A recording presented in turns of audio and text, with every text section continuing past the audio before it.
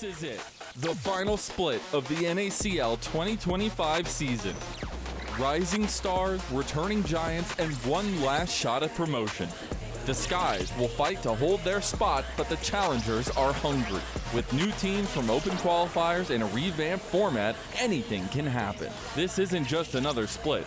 It's the last stop before the LTA, before the big stage. NACL Split 2 starts July 17th. Let's finish the fight. Welcome everybody, thank you so much for being here. My name is 4x4, that is Gordo. Welcome to the NACL 2026 Split 1 promotion. We're going to get it started here with Cupid versus Zeni, Two teams that got bounced in the lower bracket, but both teams, Gordo, that came up from Tier 3 and are looking to swipe that spot that got taken from Vancouver Impact and swipe into the NACL along with CCG, who qualified yesterday.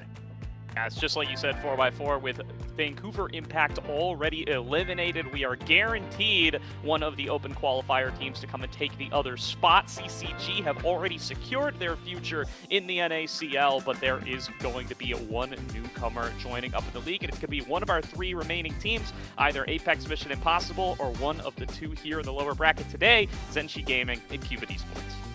Two of the teams that you mentioned, they faced off yesterday on stream. The wonderful Yanni and RMC took care of that series for us. CCG qualified with a swift 3-0. It got a little spicy there at points, especially that game 3. Apex Mission Impossible certainly not going down without a fight as we get into some highlights from that series. But Gordo, everyone kind of, you and I were talking about it with Yanni and RMC, the kind of consensus was CCG, like they ended in a multiple way tie, right? Their record was good enough for 5th place in the NACL, but they got dumped down because of tiebreakers, and they promptly shut everybody up and said, indeed, we deserve to be in the NACL. Yeah, certainly. And you look at some of the names on that CCG roster, and I think a lot of people said it was only going to be a challenge if they defeated themselves somewhat, right? Some of these guys have been in that next up category before, right? Players like Young and Music came in with so much hype in 2025 and definitely showed it here. Crimson in that category as well. And then Shogo and Fatikan, they only got to join NACL in 2025, but we'd seen at previous tiers of play from them just how good they can be. The fact that this roster was able to gel together, was able to show some of that promise that made so many of us so excited for them in the NACL and re-qualify for next season does well by all of our hearts. And you're seeing here, it was a swift 3-0. They got back to where they are going. Shogo got to be interviewed before or after the series, I should say, just saying, look, we're, we didn't think we deserved to be here, and we proved that very, very quickly. Before we get the bracket kind of up and rolling, talking a little bit about Apex Mission Impossible, they will be awaiting the winner of this series that we are playing today. It's a best of 5 in the lower bracket between Cupid and Zeni, the winner of which will be playing tomorrow against Apex Mission Impossible, who themselves are trying to get back, quote unquote. It's a little bit different because it's okay, it's the same org, but it's, the rosters have been swapped, whatever. We'll get into that more tomorrow. But today, Cupid and Zeni, right as we saw, Cupid took down Vancouver Impact, the former NACL team from this past split, dumped out 2-1. Zeni took out Lotus 2-1. So, Gordo, we've actually got a rematch of the very first series we played in this promotion tournament, where Zeni swatted Cupid aside 2-0. Anything immediately telling you that things are going to be different? Well, if there's anything that I associate with Cupid Esports, it's definitely a bit of grit, it's definitely a bit of steadfastness in the face of adversity, and you've seen that from this roster all season long, right? They weren't able to make a good run in their first open qualifier, but they end up with a spot in the NACL. They struggle there as well, but nonetheless, they stay together as 5. They make a run all the way through to be able to make it back to this promo tournament, and finally they come through and they conquer their demons a little bit up against Vancouver Impact, the team that, under the name Jolly Rogers, relegated them last split in a heartbreaker game 5. They're able to come through and find the win in a decisive game number 3. So let's get into that roster just a little bit more. Not the Jolly Rogers roster, although they were celebrated for their own rights, qualifying up, being dumped right back down. We'll see them, I guess, in some way, shape, or form next year. But right now, the first team we got to get into is Cupid. And Gordo, this team has a lot of continuity. You might know them as Slated 6. You might know them as Pulse. You might know them as now Cupid. But they had a moment in the sun in the NACL, got dumped right back down, and there's a lot of players, Dr. Calculus, Bio, Adam, Hub and Tub in the bottom lane, that have been knocking on that door for a long, long time. Some of them have seen the light of Tier 2, but this is about the zone these guys are comfortable inhabiting. Absolutely, and it's definitely a real big noteworthy point how much this roster has been able to improve together over the course of the split. They, and the whole season, frankly, they've stayed together as 5 the whole way through, and that's something you can't even say about all but one Tier 1 team. Nobody in this scene stays together for as long as this Cupid Esports roster has, and they've shown that market improvement, right? From not being able to make top 16 in their very first OQ back at the beginning of the year to being able to qualify for the promotion tournament as a top 4 seed and take down the team that relegated them yesterday. You can't argue that this team has not been able to improve by leaps and bounds, and they're going to look to make that one last push here today to take down ZNG. Yeah, talk about conquering your demons and given where they came from. And like you said, keeping the faith, keeping the same 5 dudes together to get over that hump. Now they have 2 more mountains to climb, and that first one is ZNG Esports. Let's get that roster on the screen for you. These guys, this top side, you may know, they play together a lot. Barrick, NXI, and Cupid in the top, jungle, and mid lanes, respectively. And then Globby and Kimdown. Kimdown, a name that's been in the scene for a while, has been in Tier 2, Team Liquid Challengers, etc. But Globby, especially going into Hub and Tub, a stalwart bottom lane for Cupid, this is the guy, well, I mean, I say that. We've got Cupid and his incredible, gloriously entertaining VTuber champion pool, as we're calling them. But Globby as well, Gordo, has been quite the standout. Let's start with Cupid, though. Yeah, and what do we mean when we say the VTuber champion pool? We're doing our best to coin a phrase here. If you're a big NACL fan, if you watch the whole season, think of Samikin's champion pool, and you'll find something very similar here for Cubic. He's the best Lux in North America, and that's according to the LoL charts. That's not just a matter of opinion, and is drawing 100% ban rate on it. Big fan of the Hueys and the Talias of the world, but also some of those off-the-wall picks. You'll see Morgana mid. You'll see Seraphine mid. He might even bust out a Zoe if you're lucky enough to see it on the day. And that is a champion pool that, especially in a full Fearless world in 2025, has done so much to benefit this team, especially alongside NXI, carry jungler specialist. You get some supportive mid laners alongside a jungler like NXI. It's sure to produce good results, and ZNG have shown that throughout their run of the Open Qualifier and their run so far in the promo tournament. Yeah, I mean, we got Anivia and Mel in a stream that was not on this stream, but in their series that they won against Lotus yesterday. 2-1, I think went down 1-0 if I'm not mistaken. Then game 2 played the Anivia. We got Zed as well from NXI, and in game 3 it was Mel and Pantheon that was the combo. So like you said, a very potent combo that, you do see this sometimes, right? A mid laner that's willing to play something a little more off the wall to really facilitate that jungle pressure. NXI, this is what he's been known to do for a while. He had that sit in the LCS way back in 2021 on FlyQuest, but now finds himself trying to knock on the door and get back to Tier 2. And I think this mid-jungle matchup, I think there's 2 kind of key points we should hit. But let's talk mid-jungle first, because you and I were kind of talking, look, why would this be any different, right, for Cupid versus ZNG, when ZNG kind of dusted him aside on Monday to dump them into the lower bracket. And in the mid-jungle, right, I mean, both these teams, I should say, yesterday were tested. They both went, got taken to 3 games, lost both of them, game 1, I want to say, but overcame those demons, came out on top, and now they are 2 series away from getting back to the promised land. Gordo, for ZNG, especially being on the blue side, as we got official confirmation of that. So with that kind of taken into account, you and I were talking maybe a little bit of, look, this mid-jungle is really, really potent. This NXI Cupid mid-jungle is very, very potent, but against Cupid, they weren't able to kind of knock that down. How do you disrupt that rhythm? Because once it gets rolling, right, especially on something like Anivia, it has that early game trough, but you get the Pantheon going, and then it just becomes demonic. Just so incredibly difficult to stop. Yeah, and I think the one thing you got going for you is Cupid to look to if you want to create a different result in today's best of 5 is you got 2 games of footage of ZNG struggling a hell of a lot more than they struggled against you.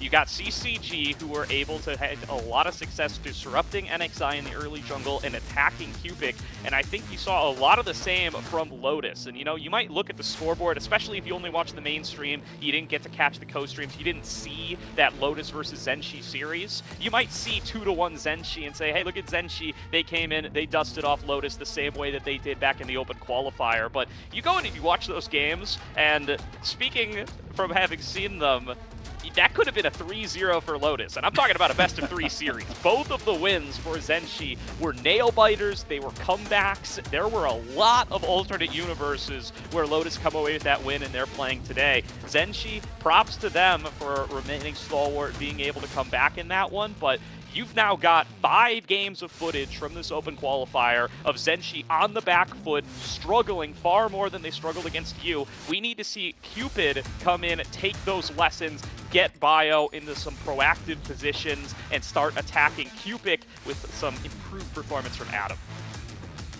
All that being said, Gordo, the 4 of us, me, you, Yanni, and RMC, we all think it's going to be Zenshi taking this series in 5 games, right? Like you said, I do think it really can't be understated. Even Cupid said it in his victory interview when they beat Lotus, or Cupid, excuse me, a couple days ago.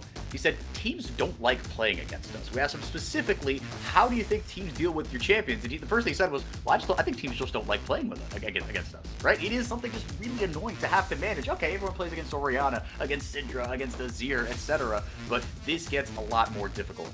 And Gordo, you talked about making these proactive plays, disrupting jungle pathing, being aware of the 5e chess that your opponent's jungler is playing. You can learn that by watching some of these games. You can also learn that by joining us at ProDiv.gg, our sponsor for today. No matter your current rank, you can fast-track your road to improvement by scheduling a one-on-one coaching session at ProDiv.gg. Every coach on ProDiv is an active or recent NACL or LTA player, so you can be confident they have the knowledge to help you climb faster. Get your personalized coaching from ProDiv.gg today. Now, Gordo, shifting gears a little bit, Cupid, like you said, test a little bit more in the lower bracket against Vancouver Impact. They were uninspiring in NACL, but they gave Cupid a test this time around, and now they've got a conference of demons of their own against Zenshi. To me, you mentioned the mid-jungle, but I'm also looking at Hub and Tub, not only because they have been a really hyped bottom lane in Tier 3 for a minute now, but also because for all the good that Glabi has shown, and for all the ceiling that I think he has shown, he had some moments, though, where he definitely looked raw, especially early on, getting into some early deficits. Is that something that you think Hub and Tub can attack? I definitely think it is. I think Hub and Tub are one of the strongest laning bot lanes we have in the promo tournament this time around. And Glabi, one of the least experienced players we've seen in a promo tournament in a very, very long time, 4x4. I mean, I've been covering open qualifiers for as long as NACL has had them. And you get to some habits, right? You start to notice some patterns. So when I saw Zeni Gaming coming in for a qualification match against Lotus, I was thinking easy 3-0 for Lotus, but a decisive win for Zenshi that they proved yesterday wasn't a fluke by beating Lotus again in another elimination best of 3. And a lot of that's been on the back of this mid-jungle that we talked about, and Barrick as well. I don't mean to sell him short, but Glabi has performed excellently as a player who's Tier 3, Tier 2 experience outside of CLOL prior to this tournament, basically 0. This guy is about as raw as they come for competing in this tournament, and he's stood up to the test. And he's someone who, I mean, Yanni mentioned it, I think, in one of the 2 broadcasts he was on. I want to say it was Mondays. He got to talk to Glabi as well before the series. And this guy, right, he's fresh. Like you said, CLOL, playing for NYU, that's kind of been his competitive experience. And in his words, he got bored of solo queue and is really enjoying the more competitive side of the game, which, if you're someone like me and you who loves developmental League of Legends in NA, you absolutely love to hear that. You hope that fire stays lit, because God knows there are many things that could pull that out. Into draft we go, just as I say that, we do have a slight tech pause. You mentioned that, I mean, we talked about it, that 100% ban rate against Cupid's Lux, though, things like the Morgana and the Orianna and the Mel, right? You do see those even in kind of game 1s against it, right? I mean, the Kog'Maw kind of reared its head a little bit here, but in game 1, I mean, usually you just get the power picks, right? The Pantheon's going to come through. Maybe your Winter Aurora maybe might sneak in there as well, but there is going to be a lot of power picking happening in these first couple of games. Do you think there's anything that, I mean, I kind of say this, anything that's sticking out to you as far as something that either team can throw as a game 1 surprise here? So talking about attacking mid lane, what I'd like to see from Adam in particular, so for those Tier 3 fans out there, you might remember Adam playing under the name Utter last year, played with some of the Apex guys in and around some Tier 3 tournaments, and at that time, I really associated him with the melee mids of the world. I think he had a sick Yone, really good Yasuo, his Sylas was very well feared, and he's kind of moved away from that over the course of 2025 with this Cupid Esports roster and the Lotus version and the slated 6 version. I'd like to see him get back to that a little bit. I think it would be the sorts of picks that do well into Cupid's champion pool, and you need to make Cupid uncomfortable because he has got a deep enough pool that you can't just fearless him out, you can't just ban him out, no matter how many times you take this Lux off the board. That's Lux ban number 8, by the way. We're keeping that 100% ban rate. And if you can't get him off of comfort because he's got too many champions, you have to punish the sorts of champions that he plays. I'd like to see Adam go for that. I need to see him step up today. Yeah, I think as Corki locked in here, B1 for Zenshi, I think the melee mid angle is a great one. And not just because that is something we had discussed beforehand, but truly because, I mean, I'm a very mediocre League of Legends player. When I do play in the mid lane, it is a lot of control mages, and I hate to see an Akali coming. Because once that level 6 comes, it just gets so much more difficult. I mean, I'm an Anivia enjoyer as well. A slow-moving projectile like that requires, look, you've got to hit every part of that combo to make sure it all comes off. It is really, really tricky to deal with. Varus going to be locked in on the other side. See what they want to take as far as the support is concerned.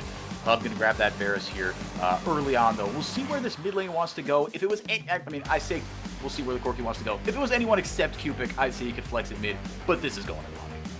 Yeah, I think for sure. And it's interesting to see Globby go towards this Corki, right? Because he has been such a weak side player. The Sivir, I think, has been his signature pick throughout this run. And again, this team loves to play through their top side a little bit more. They love to get Barrick on one of those carries. So this time around, they're going to prioritize the Corki. They're going to take a page out of Cupid's book.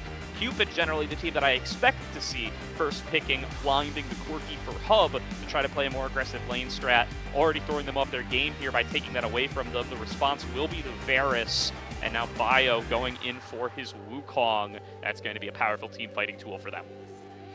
Absolutely. You see kind of the important ultimates coming in, the Chains of Corruption, the Cyclone as well. This is very much right out of Bio's playbook, right? Taking this Wukong, things like Wukong, Sejuani, Maokai, things like that. This guy has been kind of the engine of this roster, and they've really settled into that identity, like we said, with a lot of continuity. Morgana will be locked in blind along with that blind Scion for Barrick. Busted out a Darius in Game 3 against Lotus, not for nothing. So you talk about kind of how zany this top side could get. Barrick very much in that boat, but this time around, it will be the Scion blind. Yeah, the Morgana are going to be interesting here. I want to see what NXI goes for here. They're going to get another round of bans to direct towards NXI, and the pairings that he has historically gone for with Cupid's Morgana are both off the table. The Zed is banned away, and the Wukong is picked away. Those are the two champions that have benefited the most from that Black Shield. I'm sure NXI has other stuff he could show us.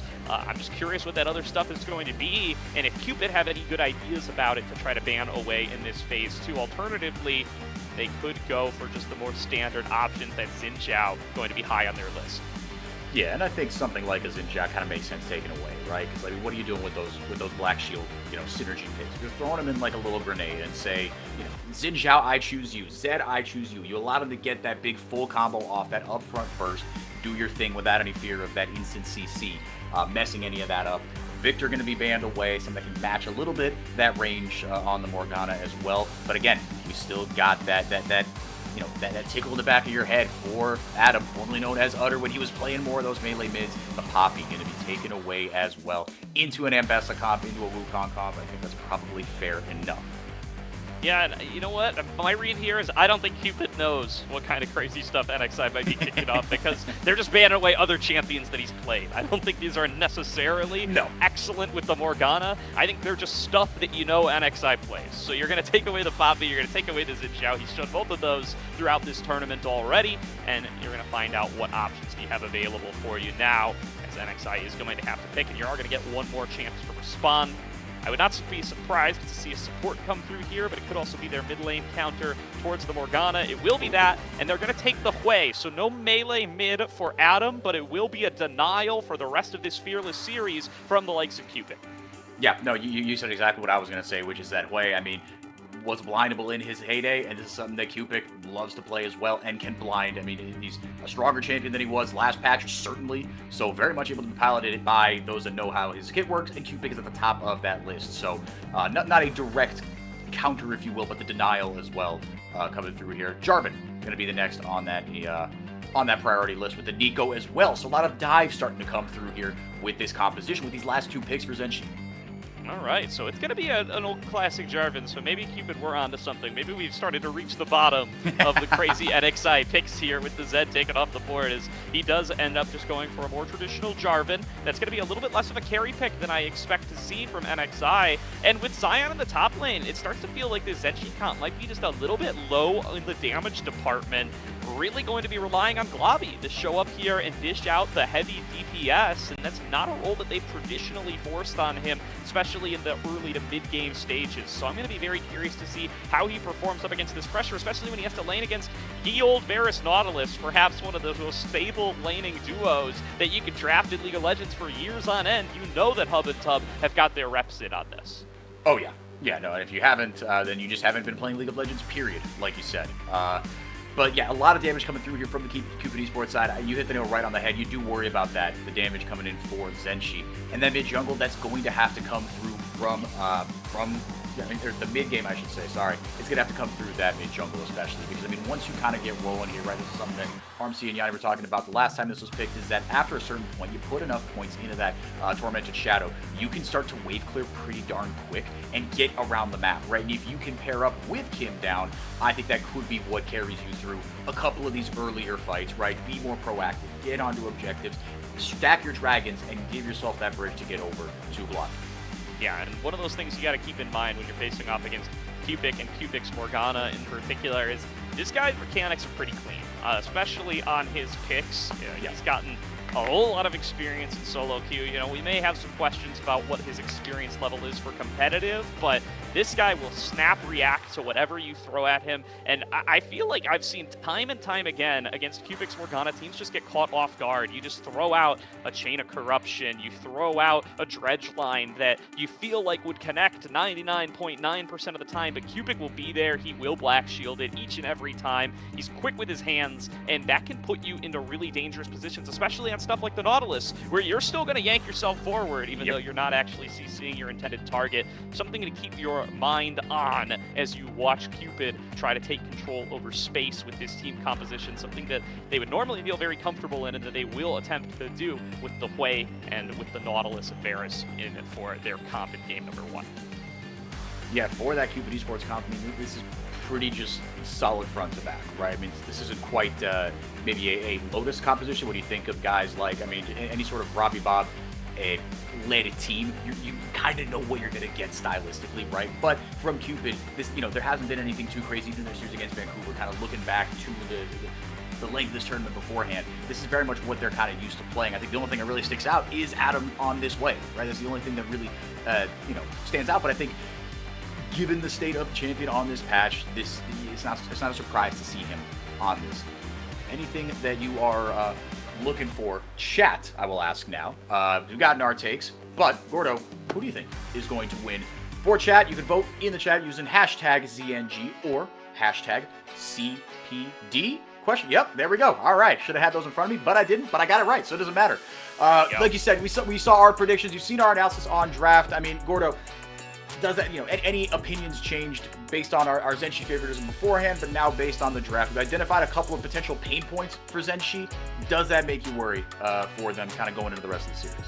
It definitely doesn't make me comfortable. I definitely have a little bit of concerns. I'm not going to flip-flop on my prediction quite yet. I've still been very impressed with how Zenshi have played the map, and I think there's a general stylistic mismatch here. I really like how Zenshi have played around their objectives, and I think Cupid has a tendency to kind of overfight for them. So I'm going to still be predicting Zenshi as a default for most of these games, but they've got to prove me wrong a little bit on this first draft, I think. A lot in Globby's court. If they can show up here and have a really strong carry performance from Globby, then I think they feel very, very comfortable going in for the rest of the series. They prove that they have more avenues to play than they've shown us really so far, and that just makes them more dangerous coming in for both the rest of the series and a potential series tomorrow. If they drop here, though, I think Cupid's done a really good job of attacking Zenshi's champion pools, right? They've gotten away the Hwei, they've taken away the Wukong, they've taken away the Nautilus, which is another big pick for Kim down. Yeah. I think it's going to start to feel a little sparse if we start going deep into the series because of what they've picked here in this game number 1, taking so many Zenshi signature champions. Yeah, no, that is definitely something to watch kind of going forward, because like you said, Zenshi, they've impressed us, but it's really been that top side. That has been the engine of things, right? And Globby has had to kind of sit back and do his job in the late game, which he has done admirably, but he hasn't quite been punished, shall we say, for some of the early game mismatches. But and on a Corki, right, short range champion, you're gonna have to get up close and personal. But you've got good lockdown, you've got good CC, you've got a true tank in the front line that Barrick is gonna be piloting on this Scion. And on the other side, it is a pretty easy to execute composition for Cupid, and that they're gonna have hopefully some takeaways kind of from that first series, because like you said, once that snowball of Cupid and NXI got going, it was really, really tough to stop. How do you see the mid jungle this time around that they picked? I mean, the Hui and oh gosh, what was the jungle that was picked? Blanking right now. Wukong. I mean, Wukong for sure, right? I mean, look, you want to race to level 6 as we get into game here. Starting off this best of 5, fearless best of 5. Remember, loser goes home. Winner tomorrow will play Apex Mission Impossible for the right to play in the NACL. We'll be back here for that tomorrow. Same time, same place, same people. But for now, Gordo, it doesn't strike me, this Hui Wukong, as something that's going to... It could, but it doesn't strike me something that is, like, designed to cause a lot of trouble in these kind of skirmishy 2v2s, invading, taking that priority. Do you feel that way or no? I do feel that way, and if anything, I feel like it's designed to limit Zenshi's picks going forward for the rest of the series, but you do want to win the game that's right in front of you. You are certainly going to be looking to try to scale up and try to be successful in some of these mid-game skirmishes. I do feel like the absence of damage on Zenshi's comp is a point of concern. I do think Hub and Tub are very strong laners in their own right, and if Glavi and Kimdown start to find themselves falling behind the way that they have in other games this tournament, it could really spell a bit of disaster for Zenshi as they start to struggle to actually be able to work through the bruisery front line that Dr. Calculus and Bio are going to represent. Of course, Zenshi, something about this comp that I haven't gotten to mention yet is Varric's first game of Scion this tournament. He has drawn bans on it throughout a variety of matches, gotten it fearless away from him sometimes as well. I want to see just how dangerous this pick can be, because there's nothing that's been banned against Barrick more than the Scion throughout the tournament, even though we haven't gotten to see it yet. So definitely something to watch here. What can he do against Dr. Calculus? One of our real feels like gatekeeper of Tier 3. This guy is, he's definitely hit his stride in the last couple of years, being at the top of this scenario, of this scene for a long time. As Tub gets onto Globby, but really not much to write home there. Yeah, I guess we're really going to see, right? This is the first game on it in the whole tournament after getting it banned away perma. So a lot to learn from in this one, but of course it'll be the only time we see that. As Hub and Tub getting the push that I think you and I both thought they would early on. Both junglers starting on their blue buffs and clearing bot to top for Bio, top to bot for NXI. Yeah, Tub starting that Riptide, if I'm not mistaken, to really make sure that they can secure that early push up against the Nico Corki lane.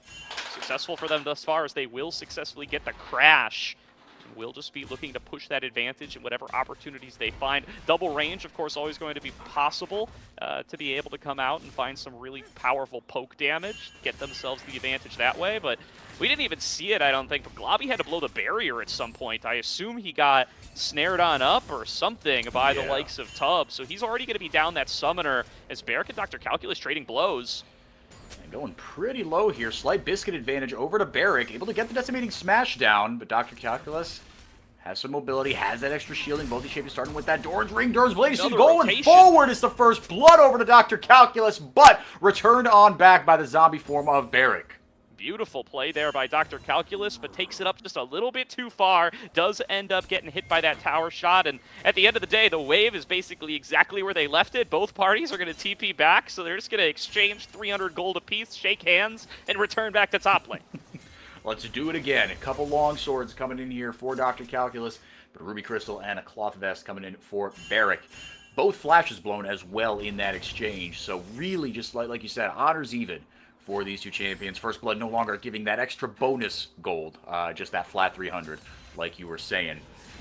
Checking in on, no really other summoners kind of having been blown here. Both junglers recalling at the exact same time here, Gordo. Both scuttles being taken on either side. We'll see what comes of this first recall. And I think also, pretty crucially, what's going to come of that first recall on the bottom side. As we get another replay here, once that decimating smash hit, I think you knew it was curtains for somebody.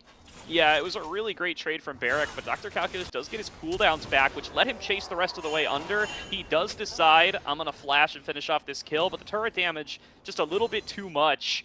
And all in all, like we brought up a couple times now, it's even Stevens at the end of the day. Nobody really going to find a lasting advantage from that. Varric didn't kill too many minions with the zombie form, so it's not like the wave got to crash on in.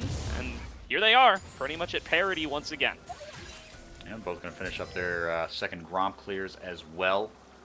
Waving a really nice freeze here for Cupid. In a pretty good spot here. Kim down, having to roam a little further up than maybe he'd like, but that Scuttle Crab has been taken down. Dragon going to spawn in just a little bit here. Anything else you're looking for other than that level 6 timer from the junglers as a potential go button? I mean, always on the lookout for Tub coming through with the hook, especially when he's got the wave frozen up this far, like you brought up. Already, you can see Hub is pulling ahead in the farm department. Globby having to blow that barrier early on, putting him in a disadvantaged state for any kind of champion combat. And something that he's done throughout this tournament is if he is in a disadvantaged state as far as the trades go, he will sacrifice CS rather than risk a death. I do think that some of what we've seen here is he does manage to catch up a fair bit in that farm department once he does manage to break the freeze, and I think they are managing to do that here as they try to cram that wave up against the turret. Hub channeling a recall right now, and that's on the same timer that NXI has started up this first Dragon, so it does look like the exchange of priority will favor Zenshi, and they are going to be the ones who walk away with the first objective here. Bios on the top side of the map, so there's just no contest here. Yeah, you talked about it when we were starting off, Gordo. This team loves to be proactive, and NXI just soloing that immediately, getting a little bit of cover there, right, from Kim down, should anything go haywire. But the freeze was good, the crash was better, taking down that first objective pretty much on spawn here. NXI has got that snowball rolling. See how he can link up with Cupid in this mid game to make something happen and continue that on. And I think crucially also, Gordo, it desyncs that timer away from the grubs as well, right? It's another thing. Yes, you start the Dragon stacking a little earlier. Yes, you start the borrowed power a little bit earlier. But now you're on even playing field looking forward in a minute and a half to when these grubs spawn. You certainly are. Level 6 hit by Bio there, a little bit ahead of NXI. Gonna thank that Scuttle Crab for that. But topside camps are coming up for NXI. I suspect he will have Cataclysm in time for any sort of grub fight. A minute 15 on those. Zenshi already proactively swapping their lane up here, and it looks like Dr. Calculus is not interested in playing that game. He's going to roll up here, lane 1 versus 2, and I think that's a win for Zenshi. It gives them the priority up on this top side to be able to challenge for those grubs, and Barrick is the Scion, plenty happy to be in a 1 versus 2. Even if you get yourself put into a position where you get dove, you still have the zombie form to be able to farm out the wave. It's a much lesser impact than it is against almost any other champion in the game. So, well done by Zenshi getting their lane assignments right. And it looks like they're going to move Tub up here to try to create a 2v2 situation. Yeah, and Hub with the cleanse, with the flash still up. Right, Varus with the range that he has as well, able to stay relatively safe despite being 2 levels down onto Barrick. Like you said, I think just wanting to shore things up is Tub onto Dr. Calculus. Vision completely on that top river, favored with Zenji. They've got a ward deep-ish, I should say, in that tri-brush as they get this crash down. Bio a little bit further away, but still with 15 seconds left to go, and the Scuttle Crab in that river. It's not like Cupid don't know what's going on here, Gordo. We'll see if they want to... I mean, I should say it's up to NXI, really, but he's got level 6. So does Bio. Pretty much everyone has hit level 6 except for Tub, but he is lurking, and with maybe a little bit more XP, you think that depth charge might come through and be something that can swing this fight for them. But right now, it's NXI taking that on spawn. I think that level 6 is a huge difference maker. Yeah, Zenshi's just going to clean these out before Cupid really get a chance to respond. They're already up 2, and that means that they're going to get this objective one way or the other. They get the full 3. NXI save the smite, will be able to secure it. Flags and drags over the wall, and he's home free. So Zeni Gaming get both early objectives to start things off. Only 1 more to go until they get the corresponding feed. And they're plenty happy with how this is played out. See Cupid snagging one of those dark bindings to just keep this trade going on to Adam. Double flash comes through. Both of them saw exactly what was going to happen. Both TPs down as well, but the flashes come through with that Corruption, excuse me, Soul Shackles, the other one. The other purple chains coming through as Cupid. Yeah, I mean, look, with someone, that's another thing, right? When you have these niche picks, you kind of know the damage threshold, right? You kind of know, okay, I'm on Lost Chapter with Comet. If that lands, I know that I can take you from about a 3rd HP to 0. And on the other side, you might not know that. But, that being said, that wasn't a chance that Adam was willing to take.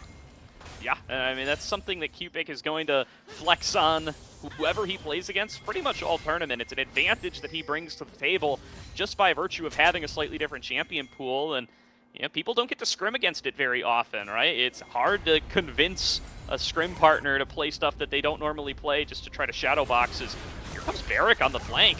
Going with everything here as the Spiraling Despair comes down and does absolutely nothing in the grand scheme of things. Barrick grabbing his second kill of the game.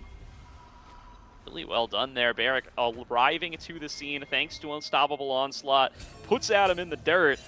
Now up 2-1 in kills are Zeni Gaming. Not going to be able to transition that into any objectives here quite yet, but they're plenty happy to get an injection of gold wherever they can get it. And that's a 2-0 start for the feared Barrick Scion that we still have not gotten to see yet this tournament prior to this game. Yeah, so far so good. 100% KP in the worst way. I mean, already onto a Sunfire cape. Yes, Dr. Calculus has his Eclipse going as well, but that little extra gold means he's got boots in his pocket, he's got an extra cloth vest as well. But you see, I mean, and this is sort of what we were talking about, right? This top side. They seem to be so in sync. And that starts and ends with NXI, at least as far as this game is concerned. But, Gordo, I mean, yeah, okay, oh, they've gotten every objective. They're up 2 kills to 1. Thank you, 4x4. Very insightful. But it's not what, it's how they've done it. It looks so clean. Yeah, very, very good in their objective setups, very good on their lane assignments. Just feels like they're a little ahead of the curve so far in this game, number 1, and it's rewarded them with about half a K of a gold lead coming into Dragon number 2. This time, Cupid are in position, they are on time, and it's NXI who's a little bit late here. The Dragon spawning, and NXI just getting out of base. Let's see if Cupid can do anything to try to flex a little bit of muscle, take control over this river, and see if they can disrupt the stacking. Already bio onto the objective. Yeah, and Adam with a nice little crash there with that Molten Fissure. Able to get things cooking here. Dr. Calculus has TP advantage over Barrick. You'd like to think Barrick could interrupt that should it start to go left for him. But the 280 carries kind of join the fight here a little bit later as well. Flag goes down. The drag goes down on the other side of things. So Depth Charge going to hit Kim down. He's on the other side of the wall. Still got that Pop Blossom, but no flash or heal to be able to potentially re-engage. Bio pops the Cyclone here. He blows his flash as well. Flag goes down one more time. So a couple big ultimates missing here as Cupid back off the objective. I mean, those are some big ultimate cooldowns. Like you said, Depth Charge is down, Cyclone is down. Galabi wasn't even in the scene. He comes up from the wave, and now he's going to be at pretty much full strength. Kim Down had his summoner spells blown, but Kim Down's not the priority target, so Zeni, just by cooldown advantage alone, wrests control of the dragon, and they take it.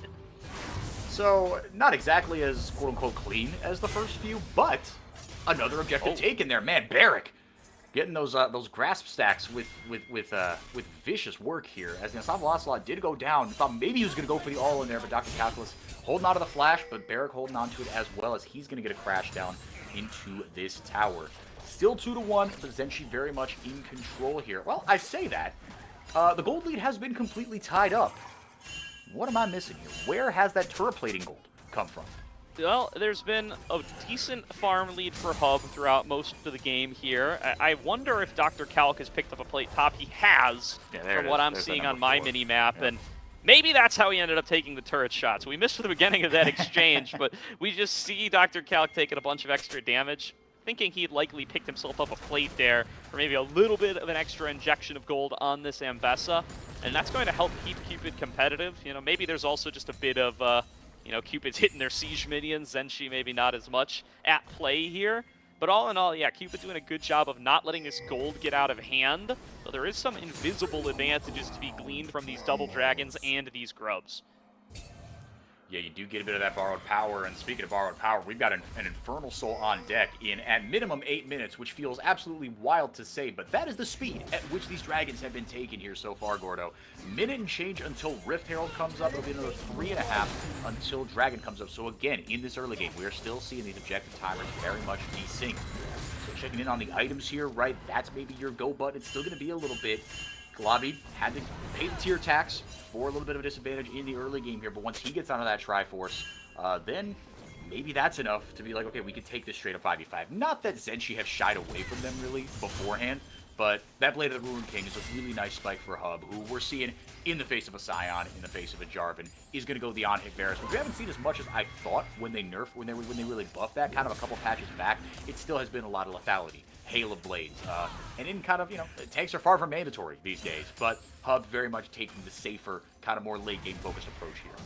Funny enough, I think the player that I've seen go for the on-hit build the most on the Varus since those changes has been Globby. It's usually his preferred flavor of Varus, but this time around it's going to be Hub rocking it, looking to be that DPS source that will be able to finish off the Scion, and it's going to have to be somebody's job this game. So no hate for the selection this time around over towards Hub, as we are 20 seconds to go until this Herald.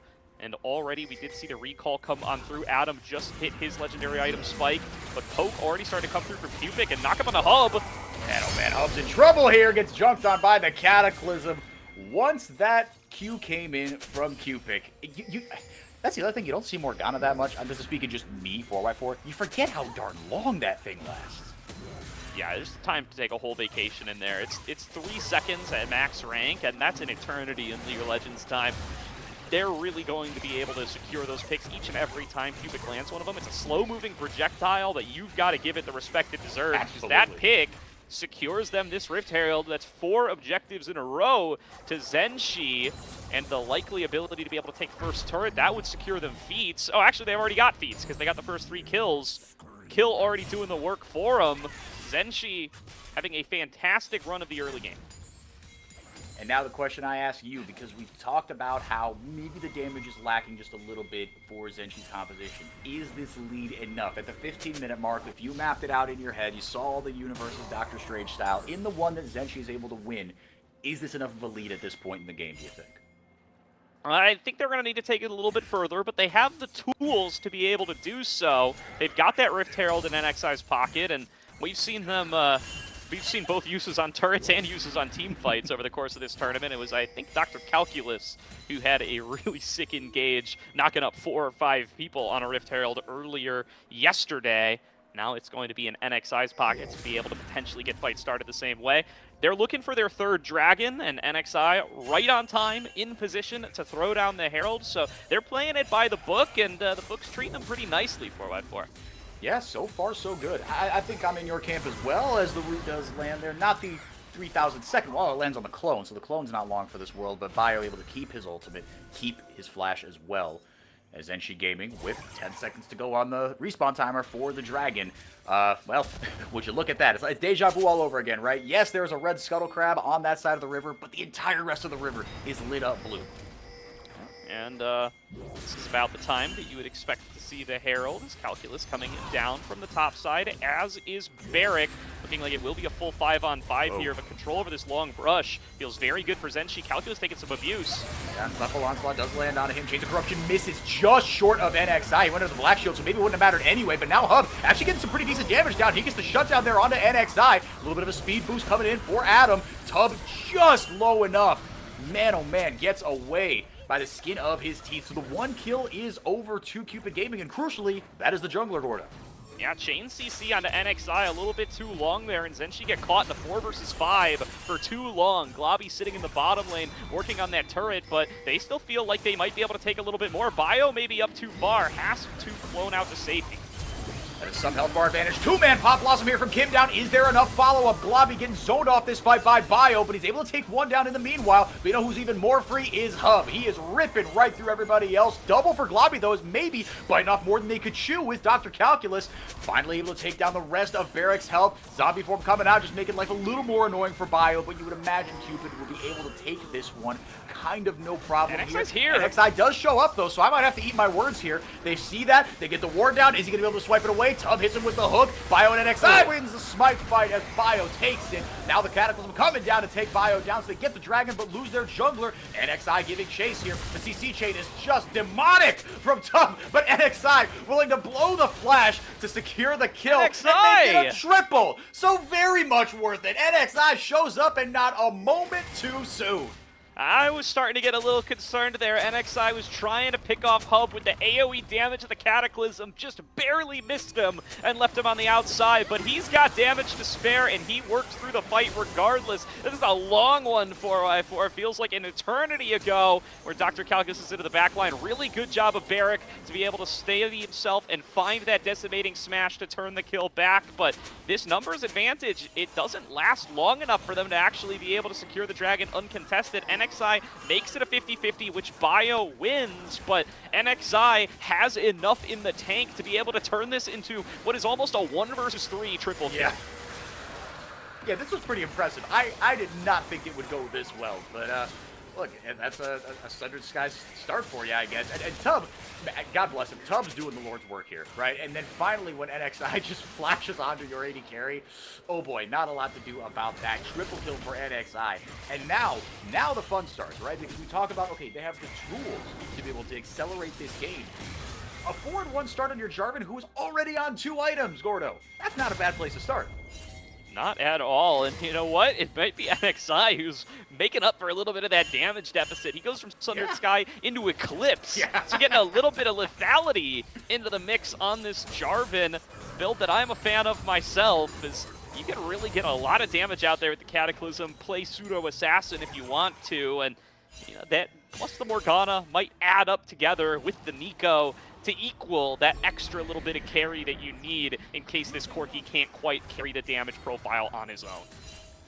Yes, certainly making Globby's life easier. That's for dang sure. As the Rift Herald, is dropped in. NXI coming in for backup. Barrick leading the charge there. He does get hit by the Chains of Corruption, but the first tower does go down. Bio now with the re-engage here with the Cyclone. TP in from Calculus. Cupid going to join the fight eventually as well. Shelly still rearing her big, beautiful head, but ZNG back off. Dr. Calculus going forward here.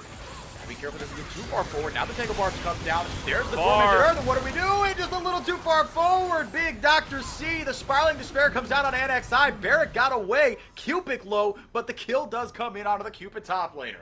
That's what I'm saying here, 4x4. It's way too aggressive from Cupid, trying to not let that turret go for free. Yeah, Barrett gets up and aggressive, trying to get the fight started, trying to create some space to take it, but he's in and out in an instant, and they just keep reaching. They can't get their hand out of the cookie jar, and Zenshi finds the opportunity to punish Dr. Calculus, rooted for an eternity.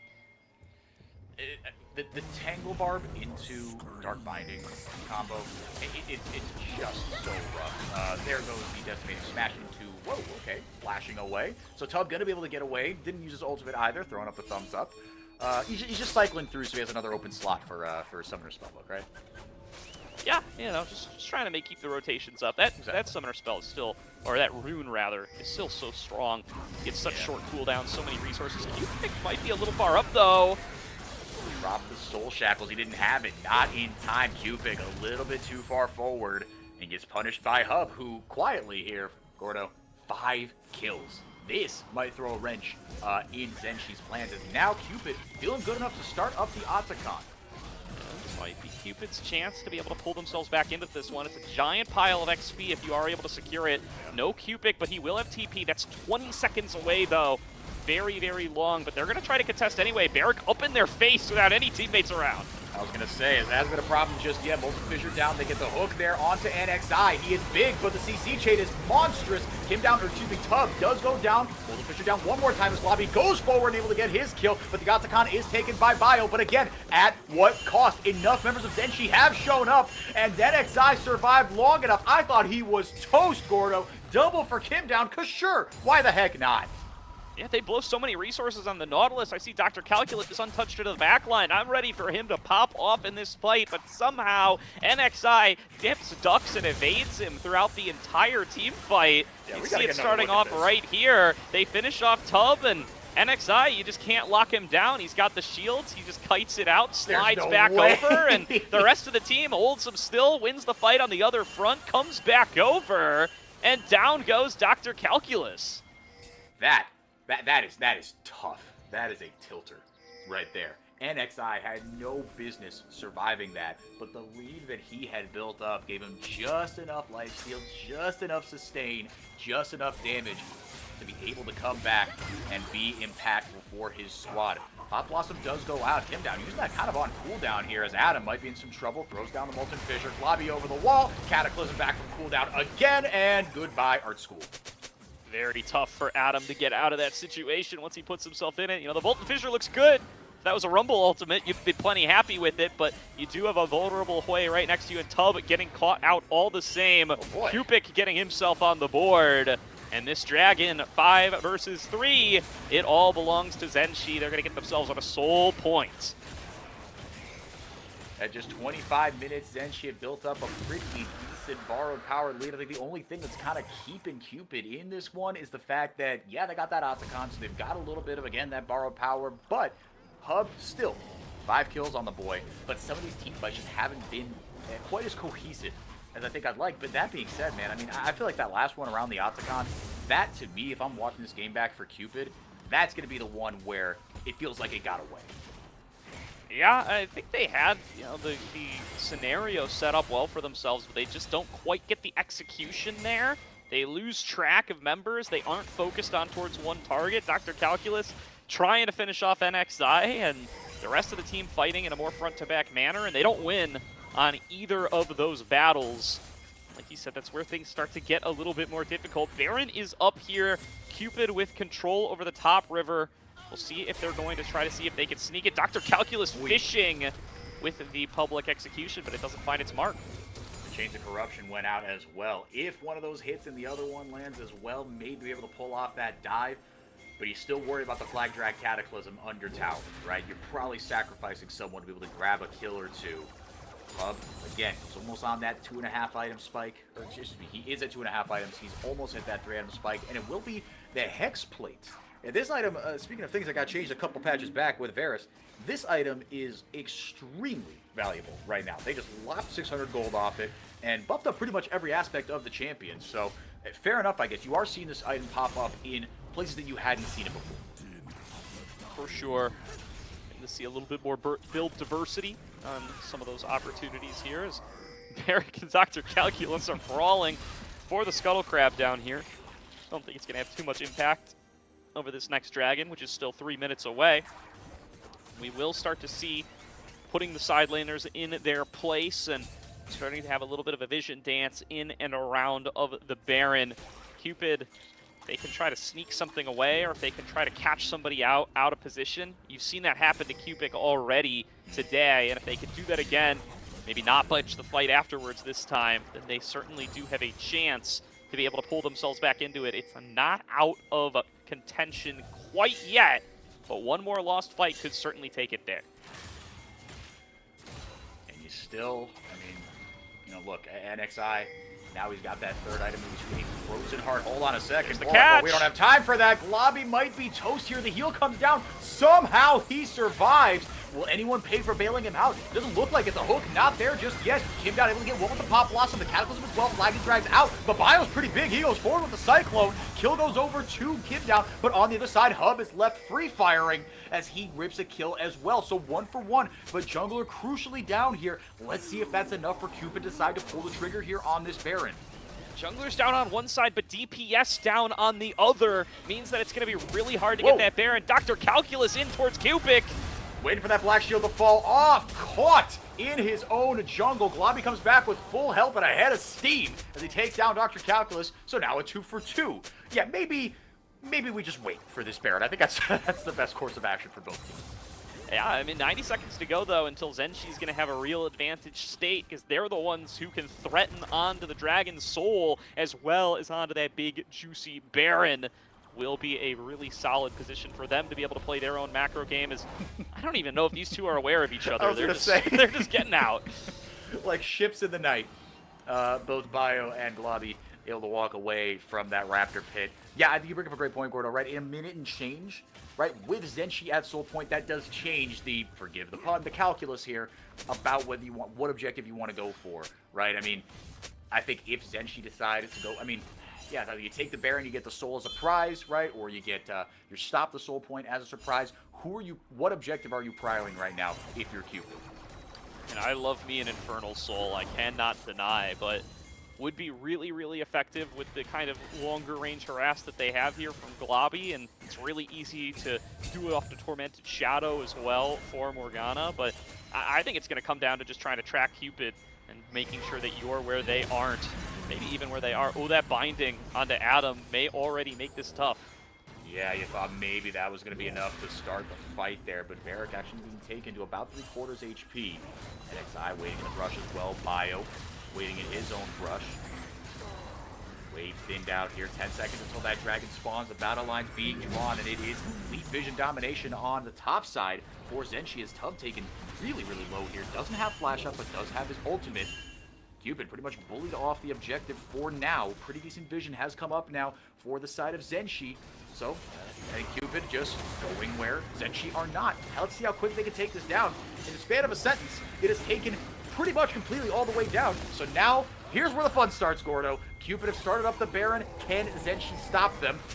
Or do they just use it to want to turn here? Public execution and the Chains of Corruption both down. That is a tough one.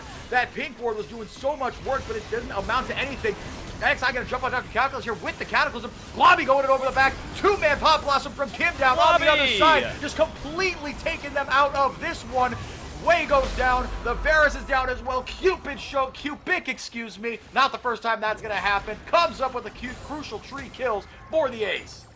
That's the most effective NACL clone I think I've ever seen. Yeah, that was gets nasty. 2 major ultimates out. Dr. Calculus and Hub both dangling their R keys out on top of that NACL, and they get nothing for it. An absolute wipe for Zeni Gaming, and they might just take game number 1 off of that one. 15 seconds on the closest death timer. Jarvan flag there for the attack speed. Globby ready to tear through some turrets. Zenshi looking like they'll draw first blood in our series.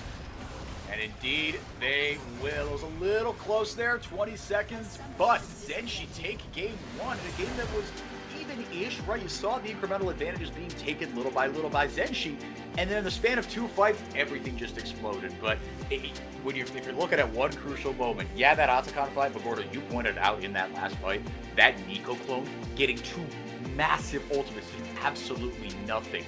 What a home run swing. Yeah, I mean, 2 fights that pretty much decided for the side of Zenshi, and they're 2 fights that you can really define on just some little mistakes being made by the side of Cupid. It's in that first Otacon fight where they're not able to get a specific target to focus, and they're not able to start actually taking members off the map. And then, of course, perhaps a bigger mistake, the blowing of 2 massive ultimates on towards a NACL clone towards the end there. But even by that point, you know, you're down the Otacon buff, you're down a whole lot of resources, and you might not be able to win that fight even if you are executing at a little bit higher level, because you just gave up that Dragon Soul.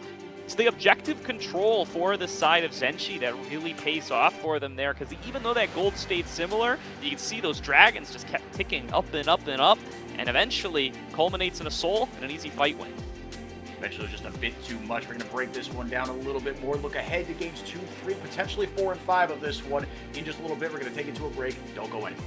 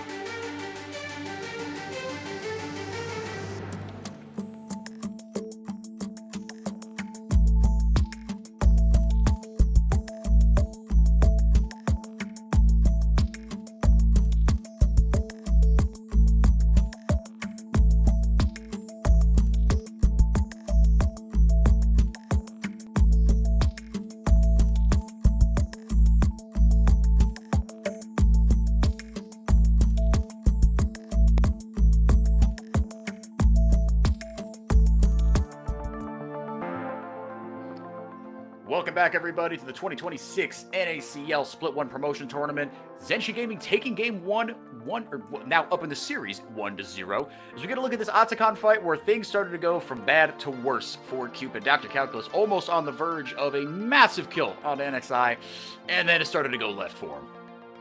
Yeah, I mean, just not able to get their focus quite right here, and then here's the fight later on. It really feels like it splits it back.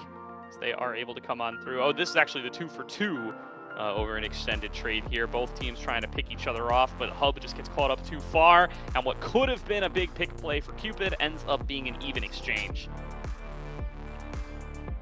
And this was kind of, the symptoms of an extremely clinical early game here as Cupid does go down, but then Dr. Calculus meets his end at the hands of Globby, who had himself a really good Corki performance. Yeah, now, yes, look. The main character was NXI in that game. I mean, from the objective security to his team fights to just, what he was able to do with that lead. Again, just be an absolute monster, going a clip second, bearing down. But this crucial fight, Gordo, the NACL clone baited 2 massive ults out, and then just, I love this from Zeni, just covering all your bases, right? 3 here, 2 there. You know the advantages you have in terms of ultimates, and executed it beautifully. And that's why we're going to have to keep paying attention to the mid lane as this series goes on 4x4. As you see that Cupid did take away the Hui, and Cupid losing access to his Morgana, going to make these plenty difficult for Cupid as the series goes on, as he loses 2 of his primary picks that he's gone for throughout the entire promotion tournament. He's going to continue to see Lux bans thrown his way. He might continue to see Seraphine bans thrown his way too, and you're going to start to see that champion pool get pressured more and more, especially if this series goes longer than 3 games. I think that's a major goal of Cupid's here. If they're able to sneak out a win against one of Cupid's really good champions, you might have a chance to really try to take him off comfort as the series goes on. Yeah, these next 2 games are absolutely crucial, kind of to that point, right? I mean, if you're able to go up 2-0 here, put Cupid's backs against the wall. They do select the blue side in this one, so we can talk about maybe in a bit how that affects draft. But like you said, Gordo, able to take away a couple of his signature picks here. But NXI, right? Someone else you've got to keep an eye out for, right? Globby, he's pretty self-sufficient, going to be able to play something like, the Ashe a little bit later. The Sivir, right? We've seen him on that a lot. Varus taken away, though, but yeah, NXI, he's really the one that I'm looking to, to see, okay, where does his champ pool go? Kiana potentially could still be on the table. He's got that in his back pocket. That is absolutely starting to show up. As we get into draft here in just a little bit. Like we said, Cupid, you knew that was going to happen a lot, but it's a tough one. I don't envy you today. I'll take a step back from play-by-play for the Cupid versus Cupid matchup. You can have your time there. But thanks, now, man. with the bans staying true to what we saw in game number 1, they're going to continue to take away NXI Zed. I like the shout you gave towards the Kiana. There's also kind of some more meta stuff that he could show us. The Pantheon, a very dangerous pick for him. I wouldn't be surprised to see Bio first pick it if it actually makes it through this red side ban phase here. It's something that he's first picked already before in this tournament, and certainly worthy of first picking. It's a very powerful selection to be able to get that global pressure, as well as just the straight-up damage that it brings to the table. You're seeing here the NXI and Cupid effect, man, right? The first 2 picks, the first 2 bans on red side. Orianna, okay. Rumble, great. Well done. You've done your homework. Now you've really done your homework. The Lux and the Zed being taken away again. Ban number 1 and ban number 2. Now I have to think a little bit harder about these next set of bans. You see the Fearless picks up at the top of your screen. This is full Fearless best of 5. And again, loser of this game goes home. Try again next OQs coming up through Tier 3. The winner gets to play Apex Mission Impossible for a spot in NACL. Aurora and Rel will be the last 2 bans in this one. Yeah, I mean, this is the end of your 2025 season if you're not able to come up with the win here. So the stakes are high, and you're definitely feeling it as both of these squads. There's that first pick Pantheon we talked about earlier. Bio going to snatch that one up for himself, and that's going to be another denial from NXI. Granted, every jungler in this tournament plays Pantheon, I'll promise you that much, but still going to feel that pressure a little bit on NXI's side as Zed continues to see the ban list game in and game out. Let's see what Zenji wants to take for their composition in this game number 2. They're a team we really associate with some more of these off-the-wall compositions. That's what's made them such a challenging opponent for Cupid. But they are going to go towards Globby's bread and butter. This Sivir has been a massive pick for him all tournament long. You got yourself a security blanket. And Globby, I mean, he, it wasn't a you know, make your eyes pop out of your skull. Quirky performance, but you got through a tough game one, right? Yes, you did burn through a lot of tough picks. Maybe Zenshi on the back foot after having played a couple of their cards in this Fearless Field 5. But now, you got yourself a pretty good spot here as well. Glabi going to be on the champion he's very comfortable with. And the damage concerns we had in game one for their composition, absolutely not going to be here in game two. Pantheon grabbed, like you said, B1, extremely powerful, potent jungler. The Talia is still on the board, and there it is. Yep, that combo, tried and true in late 2025 in the year of our League of Legends gods. But on the other side, Barrett going to blind himself a Pantheon, a Renekton. Yeah, I think how it goes Gragas here. He loves to play the Gragas up against the Renekton. That's been his go-to. Wouldn't surprise me to see it come on through here on B3. May, in fact, take themselves a bot laner as well, though, so they did already secure their mid. That Talia, a favorite of Adams, and yet again, a pick that Cupid does like to go for. They're going to snatch up the Jinx as the kind of Jinx counter du jour. Lets you be a later game hyper carry with maybe a little bit superior range and that big pop-off potential with the resets. Will there be an engaged support taken for Kim down here? He continues to have his Rel banned away. I would say that's probably his best champion. And without the Nico here, going to see what his selection is going to be, or if they even take it in that direction. NXI still with a chance to pick from his choice of the pool. Now the Ziggs. Now this is something we haven't really seen a lot for Cupid. We've seen it for other teams in this tournament. But, and it's not going to be flexed down to Glabi either, right? I mean, you could have thrown that down there pre the Sivir pick, right? Maybe Glabi again. Just talk about late game scalers that are going to do a lot of damage, help you siege objectives, yes. But now Cupid is going to be piloting this Ziggs. We certainly haven't seen it this tournament for Cupid. So going in a very different direction this time around, but still something that, look, it's a mage, you can wave clear, you can sit about a screen away. So there are some things that it still likes. But you know, for all the wrenches that Cupid throws at us, this isn't one of them. I like it as a pick into the Talia, though. I mean, it's going to be matching that kind of wave clear really effectively. It's going to be able to connect poke at ranges that Talia can't quite properly interact with. It's even going to be able to contribute cross-map the same way that Talia can. And I think it's a pick that's really strong in the mid lane ever since they gave it that last round of AP buffs. I don't know if anybody's seen that APA Twitch clip where he just one-shots a Zed that's on top of him with the minefield because they buffed that ratio so high.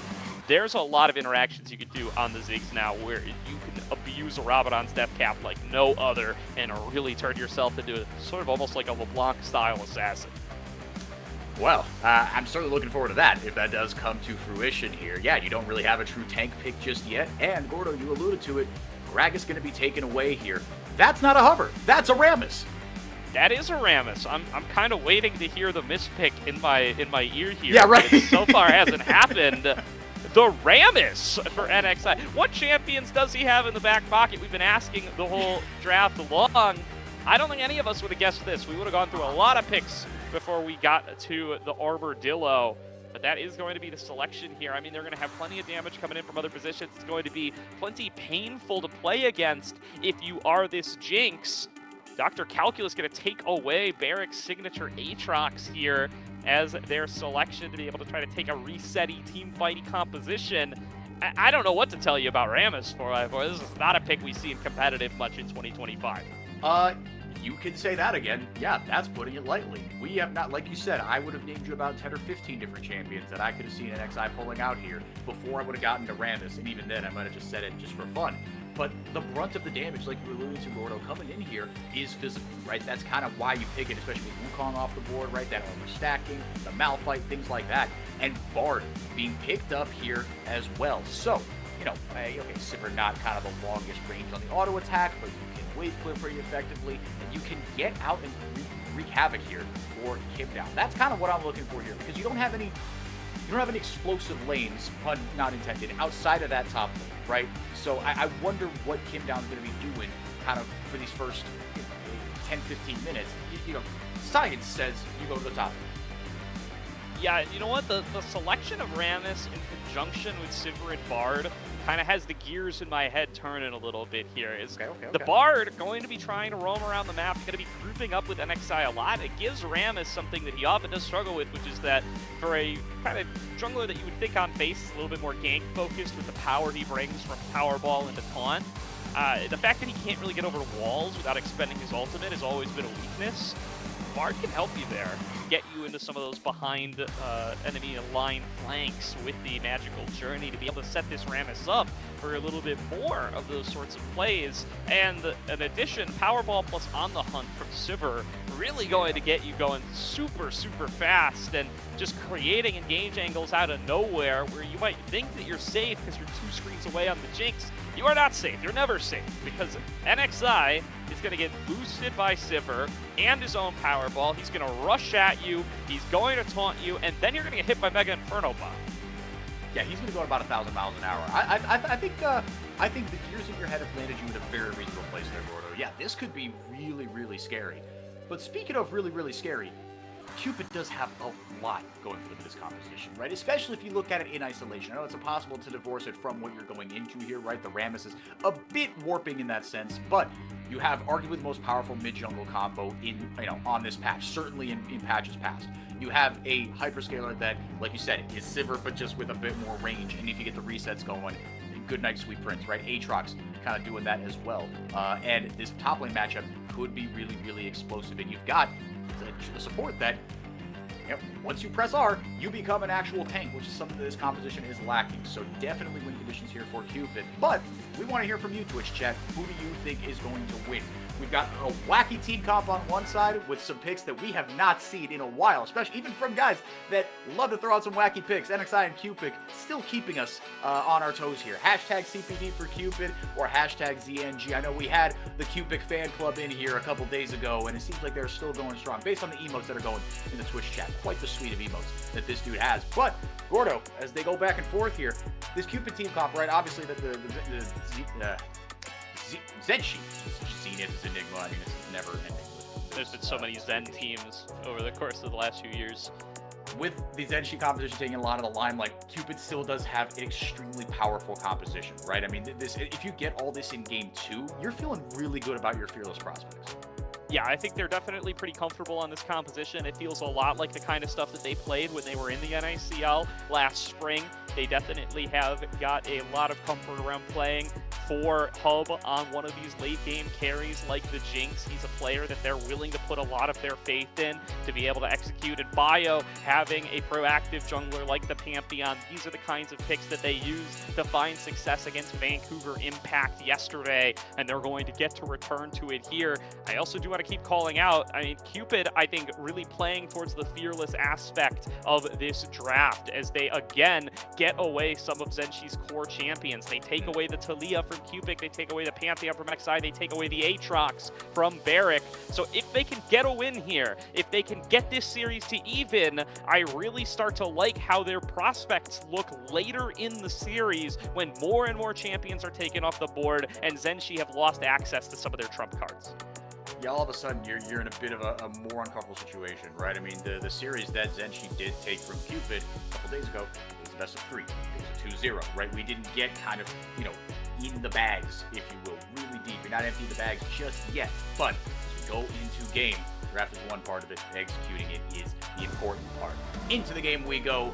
Game 2. Zenshi up 1-0 in this Fearless Best of 5. Winner goes to play Apex Mission Impossible for the right to play in NACL in 2026. That game will be tomorrow, same time, same place.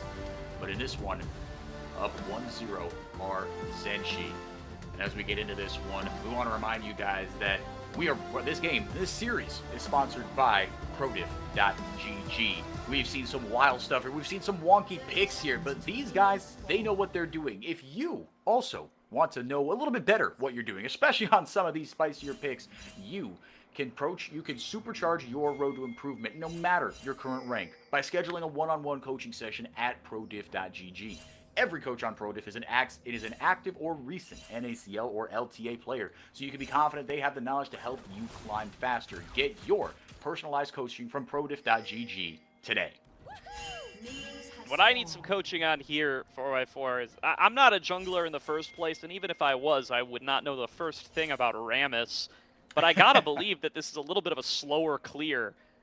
Key to the game that we talked about at the beginning of the day was Bio being able to disrupt NXI's game plan, get into his jungle, those are the kinds of situations where ZenG has looked off their game the most and have looked the most vulnerable. That's what CCG, rather, were able to do to find so much success. That's what Lotus were able to do to find success. And that's what Bio's doing right here. Yeah, certainly trying to take advantage of that. I think the clear speed, you flag that up, that is something that's Stolen. certainly, yeah, swiped away the big chicken. A lot of Level lead 2. protein, level 2, and that is just monstrous for Pantheon getting the Conqueror proc, but that will be it. That is big, Gordo. I hate to poo-poo our niche rare champion selections, but I'm pretty sure that's why people don't play Rammus 4x4. It's not a fast clear. It's not a champion that can duel at level 1. And it's a champion that just got bullied off its own red buff by Bio here at the beginning of the game, mano-y-mano. Yeah, a suboptimal start here as the split screen. Thank you, producers. Gonna see where these champions head next. But Bio feeling really good about his prospects. Wander through the mid lane here. Throw a Spirit Cupid, doesn't land, okay. And now he's going to go diagonally back into his own jungle. And I think disrupt a little bit of the pathing as well here from NXI, right? He finishes up his Gromp. He's actually going to back before taking on that blue buff. And now his top side's in shambles as well. So the only place you have left to go, potentially, as far as quadrants, you go back to your blue buff, or you go towards that western quadrant as Barrick getting shoved under his tower here on the top side. Yeah, love this from Bio. Not going to handshake the vertical jungling, going to cross over diagonally. It'll sacrifice a little bit of time for himself. The punishment towards NXI will be much greater. I just want to see everybody on Cupid keep their wits about them, because when you get these really strong early jungle starts, it starts to narrow the options, and it really starts to bias you towards, well, you know what, I got no camp to do. Might as well toss a gank out there. Don't die to the throwaway gank that NXI does because he has no other options. Yeah, no, I think you bring up a very, very good point, especially, you know, again, these waves crash back and forth, right? Just because you shoved up one doesn't mean you'll be able to bounce, you know, get a not bounce back on your behind later on, as Barrick gonna dart in, slice and dice, stun, dart out here. Yeah, the way these lanes are going, it certainly has been Cupid favored, at least just ever so slightly. Cupid on the Ziggs here, we've talked about it, this isn't a pick that we see with him often. Adam gonna grab himself the Talia, and Gordo, I mean, more than anything, right? If Bio is gonna get off to this crazy start here, he hasn't backed just yet, so it doesn't, you know, hasn't exchanged the gold into just present power just yet. But that level 6, man, I mean, especially with a lead, and especially with the fact that, like we said, NXI on this Rammus gonna have a couple weaknesses, can't get over walls, right? I mean, you're gonna have your angles of attack get a little narrower, assuming, like you said, your laners play safe. If Bio can get these Grand Starfalls going at level 6 and start ripping them on cooldown, this could be a long game. Or I guess a very short game. Tub and tub, what did I say? Doing exactly what you said not to do. This does expend a flash here, though. The taunt goes out, but 3 summoners, excuse me, blown for the side of Cupid. 3 of them blown on the other side as well, to be fair. All right, they get away. They don't end up falling down. They escape my wrath for the time being. I'm going to go back to praising Bio. This is not his fault, and he has done such a fantastic job of this early game. I mean, this is so well scripted by him. Yeah. Because we talked about the diagonal jungling being good, that he's taken it a level further. He skips his own red buff to get back into the top river to take away the scuttle crab from NXI, and he's completely correct in that read, by the way. So NXI shows up and has to just watch him do it.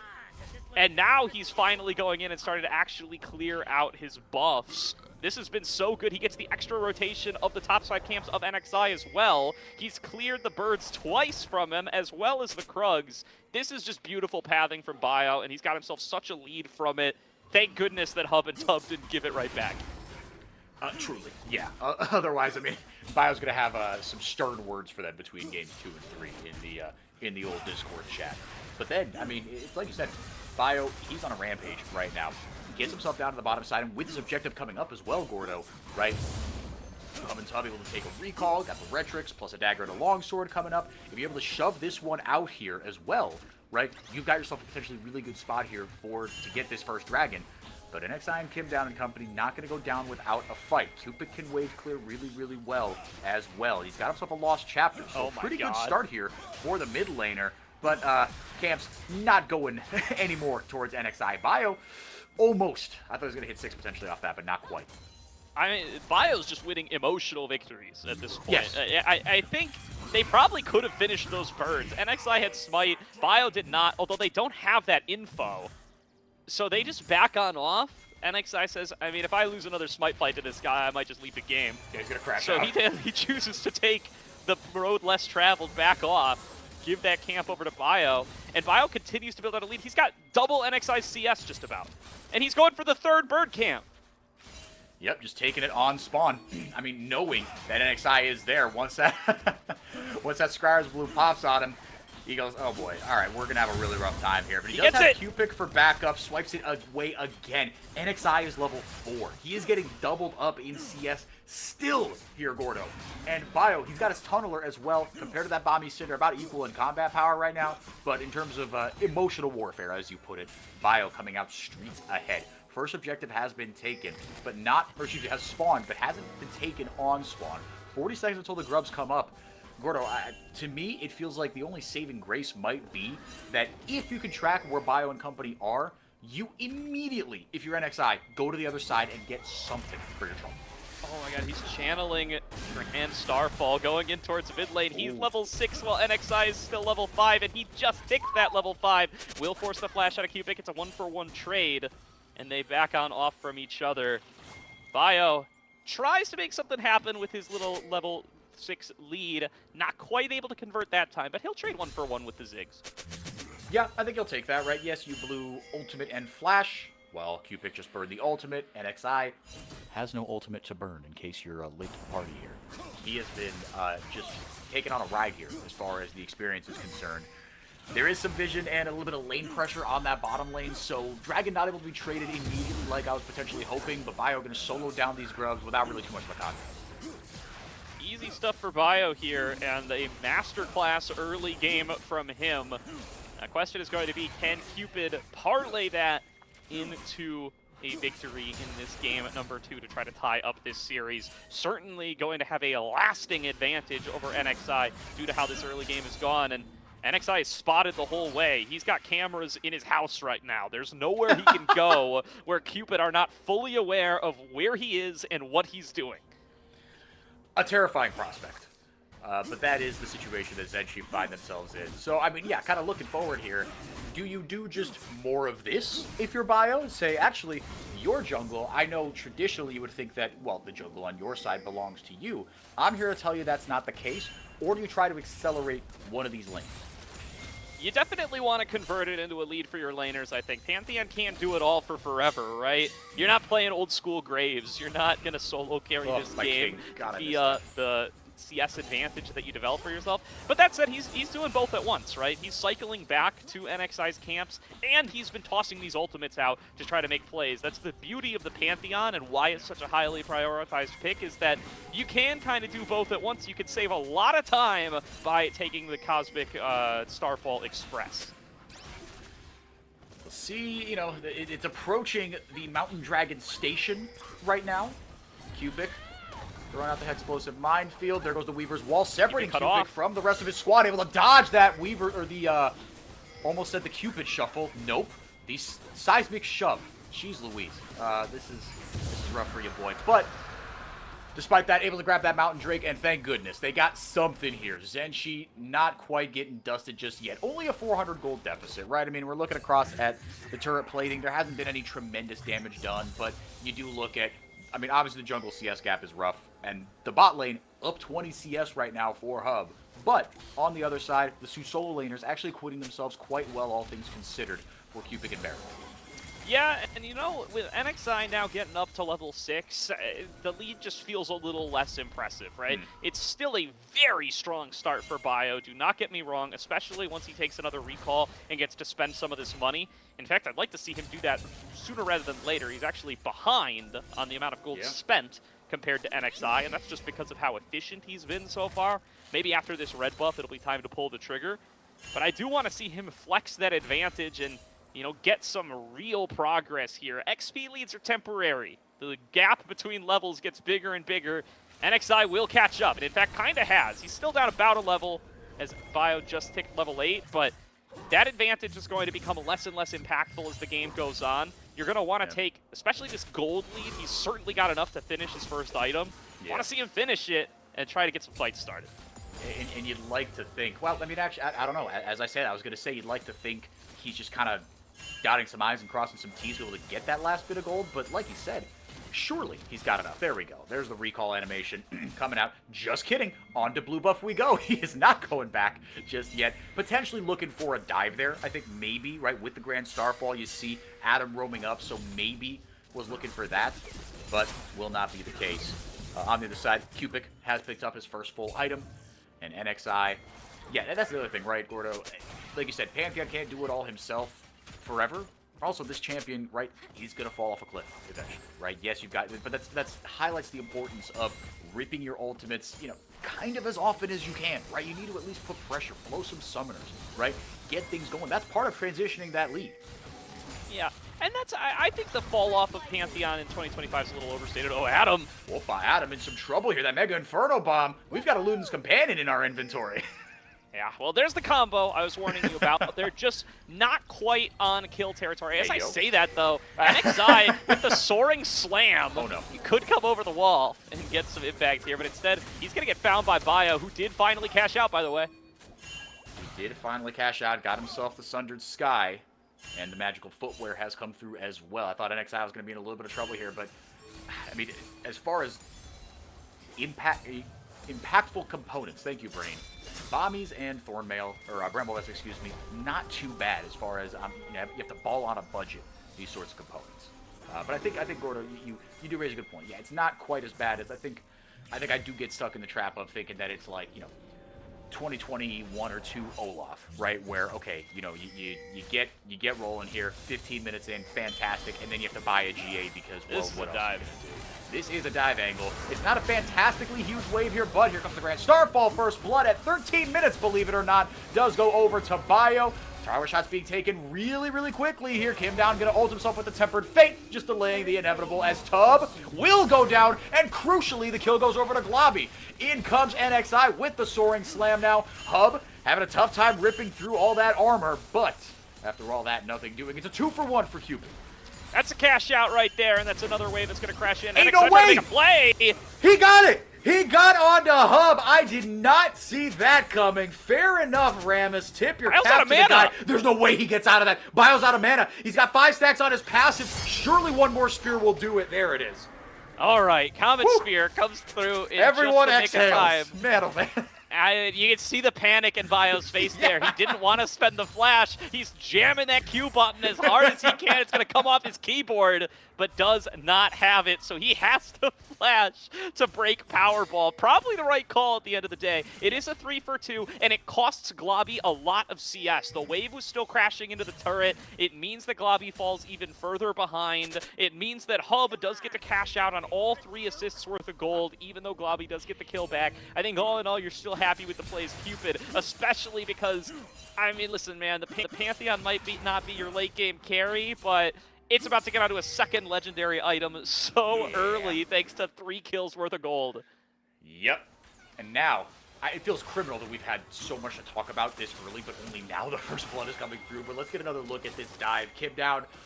That was a Hail Mary if I've ever seen it. Yeah, I mean, just put yourself in the mental state of Bio here, as he does feel forced to use flash to interrupt Powerball. I mean, that's a heartbreaker, but one that's probably deserved, given the anguish he's put NXI through this game. And a nice clutch play by NXI here, as clutch of a Rammus play as you'll see. Flash Powerball to pick up the kill.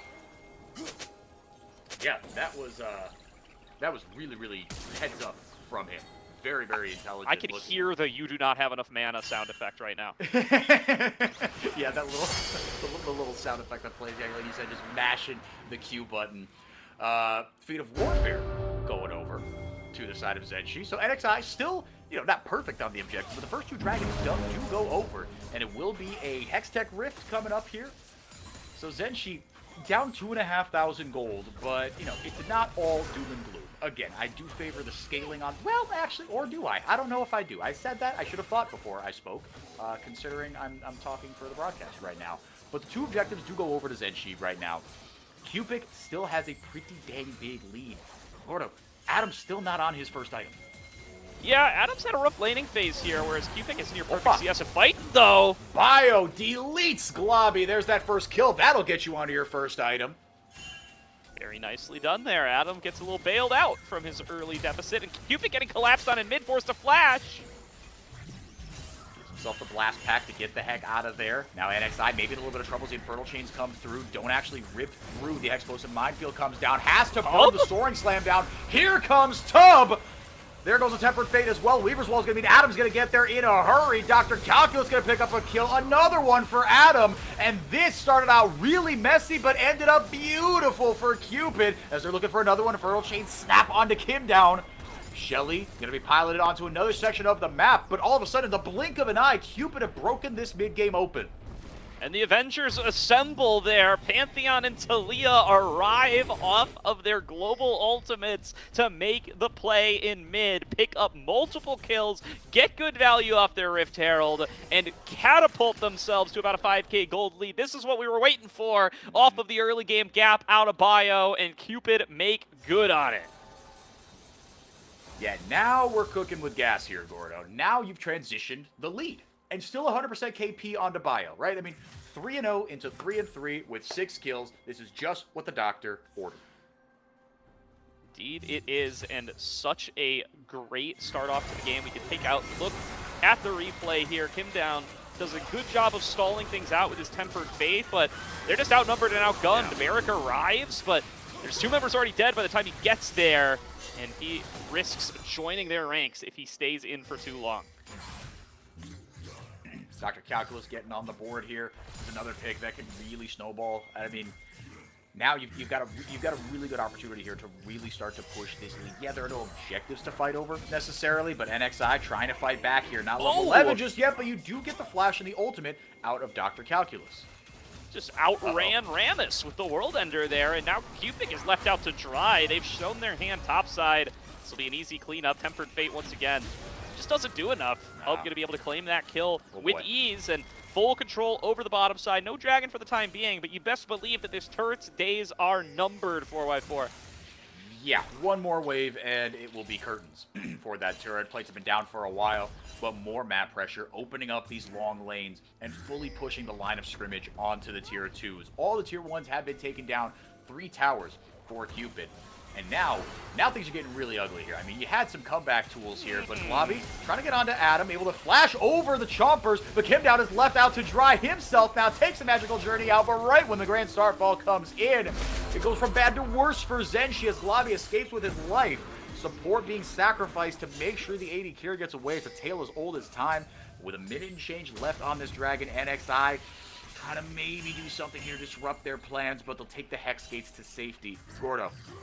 This is going from bad to worse now. I mean, you know, there are scaling threats on the side of Zenshi, but the ones that Cupid have are not a non-zero amount of gold ahead right now. Yeah, and, you know, Cupid is just not hitting the item spikes fast enough here and is really prioritizing trying to get a little bit of extra CDR here with the Double Fiendish Codex. So it's going to be a bit before he's on that big Rabadon's power spike we talked about earlier on, and it's so funny to me that Hub goes for the LTR second. Really, given NXI's Rammus the respect that it may not even deserve this game. It's so in a hole right now that it feels pretty useless. But either way, they've got damage to spare with how strong they've gotten Bio, and Dr. Calculus is no slouch either in that top side. So as soon as the Otacon spawns, they're ready to start it off. They've already got so much vision layered down here. Zeni Gaming are walking into a minefield.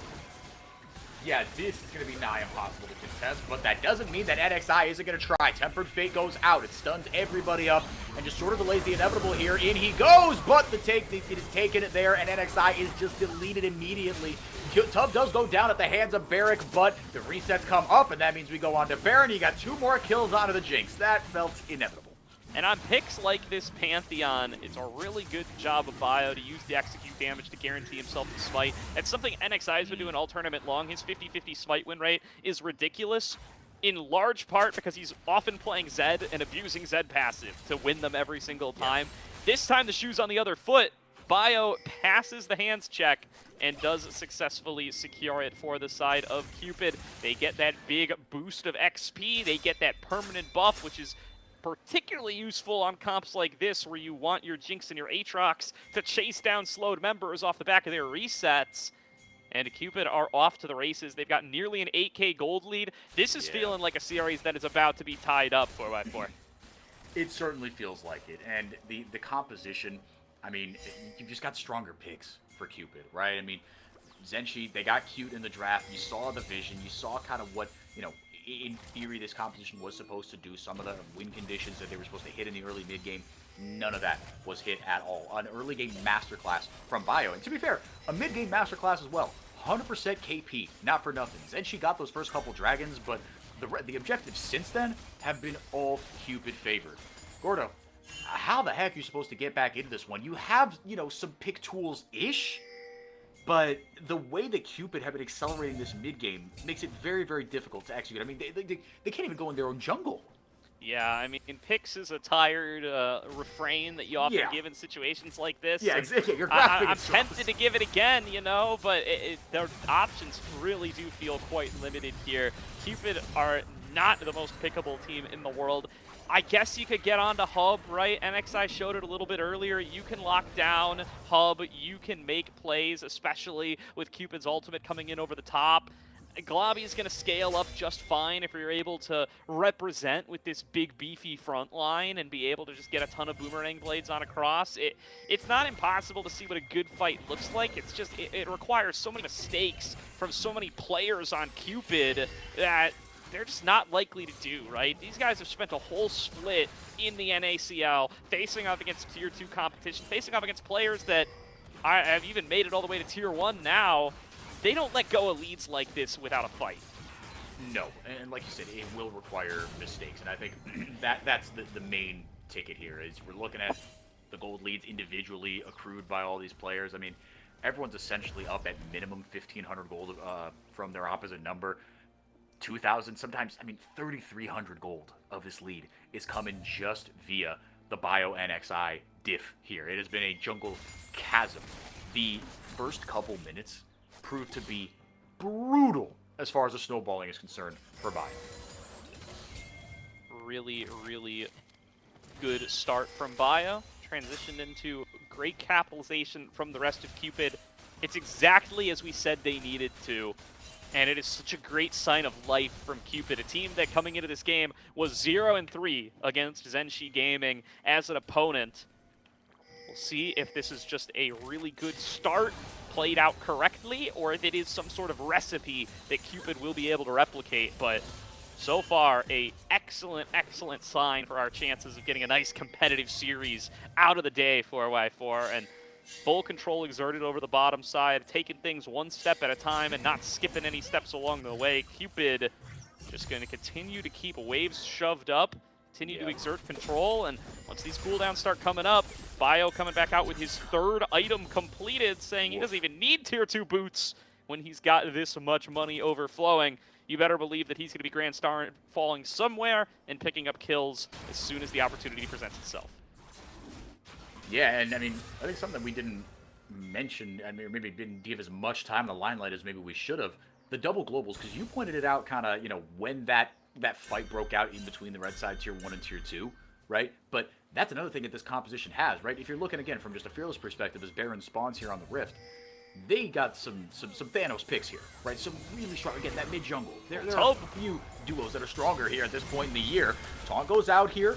Dr. Cactus try to get into this fight. Globby throwing out a boomerang blade. There goes the Mega Inferno Bomb. Again, does pretty good damage, but in isolation, it is not enough. Adam almost gets a seismic shove there onto NXI. I think he would have been forced to commit there, and the rest of Zenshi would have been forced from a fight that maybe they didn't want. Recalls coming out. Not a ton of vision on the Baron one way or another, but another objective coming up here in the form of this Hextech Dragon on the other side. So we could see a trade come through, if nothing else, but Cupid, they've got designs on this Baron. Yeah, I mean, it's not a very long cooldown, but that is not where I want to see the Mega Inferno Bomb go 4x4. on towards the ulting Alistair. You never had a shot of that making itself a kill, and now you're without that tool to really make these picks work in the lead up towards this Baron spawning. So with control over the river now, you're going to feel forced to walk in, and now you're vulnerable to Grand Starfall. There's the Grand Starfall. The shove not going to land on NXI. Bio taking a lot of damage, but when the ult's got to be used defensively for Rammus, you know you're in a rough spot. Powerballing to safety. No kills, but a couple big ultimates used. The On the Hunt taken down as well. Cupid's going to have that ultimate back up. Then she's going to have to regroup and fight an absolutely monstrous uphill battle here. They'll get the Hextech Dragon, their second one of the day, equalizing that one finally. And the Hextech Dragon, with this composition, right, Jinx able to really get rolling here. Those autos, that spread damage. I mean, not that Cupid needed more borrowed power to really tack on the lead here. 9,000 gold, but it'll certainly make it a lot tougher for Zenshi to come back into this one. Now, it is Baron time. Yeah. Well, NXI might be a little bit spotted here. Can they burst him out in time? Looks like they're just going to let that fish go. But I love the discipline that we saw there out of Cupid, right? They get the fight started, they get everything out of NXI, they take that Rammus as far away from the battle as possible, and they say, all right, time to grab some objectives. That's the kind of progression that I think you could really note from this Cupid group of 5, dating back when they were slated 6, right? I think older versions of this crew would chase there. They would try to get their kills. They would feel like, I'm in an advantage state, it's 10-3, give me more of those kills. But I think they're more disciplined now, and I think it shows through right there, and it's going to lead to them being able to close out this game a lot more safe and securely. And it's something you mentioned, right, is that this team is very happy to fight over a lot of objectives, but often it's Zenshi that are first to those objectives, and it makes it very difficult to be able to do so. But you know, being together as 5 can kind of be a double-edged sword, right? You can either reinforce a lot of your terrible habits, or you can make it a lot easier to overcome those bad habits. And certainly in this game has been kind of no notes from Cupid. I mean, beautiful wall coming in here that should split up Zenshi. Gonna chase them off this lane. Dr. Calco's coming in with the TP. Infernal Chain's gonna land there on NXI. Boing, boing. Rammus goes into the maws of death. Jungler down. Ding, ding, ding. It's time for Baron. Very well done there by Cupid. They make true on the pick. They started off earlier in the last fight. NXI was flashless, and that means he is a sitting duck for that play. Dr. Calculus takes the quick TP onto the other side of the wall in mid lane to be able to make that flank happen. And now trying to barrel their way through mid are Zenshi to see if they can pick up an objective bounty. But again, Cupid have all of the routes covered. They have 3 members clearing out waves. They get the Baron with the 2-man of Hub and Bio. And they are now wearing purple for the next few minutes. Nothing to be traded by Zenshi. They lose NXI, they lose the Baron, they lose everything. Yeah, things are kind of falling apart here for Zenshi. The gold lead is at 11,000 right now. It is so tough to really contest when everybody on the opposite team is up pretty much a full item right now. The heal cut has come in for Globby, sure, right? And for Varric, the Horizon focus has come in for Cupid, but it's a really, really rough spot that they're in right now. They have so much safety as well with these powered up minions, right? As long as you assign your lanes correctly, you should be just fine. And you see, I mean, they're just getting bullied out of their own jungle as they set up that deep vision on the bot side. They'll do the same on the top side. That top lane is going to be a little tougher to push out, or take a little longer to push out, I should say. But they've chosen the bot lane as their avenue of attack here. And Gordo, as we get further into the series, Remy, we'll talk about it more kind of before Game 3, but barring a miracle, Cupid should be able to close this out. We talked about it as the spell shield goes out, preventing the seismic shove from going off. Mega Inferno Bomb takes out half of Hub's HP. Health bar is not in a fantastic spot here. NXI shadowing, over to the mid lane. But we talk about maybe the wins that this gives Cupid for Fearless. Taking away a lot of these picks and be able to get a win here. Kim down in a ton of trouble here, getting chunked all the way down. Mega Inferno Bomb and Tempered Fate already used. Meanwhile, Cupid playing patiently, like you were saying, Gordo, and they have all 5 of their ultimates available and ready to roll whenever they want. Once that tower goes down, it maybe opens up an avenue for a Grand Starfall, but we'll see how Cupid want to play this out. Yeah, that pick on the hub, that's the opposite of how you kind of hope these play out. Yeah. When you land the Mega Inferno Bomb on the Jinx, you do not want her hitting your team right after. Oh my goodness, the Wombo combo is deadly in the blink of an eye. Zeni Gaming, hit the showers, boys. We've got Game 3 on deck. NXI survives, but literally for 0, they find their opening and they take it with vicious intent. Cupid equalized the series. We go to game 3 tied up 1-1. What a massive showing from Bio here. I called it at the start of the day at 4x4. I need to see Bio get aggressive, get in NXI's face, disrupt his early jungle path hang, and that happens in spades in this game number 2. Don't mean to toot my own horn, but I just love how it sounds. Yeah, fair enough. I think I'd be in the same boat as you. Yeah, that's exactly what we were calling for, especially from a guy like Bio, right? I mean, yes, into NXI, right? You've got that specific matchup that you have to take care of. You've got to be able to slow him down somehow. But Bio has been the engine of this team, right? You kind of live and die by him. And boy, oh boy, did he do a phenomenal job. Absolutely the MVP of that game. He put NXI in the dirt and stepped on his neck and didn't stop until he stopped breathing. It was so tough to be able to come back into that one, kind of no matter what you wanted to do if you were ZNG. But on to game 3 we go, and we've got some questions to be asked of a team that had won 3 games in a row against this squad, but we will do that when we come back. Has its Ico using the Pop Blossom just to stall the fight, but Tomio and FakeOff fall over with their own flashes as they get the decimating smash.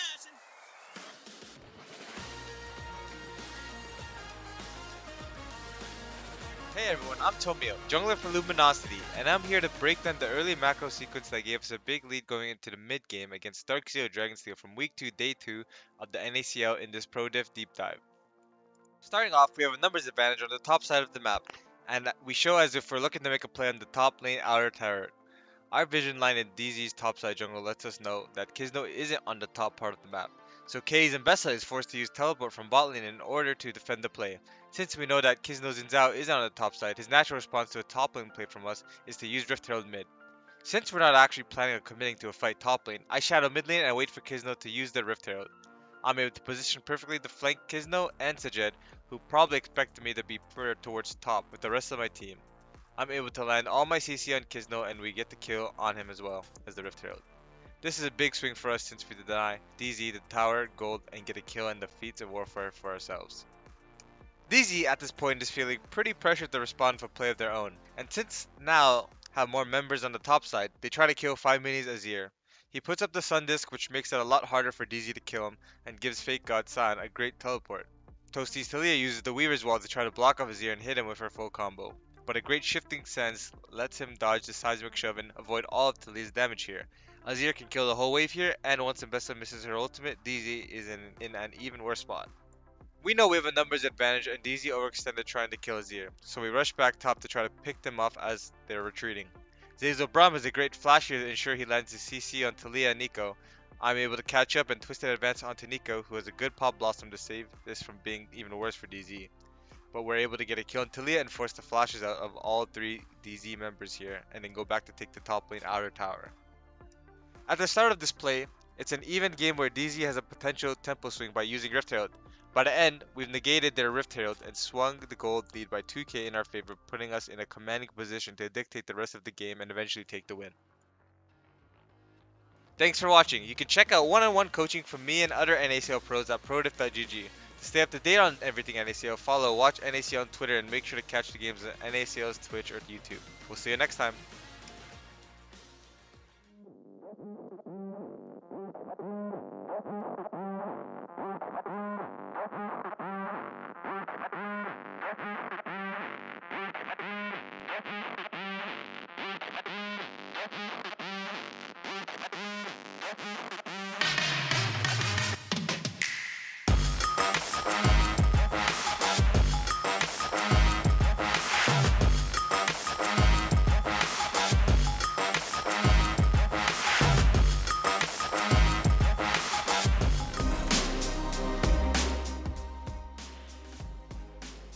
Welcome back, everybody, to today's broadcast of Cupid taking on Zeni Gaming, where we are now tied up at 1-1. Cupid Esports piecing together the exact recipe we were looking for to take down Zeni in the second game today, 4x4, and now they find themselves tied on up.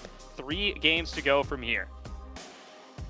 Yeah, and what a statement win, too, right? And it was done in kind of a way that we sort of expected both these teams to play, right? I mean, look, maybe we didn't expect the Ziggs Rammus, but we expected something cheeky out of the mid jungle, something standard from the top lane, and something safe in the bottom lane. And Cupid just essentially saw that and flipped the whole table. They said, no, you don't actually get to play the game. You essentially just have to, like, you just got to play PvE Simulator. You've got to play Doombots right now, is what they said to Zenshi. And man, oh man, I mean, just a dominant way to come back. And like we talked about beforehand, right? You talked about it, Gordo, and I want to bring it up because I think you foretold something, the harbinger of fearless doom coming here potentially for Zenshi. They're in an interesting spot now because a lot of power picks have been taken away, not just in general in the meta, but the Taliyah being taken away, the Pantheon being taken away, right? That was so, I mean, it's such a good combo no matter what. But for Cupid and NXI, extremely powerful, really plays their strengths. So now going into game 3 here, I mean, is it a Nivea time, right? Is it do you because you have this buffer, do you reach into the bag one last time, or do you go a little more kind of stock standard? I think that's the question, right? We've seen, right, some other strong picks from Cupid, and I bet we're going to see a Seraphine before this series is over. I would be surprised if we didn't. We're probably not going to see the Lux. That's going to stay perma-banned. 100% ban rate remains true, and I doubt Cupid is going to let it through. There's no reason to let it on through. Zenshi moving back over to blue side, maybe to give them first crack at some of these picks, but, you know, how deep Cupid's champion pool goes has been a question that's been discussed a lot of these tournaments so far. And, you know, the Ziggs is new, but it didn't look very good. And I wonder if there's other champions that we're going to see that he can perform on. And, you know, maybe that was a fluke, right? The jungle got boomed from level 1, so it feels hard to hold it against him too heavily. But yeah, I mean, he's losing access to a lot of picks because not only is his Morgana gone and now this Ziggs gone in game number 2, but he's lost the Hwei and he's lost the Taliyah thanks to Adam selecting them, and those are kind of the most standard picks that we frequently see from Cupid. Yeah, well, and you know, the Lux is probably going to go 10 for 10 in terms of bans. We've had it 9 times in a row. I'd be stunned if we didn't see it this 10th time. And so now, you know, look, do you go with the Mel, right? Or something, you know, kooky like that. The Orianna's probably not going to get through. That's been perma-banned, kind of no matter what. Zenshi, Cupid on Zenshi. They do take blue side this time around. So they're going to have their first pick, but as we get deeper and deeper into this, into this draft, again, for me, unless you've got a Thanos, unless you got something, you know, kind of crazy for Cupid, I think you let him really take as much time and data as you need. Get him B3, right? Kind of be that B2, B3. I don't think you want to wait until a second rotation because then you start getting, you know, there are a couple target bans you can throw at the kid. But yeah, you've got some serious questions to ask, and I think you hit the nail right on the head. If you're a Zenshi enjoyer, if you're a Coper right now, that's what you've got to push. You know, chalk up that game to is, look, the jungle was boomed, the Rammus wasn't it, we were not allowed to play that game. Into draft we go. Orianna and Lucian banned on one side, Lux and Zed on the other. We are into this game 3 draft, and it's been the exact same these first 4 bans for these 2 teams. Yeah, definitely, and you know, curious what they first pick here on Zenshi's side, of what they value enough to first pick and choose blue side here. Because, you know, the contested mid laners and the contested junglers feel like they're kind of gone. Maybe Xin Zhao, but it would surprise me to see Xin Zhao taken with such priority that you would find it worthy to take on blue side, especially when NXI has got himself a pretty wide varietal of champions that he's willing to go for as well. It will be the Rel that gets left up for the first time. I think this is Kim Down's best champion. I'm actually a little surprised to see it go on through, but then again, yeah, I mean, seeing Dr. Calculus ban away the Rumble is such a surprise. That's his signature pick.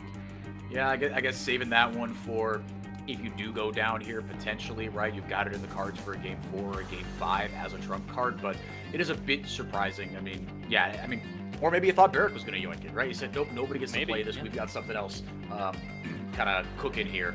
Senna going to be grabbed here. Have we seen the Hub Tub Senna? Who am I thinking of? I think Senna has been played this tournament before, but maybe we didn't see that from Hub and Tub. We did not, but we've definitely seen them play it like an NACL, right? It's nothing that they're a stranger to. The Bio, or potentially Tub Poppy, locked in here. It's great tech against the Rel. It feels like Cupid kind of had the read that this Rel was going to come on through, and they are ready to snag up the Poppy to try to take care of it. See who gets paired with the Senna. She's being played more of as a support these days. The fasting scaling, the kind of the many levers that the devs can pull have been tuned in such a way that you've got a quite the late game scaler on your side. Speaking of late game scalers, on the other side, again, this kind of makes sense for Glabi, right? Give him a bit of a ticking time bomb. This is sort of the champions that we've been seeing him thrive on, but crucially, I want to see a little bit more that can get you to that late game. Because again, the Sivir was not allowed to play the game. I don't think we said the word Glabi once last game, because it did not matter.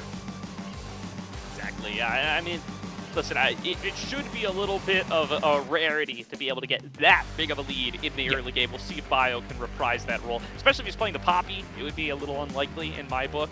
Barrick going to snatch up this Gwen, though. That's a spicy one to see locked on in. And a second big scaling threat for the side of Zenshi. So, I mean, I want to see, you got to be able to contend in the early game somewhat here. Adam going to get his hands on his patented Azir, and now they're going to get a chance to pinch the mid lane pool even further. I expect to see a Seraphine band coming on through as a pick that would go well as supporting these other two carries. Now, the Calm Mom band is interesting, right? Because, like you said, that gives you three kind of, Thanos carries, but not much in the interim, right? Unless you get something like, well, a Pantheon, right? Something that is a little more self-sustaining, right? Something that, I mean, the Vi's still on the table, things like that, right? Something that can really get the ball rolling and feed a couple of these carries. I'm fascinated to see what Cupid pulls out here, because there is, at this moment in draft, a lot on his shoulders right now. Taking away the Jax, I assume that is considered a threat from Dr. Calculus up against this Gwen. So they're going to try to defend the selections they've already gone for somewhat. I think they feel comfortable going Smolder into Senna. I do kind of like that as a counter pick, just playing scaling and playing even bigger scaling into the scaling that you're faced with. There goes the Mel, another big pick for Cupid. Not going to have access to this one this time around. Maybe it could be the Seraphine. It is two more Cupid bands towards him. But I do think that does risk giving you like 3 losing lanes, right? The Azir is going to be able to shove into that earlier on. There is a lot of range on the Seraphine, and you can just use High Note to try to clear away waves, but I'd be nervous as NXI, given how the early jungle game went in game number 2, to kind of put yourself in a position where your lanes aren't going to be able to help you out. So it's a tough position for Zenshi here, given how the draft has played out so far. Let's see what Cupid take on R4, and if it gives us a little insight, Whoa! It's stealing away the Seraphine! Now that is putting it on the table. That is a big, gutsy move there from the side of Cupid Esports. And like you said, Zenshi backed into a corner a little bit with this draft so far, and now backed even further into a corner. Although we did kind of say, look, maybe the Seraphine wouldn't have been a spectacular pick here, it is something he is very comfortable on. And it does give you good damage kind of in the early and mid-game-ish. And instead it'll be Zoe. Here we go. This Game 3 is shaping up to be an absolute slap. And this is why, listen, we start calling them like the VTuber champions, right? It's Cupid, it's Samikin, Season of Leaves as well, kind of in that category. If you're a big Tier 3 follower, these guys all kind of play this array of champions, like the Seraphine mid, the Lux, the Zoe, the champions, and Kha'Zix for NXI. Keeping on his carry roots, says, get that Rammus out of here. I am looking to carry this game. Man, oh man. Yeah, no, like you said, NXI going very much back to his comfort stylistically. We haven't seen the Kha'Zix in this tournament. And on the other side, it'll be the Rek'Sai top. So there we go. We're seeing kind of where all these champions are being flexed. A nice scaling, long, double range bottom lane, scaling in the mid lane. And then on the top lane, you've got yourself a pretty potent kind of top jungle. Just kidding, we get flipped again. So it'll be Calculus on the Poppy and Bio on the Rek'Sai. And that's probably fair enough. We have seen... All right, stop it. Now that's just me. Like, we're gonna make 4x4 suffer a little bit here. We saw that everyone picked against Cupid, so until we win, we're just gonna keep kind of shuffling these back and forth here. But we have seen the Rek'Sai a lot more as a jungler, not as much as a top lane.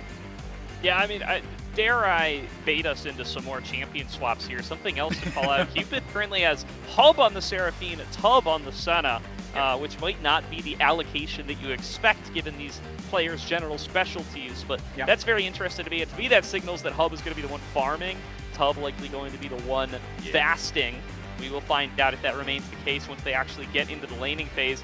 I'm interested to see the Rek'Sai top face off against the Gwen. Rek'Sai top had its day in the sun for sure, and then they mega nerfed the healing off the passive, which was quite overtuned, and it kind of dropped off of the world for a little while. But it's going to be very interesting to see how they're going to be able to execute on it here. Dr. Calculus getting himself into the kitchen a little bit to see if he can cook something up and find some success for this Cupid roster, building on what they showed us in game number 2. They now have a very powerful scaling composition of their own. Got to see if they'll be able to throw a wrench into that on the side of Zeni Gaming with this early Kha'Zix Zoe. That is a duo that I bet you've got 0 scrims against if you're Cupid Esports. How are you going to play into it? Yeah, you're telling me. Talk about uncharted territory. But this is the script for Zeni, what they've chosen to go with. We want to hear from you, though, with this series. Hanging in the balance right now. A crucial Game 3 coming up here. Let us know who you think is going to win or who you want to win. We can't tell you what to do. We can just tell you how you can do it, and that is by typing in the Twitch chat, hashtag ZNG, hashtag CPD, to tell us who you want to win. And I mean, look, if the Zeni fanboys, the Cupid fanboys are in the chat, now with the Zoe coming in hot here, you've got yourself a signature pick here to potentially be able to pop off on. But Gordo, this, I mean, this feels like, it gives me comfort if I'm a Zeni enjoyer that this is a more, yes, the champions themselves, right? But stylistically, this is a lot more kind of what you wanted to see, right? You've got a very potent mid-jungle that can really pop off in the early game. And then if you get to late game, great, you're Thanos, right? But that was sorely missing in a painful way in game 2. How do you feel this is going to go as far as, into a Poppy Azir? Azir, yeah, okay, in the laning phase, you understand the pitfalls you're going to get into. You trade that for monstrous late game power. Do you see this kind of playing out favorably for Zeni given their identity? I like the comp more for Cupid, I think, in a vacuum. I like the front-to-back team fighting power. I love Seraphine on scaling compositions, especially when you aren't compromising your kind of AP DPS for it by putting it down there in the bottom lane. Does mean that they're going to be a little bit more limited on your traditional AD scaling, but we will see if that ends up biting them against a team composition that's not especially tanky. The big thing to look at for Zeni, though, is the individual mastery here. NXI gets on the Kha'Zix, he's on an Assassin, he's in Comfort. This is where, especially at the Tier 3 level, this guy dominates. He's just a little better than many of the competitors that he faces off against, and when you give him the ball, give him the autonomy of one of these carry picks, he has been so good in the past. And Cupid, a known Zoe enjoyer, and that's the thing about these guys' champion pools. It's unique, but it's not small, and it's very easy to fall in the trap of being like, oh, this guy, he's the Lux Morgana guy. He's going to pick Lux and Morgana. If we can ban those out or limit him more, he's not going to have anything to go to. And I think I've fallen into that trap a little bit over the course of this cast, but then you remember, you see the Zoe, and you're like, oh, he does actually play that one too. There's just so many champions on the list, even getting deeper into Fearless and with plenty of bans directed towards him, he's still got something that he's very comfortable on. Yeah, it's hard not to fall into that trap, to be fair, and I think that is, that's the risk you run as, a one trick, or at least someone who poses, as a one trick, 2 trick, 3 trick, 4 trick, right? Like you said, he's just the Morgana Lux guy. Well, he's the Morgana Lux Anivia guy, Mel guy, Zoe guy, and you go on and on and on. Oh, and by the way, no one plays any of these champions, right? And then you've got your staple of meta picks should you want to go to those. We haven't seen that yet from Cupid and Zeni, but as we get into game 3, that is certainly not what we are going to get. Lots of specialized picks coming through here. I think stylistically, you like what you see out of Zeni. Like you said, Gordo, in terms of who these players are and how they like to play, as we get a 5-point from both these teams. I think both recognizing maybe not much to do here early. But Dr. Calculus and company, a little bit more of a standard team composition that is also going to be a terror in the late game. If you want to know how you can be a terror in all phases of your game, well, that's just the first place to go is our sponsor, ProDiff.gg. We get an invade here. We're going to get this read off quick because no matter your current rank, you can fast track your road to improvement by scheduling a one-on-one coaching session at ProDiff.gg. Every coach on ProDiff is an active or recent NACL or LTA player, so you can be confident they've got the knowledge to help you climb faster. Get personalized coaching from ProDiff.gg today. We did get a couple deep wards here on either side, but both from the side of Cupid. You've got to keep an eye on NXI. That kind of goes without saying. You certainly do. And Time to remember what these stakes are as we get into game number 3. Both of these teams trying to count themselves among current NACL players. When we start doing an ad read like that coming into 2026, they would like to be in that category. Cupid very recently was. Zenshi, it's been a while. This top side was over on that AOE Esports squad for a brief period in 2024. And of course, Kim Down, long Team Liquid Challengers player, plucked by them right out of CLOL, has now lost his time in the NACL for the first time in his career, trying to fight his way back through the open qualifier process for the first time. So much at stake for both of these teams, so much desire to be able to get themselves into that competitive circuit, into the path towards the LTA. And the only way through, the only way there is through. Glavi already taken a lot of abuse at the bottom lane, showing why this Seraphine Senna can be a very powerful laning duo when it wants to be. Yeah, I mean, double range is tough as is, but with the base damage and the healing and shielding and sustain and just general, I mean, all the things that tilt you, this bottom lane has it in spades for Cupid. Hub and Tub, very much the oppressors in this one.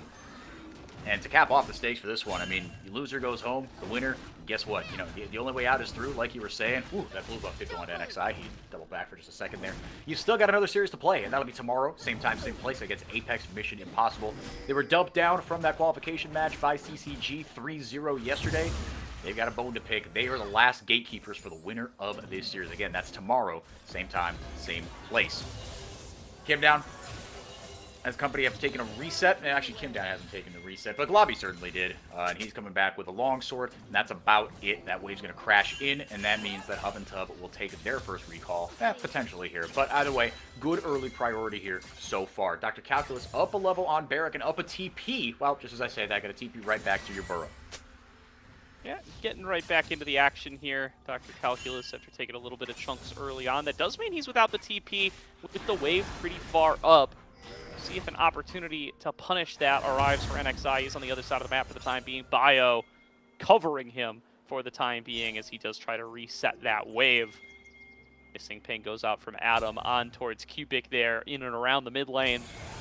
Making sure that you keep track of this Zoe, knowing that Cubic is very well versed on the champion and will nail those bubbles through the extended walls. Those are always how Zoes get you.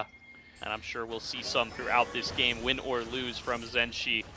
So far, the early laning phase does look like Hub is going to be the one farming on that Seraphine, by the way. Yeah. As we expected, it will be the fasting Senna. It will be Hub rocking that extra money. Bio coming in for a gank here, though. Last Embrace comes down. There's the encore. Bonk! Bio comes in for the kill. Swoops it up. 1-0 to Cupid. First blood over to the team on the red side. Well done, Cupid, and Bio strikes first once again. This time it's not in NXI's face, it is instead towards the bottom lane to get Hub and Tub rocking in the early game. Kim Down just gets chunked too low. Bio capitalizes on the chance, and down goes Rel. Not even a chance to flash. Down goes maybe somebody in the top lane. Health bar's taken very low. Dr. Calculus. Eric! Both these champions, again, took that recall. Null Magic Mantle versus Amptome, so almost canceling each other out here. But Barrett gonna get a crash down here. Maybe looking for a dive as Kim Down and NXI coming in hot. NXI with no items, but he's got a head full of steam, and where there's a will, there might be a way. Indeed, there is, and he got it to Barrett. The aggro's on Kim Down. It's gorgeous, Gordo. Well executed dive by Zenshi to get themselves right back into things. Cubic rolled an exhaust there, by the way, off of the minion. Oh, just barely shorts the pedal star. But still a nice little trade found by him. Will net him a little bit of space to play with in the mid lane. Cupid do find themselves equalized onto a well-executed dive from Kim Down. And he does that without flashing again, by the way. So he's got the power to get these engages off. Yeah. Got that big old wave, like you said, was able to be very clean, right? Barrack set it up beautifully, right? Got Dr. Calculus down very, very low, and impressively, didn't get a return kill down, right? And everyone held onto their flash. NXI, Barrack, everybody, right? And now Last Embrace comes down, but able to jump forward with the crash down is Kim Down. Down with the Curse of the Black Mist, excuse me, just getting out of sight there. Q goes out, Lobby taking a ton of damage. Man, oh man, that high note, that double high note hits like a truck. It certainly does. Big chunk found there on towards Globby. nearly able to take him off of the table. He will be able to stand for the time being. Yeah, that was 20 HP. I mean, that's a rune away from being in Cupid. trouble. Paddle Star, what a silly interaction. Now the Sleepy Trouble bubble lands as the Paddle Star should go out here. Does clip Adam. One more empowered auto might do it, and indeed it does. Cupid on the board. 2 kills in a row for Zenshi. Love the discipline there from the likes of Cupid. He holds his Paddle Star, refuses to auto-attack, keeps Adam asleep for as long as possible so that NXI can walk up, start dishing damage, and still have the leap available. Very nicely done there, and it gets Cupid on the board on this Zoe that we've talked up so much. Paid the tier tax, so that'll go into that fund of equalizing that up. Adam, perfectly happy into this composition to take the Merc Treads first. Everybody well on their way to that first item. Two assists here as well from NXI, right? You pointed it out. He's in the right place at the right time. No objectives taken just yet, but a lot of vision control here on the bottom side by Zenshi. That still doesn't change the fact that this bottom lane not going the way that Globby and Kim Down wanted. But Gordo, again, Smolder is a ticking time bomb. A lot of scaling on the side of Cupid. Let's not get it twisted. But I think as long as you don't, the CS isn't a chasm and you don't die, you're feeling pretty good about what you've done in the bottom. Certainly. No, Barrack sees another all-in opportunity against Calc. Calc gonna have to flash away from that one just to keep himself safe and sound. And building up a solid advantage. Multiple lanes here are Cupid. Zenshi's kills what are keeping them up and competitive here. But Bio already starting off the grubs, and you've got superior numbers here. They're going to move on over. The recall from Globby and Kim down. Too late to be able to show up to this, so it's looking like Bio's going to be able to just sweep these away in the name of Cupid. Yeah, bit of an awkward timer there in the TP by Barrack, going to be used to take him up to the top lane, so he won't be down towards the bottom river, where maybe I thought that's where the response would have come from. They've got full control over that. You send your top laner in immediately. Maybe get a lane swap going, but usually you don't see the top laners initiating that. Certainly not ones that are up 1-0. Despite being down 14 CS. So first objective does go over to Cupid. 3 grubs to 0 right now, and that gold equalized like you were alluding to, Gordo.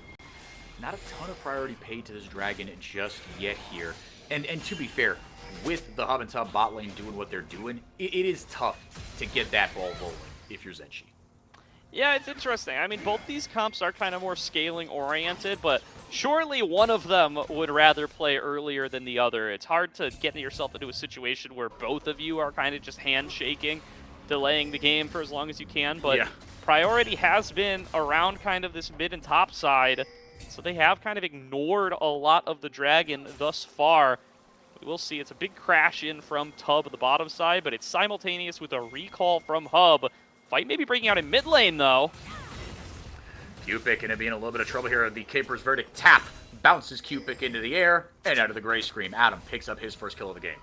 Yeah, it looks like Cupid couldn't quite get that interaction he was looking for from the first time Adam went all in on him. He did a really good job of using the portal to be able to bounce away from getting pushed back in. Looks like he was pushed out of position that time, though. So now, numbers advantage to the side of Cupid. Zenshi starting off the dragon anyway, and looking like they might have a very good shot at it as Bio's off clearing topside camps. Yeah, you've got your window here. You got to take advantage of it. Globby going to grab himself a couple of stacks off that, potentially. But NXI, no, just a couple of autos. All right. Picked up the Chemtech Dragon. Next one, Ocean Drake, going to be up here in a couple minutes. Can you get another look at what went down here in the bottom lane? Yeah, waited out the portal jump. Very well done by Adam. Yep. Quick adaptation in real time there. Adam maybe wasn't anticipating it the first time it happened, but the second time, can't fool me twice. Adam says, thank you very much for the extra 300 gold. This looks like NXI's evolved claws first, by the way, just looking visually at the champion. Looks like so gonna have those extra bursts of damage here. TP being channeled by Calculus. They want this dive. They don't know NXI's waiting. No, but it might not matter. Dr. Calculus gets in. Kim Down keeps him off of Globby. Actually doing all right here with the Void Rush. Just enough to be able to take down the 80 carry. Feet of Warfare goes over to Cupid. Now NXI gets caught up in the last embrace. Piercing Light over the top. Bio gonna take a tower shot, so is Hub. Kim Down staying alive here. 4 men onto 1 rel. Surely this goes the way of Cupid, but Kim Down not going down without a fight. Crash Down misses. That could be the death sentence. But Cupid showing up here. Is it too little, too late? Indeed, it is. Dr. Calculus able to pick up another one here. 2 and 1 now in the blink of an eye on this Rek'Sai. Bio taking a hit there from a Paddle Star. Cupid have blown this one open. Gordo, in the blink of an eye, it's a 3,000 gold lead. Oh, that tower's going down. Cupid might have overstepped here. Hits the Sleepy Trouble bubble. The double E goes down. That Encore will smash. Another kill for Dr. Calculus. Tower taken on the other side by Barrick. But boy, oh boy, you have given this Rek'Sai a ton of gold. And a beautiful juggling of aggro from Cupid. Seriously. Hub and Calculus trade back and forth. Take the aggro wherever necessary. Keep everybody standing as they clean house in the bottom side. Zeni Gaming just left flabbergasted as so many members descend to that bottom side. They thought that NXI waiting on the control ward would be enough to try to turn the play back, get themselves in the driver's seat, but now it's Cupid further ahead than ever. They're in a fantastic spot right now. Feeling really, really good about their prospects. Rotating that bottom lane into the mid lane. Important members on 1 item. Adam was having, not the best go of it in lane kind of early on, but has stabilized, indexed into those early merge treads, and now halfway to that Nashor's Tooth, up 11 CS on Cupid. Feeling really good about things.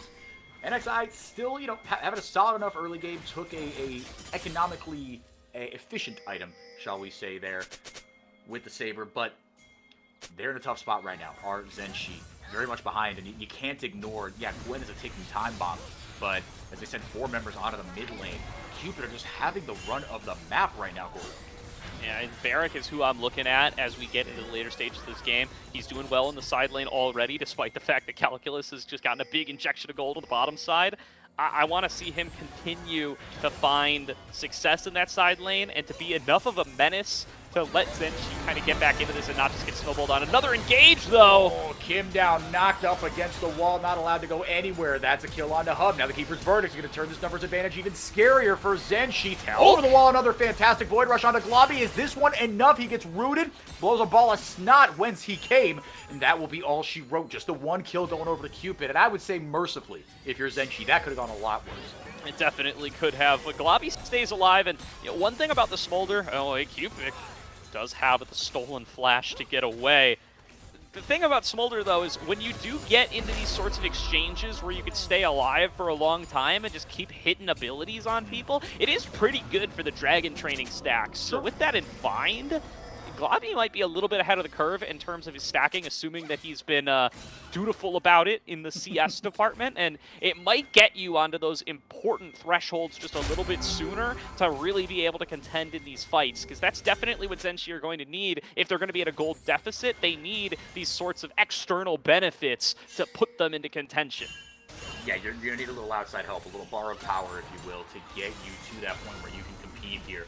They've kind of stymied the bleeding here a little bit. The gold lead's been at about 3,000 for a few minutes here. They've got themselves a Chemtech Dragon, right? They traded over the Grubs, but both these objectives are going to spawn within 20 seconds of one another, as the Rift Herald will spawn on the top side in a few seconds here, 30 seconds until that Ocean Dragon comes up.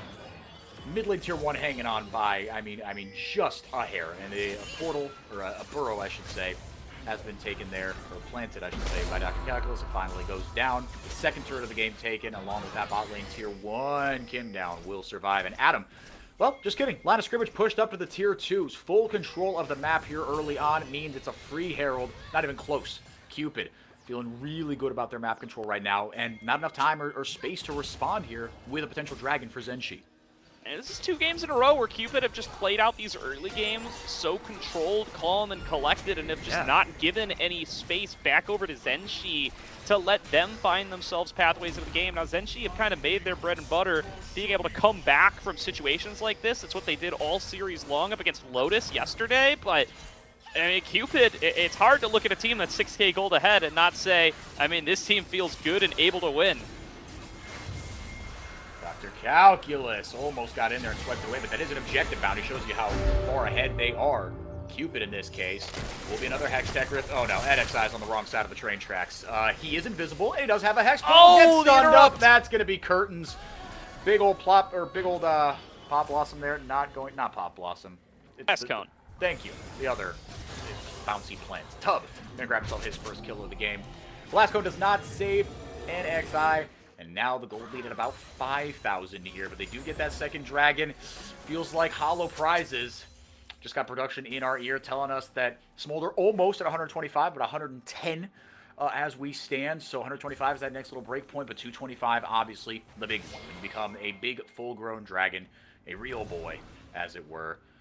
But, Gordo, you've got really good scaling, right, with your Gwen, with your Smolder. But Cupid, they've got plenty of late game tools as well. Seraphine and Senna become absolutely monstrous in the late game. Dr. Calculus has done his job in the early game, right? It's not as, as brutal of a fall off as it was back when Rek'Sai was purely a jungler and purely that early game terror that she was.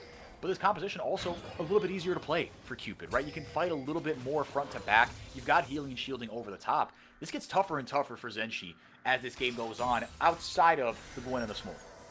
Yeah, I mean, Barrick's been pretty much invisible as well. It kind of feeling a little homeless. See, roams around the map, can't quite find a side lane to stick in, and feel like he can really push up far. And when he does stay there and get a wave pushing, it feels like Dr. Calculus is always there, getting a engage off, getting a fight started, pairing up with Bio and the rest of the crew to be able to create advantages for Cupid that just far exceed anything that Barrick can do with a CS lead. We'll see if he can start to turn those fortunes around. Zenshi just have to be able to keep themselves in safe positions, continue to try to absorb some more of these ganks and these picks rather than continually falling victim to them, to give themselves the time they need to scale up into the game.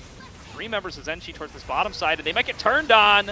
Yeah, Kim down in a rough spot here. Does get the Magnet Storm down, keeping everybody in place for Barrick to do what he does. Big needlework, gets one for NXI. Not locked in here with me. I'm locked in here with you. No, the other one. Dang it, I can never get that right. Either way, NXI turned what would have been a really bad situation for Kim down. There's the Encore, the beat drop as well, and the Dawning Shadow over the top. Cupid Barrick gonna grab himself a big objective bounty, a kill over to Cupid Zoe as well. So, gold lead shrink to now under 3,000. The shutdown coming through. A couple of these catch-up mechanics rearing their head at the perfect time for Zenshi Gordo. Yeah, Cupid, I just think not aware of the extra man that Zenshi had down towards the bottom side. They try to take what they think is a winning 2 versus 2, turns into a losing 3 versus 2. Plus the 1-for-1 exchange in mid lane does a lot for Zenshi to be able to cash out on some of these shutdowns and get extra money on towards the Kazakhs in particular. NXI gets himself 2, now finds himself on towards his second item, and feeling a lot better about his ability to actually pull off some of these assassinations onto a variety of juicy targets that Cupid have presented to him. He'll take Adam, he'll take Hub, he'll take Tub. Not going to be picky about who he's going to hunt this time around. No. He's got himself the Serpent's Fang as well. Really good into this composition. I mean, into a Senna Seraphine, you already get a ton of value out of that. Any sort of additional shields that any other items might give you, as far as I'm concerned, is just gravy. So, I feel really good about that. Once he gets those boots going, those cooldowns will be a little bit shorter, I should say. Glavi, my brother in Christ, you got to be careful. Gets slammed into the wall here. TP coming in on the burrow, and that is enough damage from Seraphine to be able to back up a kill. But maybe it was another bait. A lot of damage coming in. Like you said, no shortage of targets to choose from here. Bio getting juggled a little bit here. Dr. Calculus can't do a ton here. Adam shows up and says, nope, we don't want to fight this. Now a 3-for-1 here from Zenshi. A couple of great situations they have pulled out of a hat here. Dr. Calculus gonna eat that paddle star, because if that thing hit at max range, Cupid's got a horizon focus. That might have been curtains for the Azir. And it doesn't show up on the scoreboard, but Cupid might as well have solo killed Adam there. Completely takes him out of the fight, and I'm getting ready to criticize Glavi when I see this happen. You gotta respect that it could be Poppy coming out of the mist, but it turns out with NXI here, they win that fight hard. Now as Adam tries to get involved, he gets put to sleep, gets paddled, has to scoot away because the fight's already lost, and Cupid chases for even more. If Dr. Calculus doesn't back off and completely dedicate himself to defending Adam, that could have been another. Yeah, there would have been 3 straight paddle stars hit in like the blink of an eye. Would have been really, really brutal. Cupid showing his mastery of this champion. Yeah, in that 1v1, Adam got in and realized he was in danger with a capital D and got himself the heck out of dodge. Atakan started up and taken down, I believe, in the blink of an eye here by Zenshi.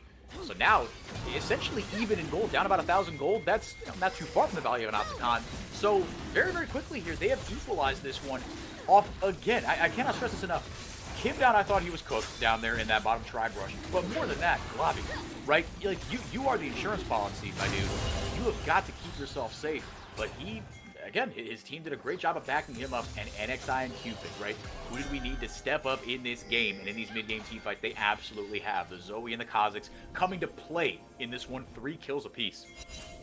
The Otacon buff as well feels very good for Zenshi as they try to reestablish themselves in this game. Ooh, Bio gonna get put to sleep here, but did find the engage onto Cupid, who, lucky for him, has the Proto Belt off of Minion to scoot out to safety as Cupid, they do manage to siege onto this inner turret. That is a big boost of gold for them, so catching Zenshi a little bit late, coming back on in, but Zenshi is just trying to send it down mid.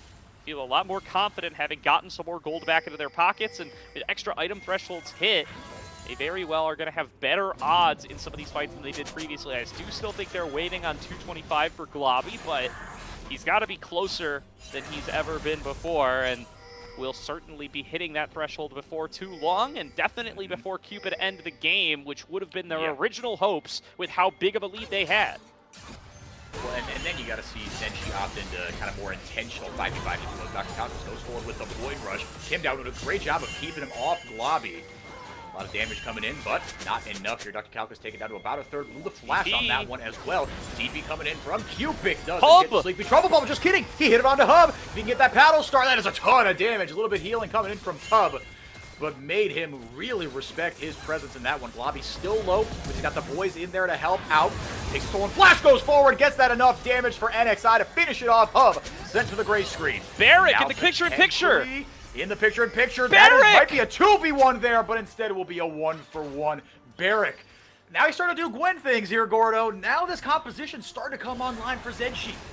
Listen, Zenshi found other ways back into the game, but that's what I've been waiting for from Barrick. He takes a 1 versus 2 and trades 1 for 1. Meanwhile, Zenshi get to capitalize in their numbers advantage across the rest of the map. So well played here, and Zenshi, I called it out earlier on, you can't really predict it. It's not really what analysis would indicate for you, but they have made their entire tournament run off of these kinds of comebacks. They did it against Lotus twice in a row to win against them, and it's looking like Cupid might start to suffer the same fate. I think if you're Cupid here, you got to take a deep, deep breath, because a lot of these advantages that Zenshi have taken, they've come off scattered fights, they've come off skirmishes, they've come off catches, right? In a straight-up 5v5 with prior visions, around an objective, yada yada. Good lord. Talk about targets to assassinate, right? It's not just NXI, Cupid. If he hits one combo there, you're out of a fight all of a sudden. And watching these guys play Zoe, whether that be Cupid, whether that be Samikin, does look like we're at 190 smolder stacks is what I'm hearing, by the way, but watching these Zoes play, you gotta wonder why more people don't pick up the champion. NXI picked, though. NXI pick, tower taken down here. Adam gets another kill here. Mom over the top here, not at 225 just yet. Zenshi gets surrounded and deleted. That's a fight that Cupid were looking for. Double kill there for Hub, or excuse me, for Tub, I should say. As your tower coming up here onto the objective they go.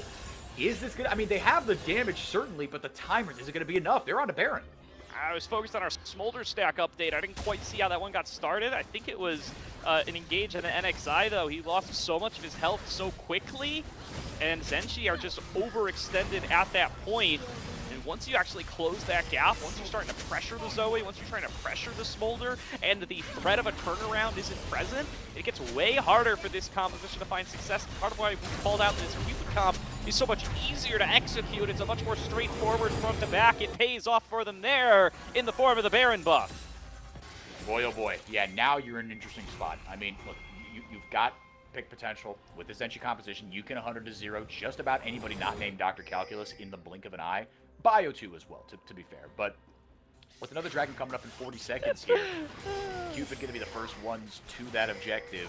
Going to be able to set that up, and with the help of the Baron buff, going to be even easier to do so here. Cupid in a great spot to be able to put this one not quite out of reach, but certainly one step from that. Dr. Calculus playing playing sonar mode right now as he just stays underground, plants himself into some key areas where folks may be rotating, and is looking for those tremors. It's one of the unique attributes of Rek'Sai that when teams do play him, if they're well versed in being able to make use of the tremor sense, it's something that's nigh imperceptible for your opponents, but can give you such a big advantage. They can do all the work in the world to sweep out vision, but you still know where they are thanks to the Rek'Sai. Speed jump catches him down. Barrett trying to help clear this wave out. It's a 4-1 essentially here as Tub joins the party. They get a lot of vision down from that bottom lane. Dr. Calculus versus Globby in that mid lane. Little by little chipping away at that HP.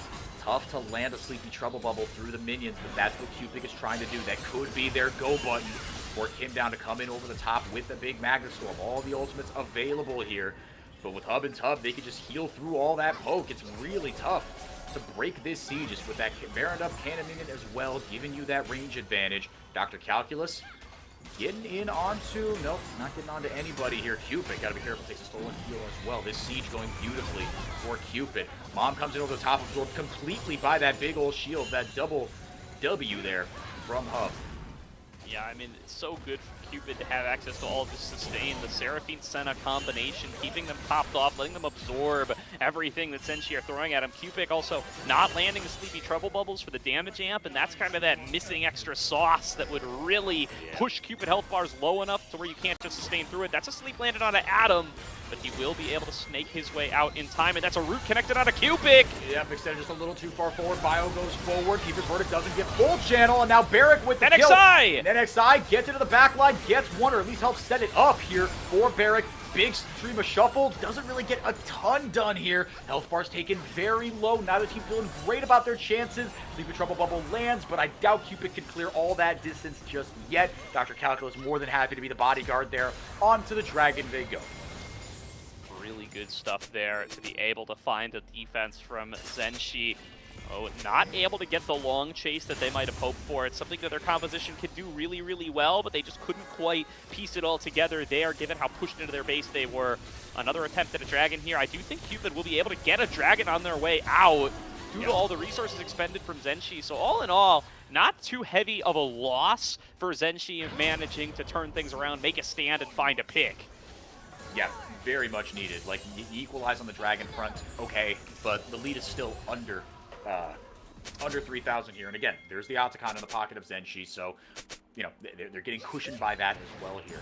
But this one in a very even spot here, more even than we've seen across this series, certainly more than in Game 2. Checking in on some item spikes here. Everybody kind of on 3 items, right? Smolder, we gotta believe he's getting close to 225, getting real close here. Gonna probably upgrade his boots here or something. Baron, not all that Cupid would have wanted here. But again, as we move closer into this late game, you do favor Cupid's composition in terms of means of execution. We've seen that borne out a couple of times, but it's in these fragmented fights. It's in these fights on the margins. It's in these, you know, you land one Sleepy Trouble Bubble, you get a big ult over the top. That's where Zenshi's comp can thrive, but they've got to be able to get themselves out of locked into their base, which they have on the top side. On the bottom side, looking a little bit trickier here. As Hub and Tub looking for that big root, looking for something to be able to wipe Cupid off the map here. A minute and change until the next Baron. The way these teams are kind of jockeying right now, I think that's where we'll see the next battle lines drawn. Yeah, and this is where you really need to see Cupid play very clean in their taking of control around the river. If they leave any dark spots in their vision, they can do their best with Tremor Sense to try to spot them out, but Tremor Sense will not see a Sleepy Trouble Bubble coming at you through the wall. So you do have to be afraid of getting potentially picked by a composition of Zenshi that does have superior picking and poking tools while you try to get yourself into position to be able to take that 5-on-5 team fight that you do feel so comfortable about. Especially now that Globby does have that 225 stack secured is such a big threat. Look at that bump out from Bio. I don't know if they can do anything with it though. Yeah, Kim down might be the sacrificial lamb here. Barrett going forward. That's a ton of damage. Mom coming in over the top. A lot of shielding on the Dr. Calculus. He's got 3 beefy items. NXI can't get into this fight. Almost with the Shurima Shuffle. There could have been a death sentence. The health bars are low, but not quite low enough. NXI couldn't find a way into that one. just like that, it is just a 1-for-0 for Cupid. They fight under this Azir tower, try to push on forward here before this Baron spawns. NXI still waiting in the wings. They have to know he's around somewhere. He hasn't showed his face at all here. NXI looking for Dr. Calculus of all people, and he will get punished for it. That is not the target you're looking for if you're NXI. The health bar may be low, but the tankiness is intense, and he will be able to survive through it. Now with NXI gone, this Baron might just be easy pickings. It's spawning here any second. Low health and mana for Cupid means he can't keep harassing, and Cupid, with that pick onto the jungler, they may have just earned themselves a clear path to break this base open. Barrick and Globby going to see if they have anything to say about it. Not much. Maybe hello and then maybe goodbye if you're Globby. Flapping away backwards, but that'll be one kill for the Smolder. 225 has been hit. Barrick trying to go forward here. That's one member without Baron. They're stuck in the pit. Shot over the top there. Big Magnet Storm down. That's 2 kills now. And Barrick gonna get another one here. And you're seeing what this comp can do once it's online. They wiped 3 members off the map. It's just Tub and Bio long chase that are gonna have that Baron up on them. They can chase, like you said, and throw it out Sleepy Trouble Bubble, throw out something with the Power Recall. Just missed, guessed the wrong side of the brush with the Sleepy Trouble Bubble. Barrick will break down that mid-tier 2. Look, all things considered, that is a fantastic outcome if you're Zenji. Absolutely. They managed to take 3 Barons off the board. Bio and Tub, the only 2 who get away with their lives. And they just end up trying to take this fight, despite the fact that Dr. Calculus melts down so fast. Globby has got the fully learned dragon. He's got to execute damage. He shows it off in spades in that skirmish. And Barrick, Cupid, and Globby just make this little pit into a meat grinder. The all-seeing Baron opening up those caverns and making it so exposed to play the fight as Cupid. I mean, this just, it throws up all sorts of questions and all sorts of variables for these next couple fights. You can't really say how these are going to go, right? Because even in that one, I thought they were toast. I thought Globby was going to get pissed, but then he's a little dragon and he can fly away. And you cannot underestimate the damage that he's going to do. And once he gets that LDR completed, he's on 300 plus stacks right now, 303 to be exact. Once that LDR comes through, Gordo, then you really put all the Infinity Stones in the car. Absolutely. His mom coming on across the top, going to chunk Adam even lower and make it feel just a little bit dangerous to be able to play in the fight as the Azir. Cupid maybe up a little far, takes a fair bit of damage there, but Cupid, you can see they're trying to take the inside track here, but that's a dangerous path up against a Zoe who's just going to keep peppering you with these paddle stars and these trouble bubbles. Down goes Dr. Calculus for a little bit of a nap, and he takes a fair chunk for it. Meanwhile, NXI soloing the dragon the whole way through, going to get them up on the soul point, but can they protect the inhibitor turret? Another sleep connects on a hub. Well, now they know where NXI is coming from, certainly. The tower will finally go down here. Lots of shielding from the Seraphine. Cupid looking for a way into this one, just peppering, like you said, from the other side. If the trouble bubble doesn't land there, NXI, this is kind of deja vu all over again here, Gordo. Ultimate not available for Globby, but the damage is still there. NXI, if he goes, the rest of his team better come with him. He's going to jump into the Raptor pit. Azir tower goes down. Health bars on both sides, not in a fantastic spot here. After all that, NXI maybe still looking for a way into this one, maybe still looking for something, but he's got to be careful. He's got the shield there from the edge of night, got the Sorobas as well, 4 items for this Kha'Zix, so able to take certain fights that he wouldn't have been able to otherwise. NXI, that's a man who's played competitive in Rek'Sai meta before right there. You can see every time he's looking on the flanks, he's holding that S key. He is not putting out tremors. He's staying stealthy both to your eyes with the ultimate and to the tremors.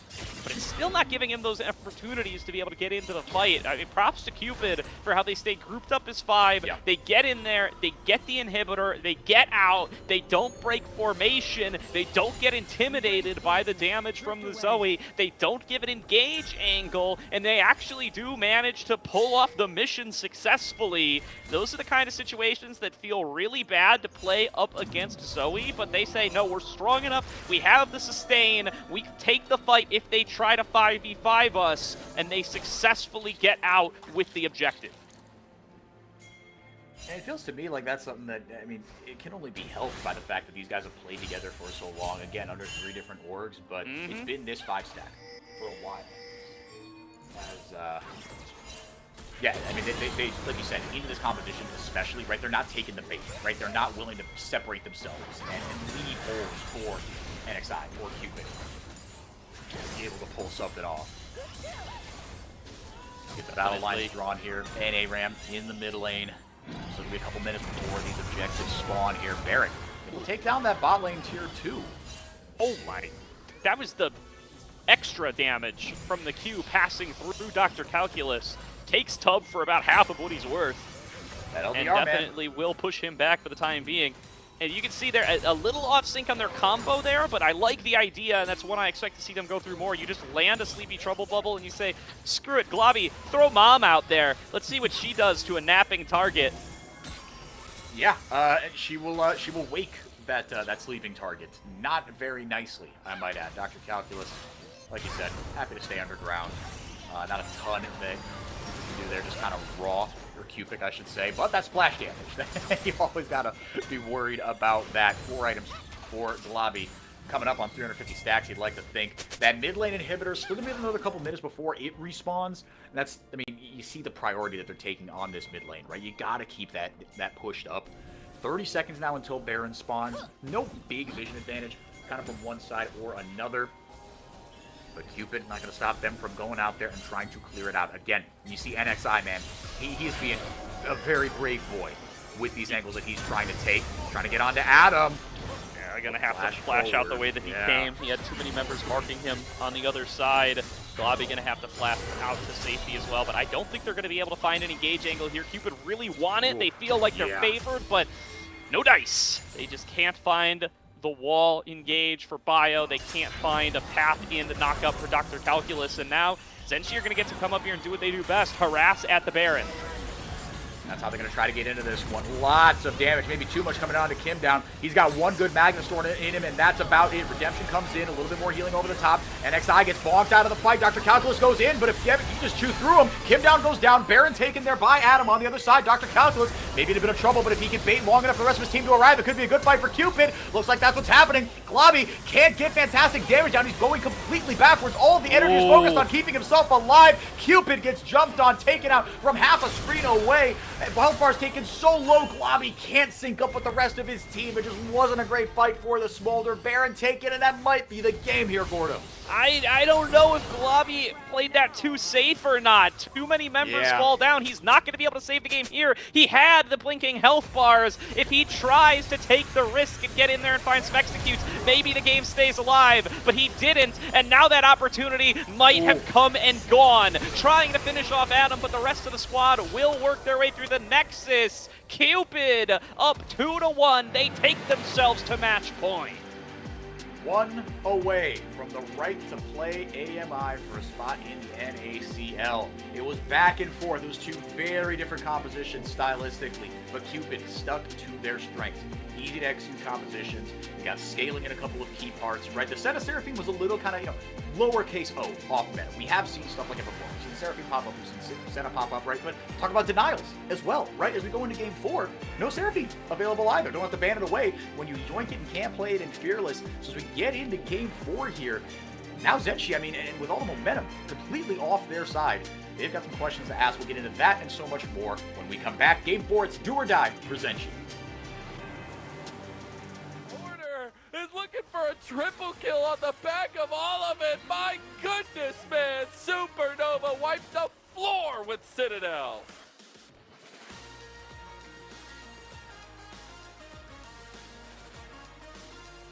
Hey everyone, I'm Armeo, and I'm here to break down the critical mid-game dragon fight from Supernova vs Citadel Gaming from Day 3 of the NACL playoffs in this Pro Diff Deep Dive.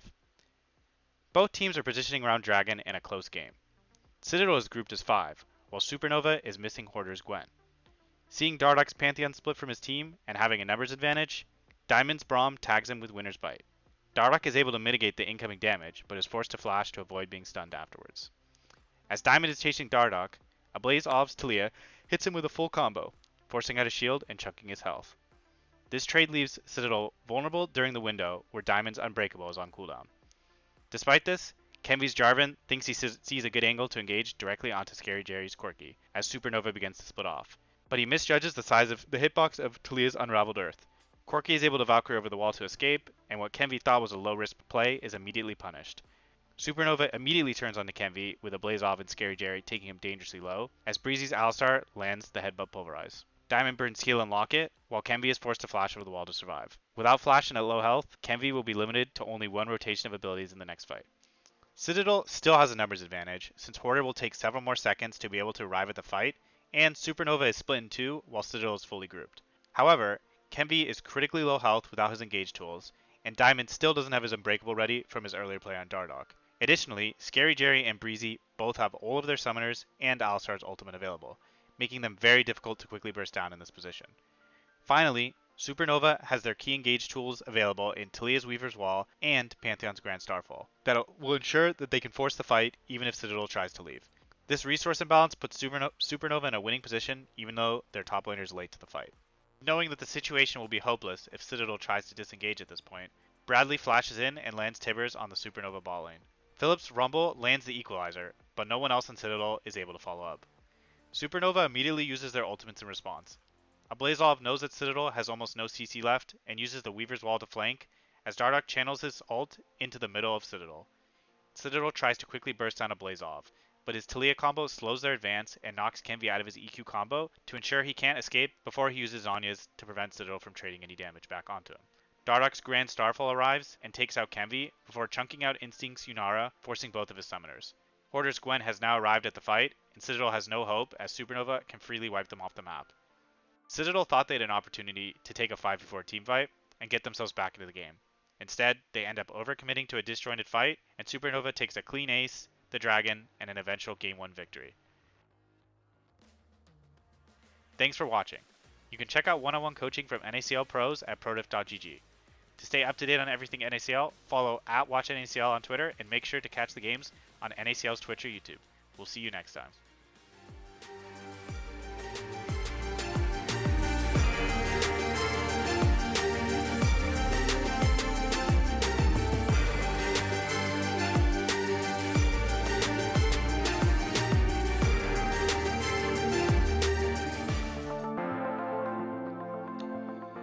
We are back. Zenshi now down 2-1, dropping back-to-back games to Cupid.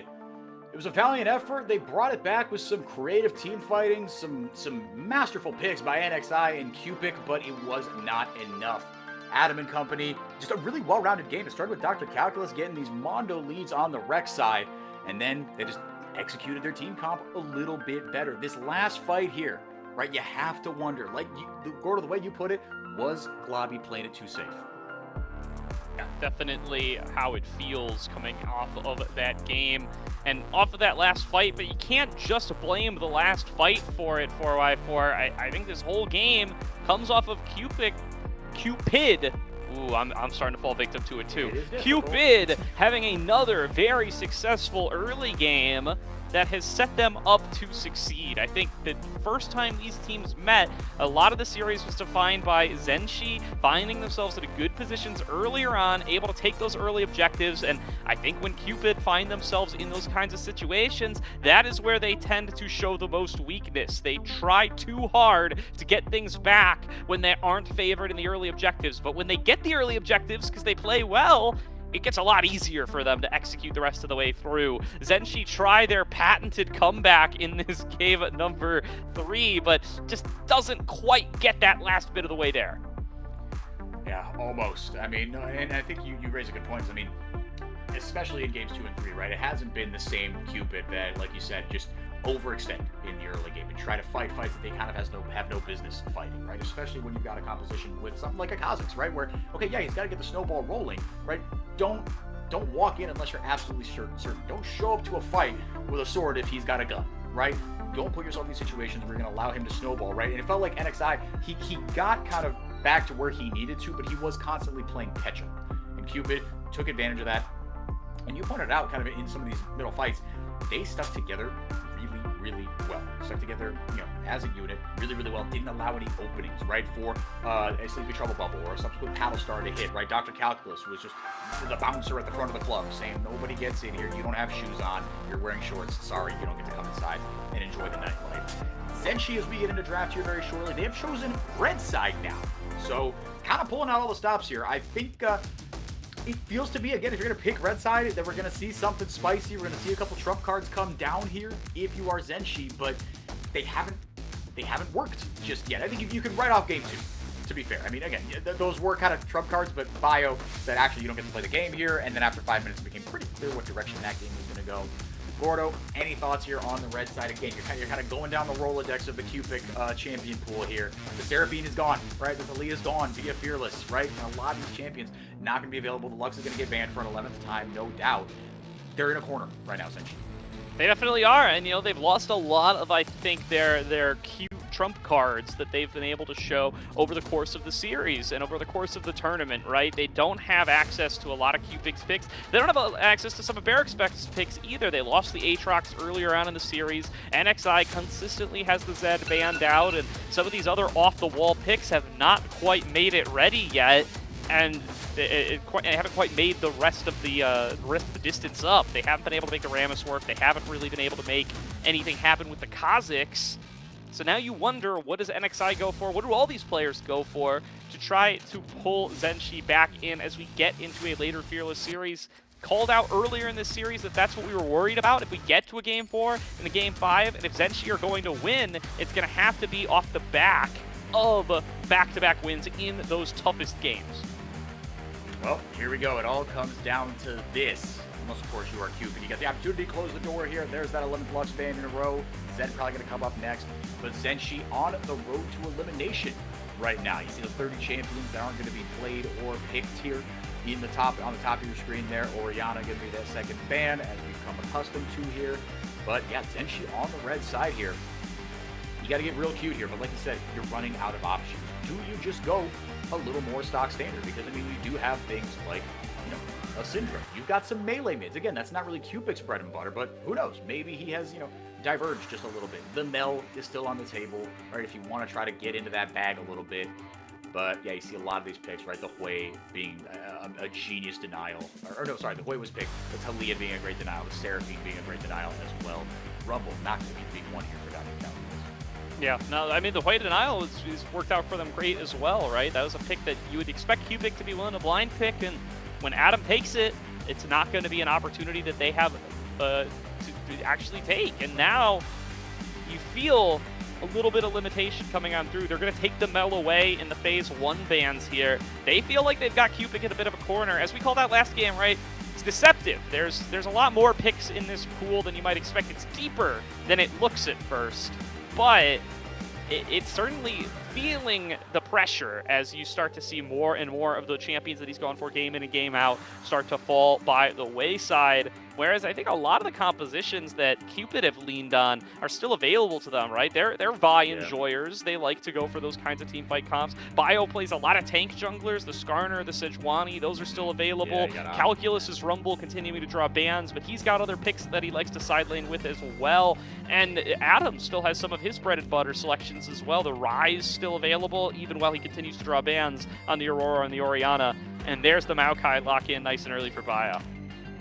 Yeah, I mean, in Game 4 of Fearless, like you said, you still got the Skarner, the Sejuani, right? A lot of these champions, like you said, Bio, he loves to play this facilitator role. He's the engine of this team. And on the Maokai, going to certainly be able to, is going to try to drive the bus here. Mel going to be taken away, meanwhile, on the other side. So now we get into the red side shenanigans. That Zenji's going to try to cook up. Lobby going to be on the Misfortune. Xin Zhao picked up here for NXI. So it won't be something like the Kiana. I had it in the back of my head. Maybe they tried to do the assassin thing again, but it didn't work out for them great last time. Not going to go for it here. And immediately responded with the Lucian Braum. Feels very prepared for Cupid. Yeah, this is a freshly buffed Misfortune on the patch, so Bobby going to lean on that one to maybe be able to get a little bit of team fight composition going for his side. NXI goes for the Xin Zhao and will be looking to try to play a little bit more standard of a jungle game compared to the last two games. I think now he's feeling much stronger and safer in the early game up against what is in all likelihood going to be a Maokai. The opportunity for Maokai support kind of dwindled away with the lock-in of the Braum. And there's going to be Rakan locked in for Kim down to finalize the bot lanes and jungles for both sides. Solo lane's going to stay until Phase 2. We're really going to see just how spicy this mid lane matchup can get as another phase of bans going to come through for both sides. So now going to be a little more stock standard here for Zenshi. The setup for the Misfortune is all right, so we're looking okay here. But the solo lanes, right, a red side draft, will have to blind what I imagine is going to be top lane here. Rives being taken away here. I know, interrupt me the second the van starts setting off some alarm bells in your head here, Gordo. But the Rise being taken away, and you're going to see something else be yoinked away here. A couple powerful, I mean, this is 4 solo laners now being taken away on red side by Zenshi. The Anivia going to be taken away here, so no Cupid Anivia in this one. That's not bad Misfortune setup either with that wall. Slow there from the ultimate as well, so no Cupid Anivia, which makes me very sad. I was hoping I was going to get the cast at least one. We could see it in game 5. Getting ahead of my skis here.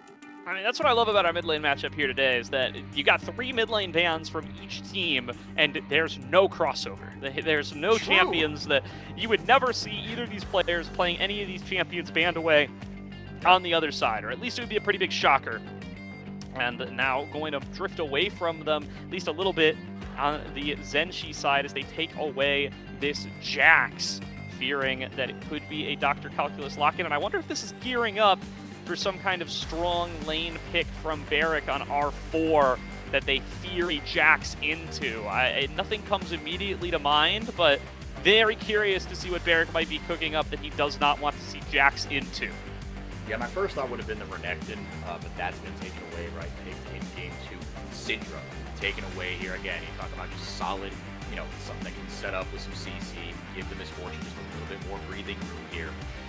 You do worry that there is no tank, right? I mean, there's an enchant. Okay, we've got the Yorick. All right, so the definition of this composition kind of fleshing itself out here. Barrick going to play a little bit more PvE.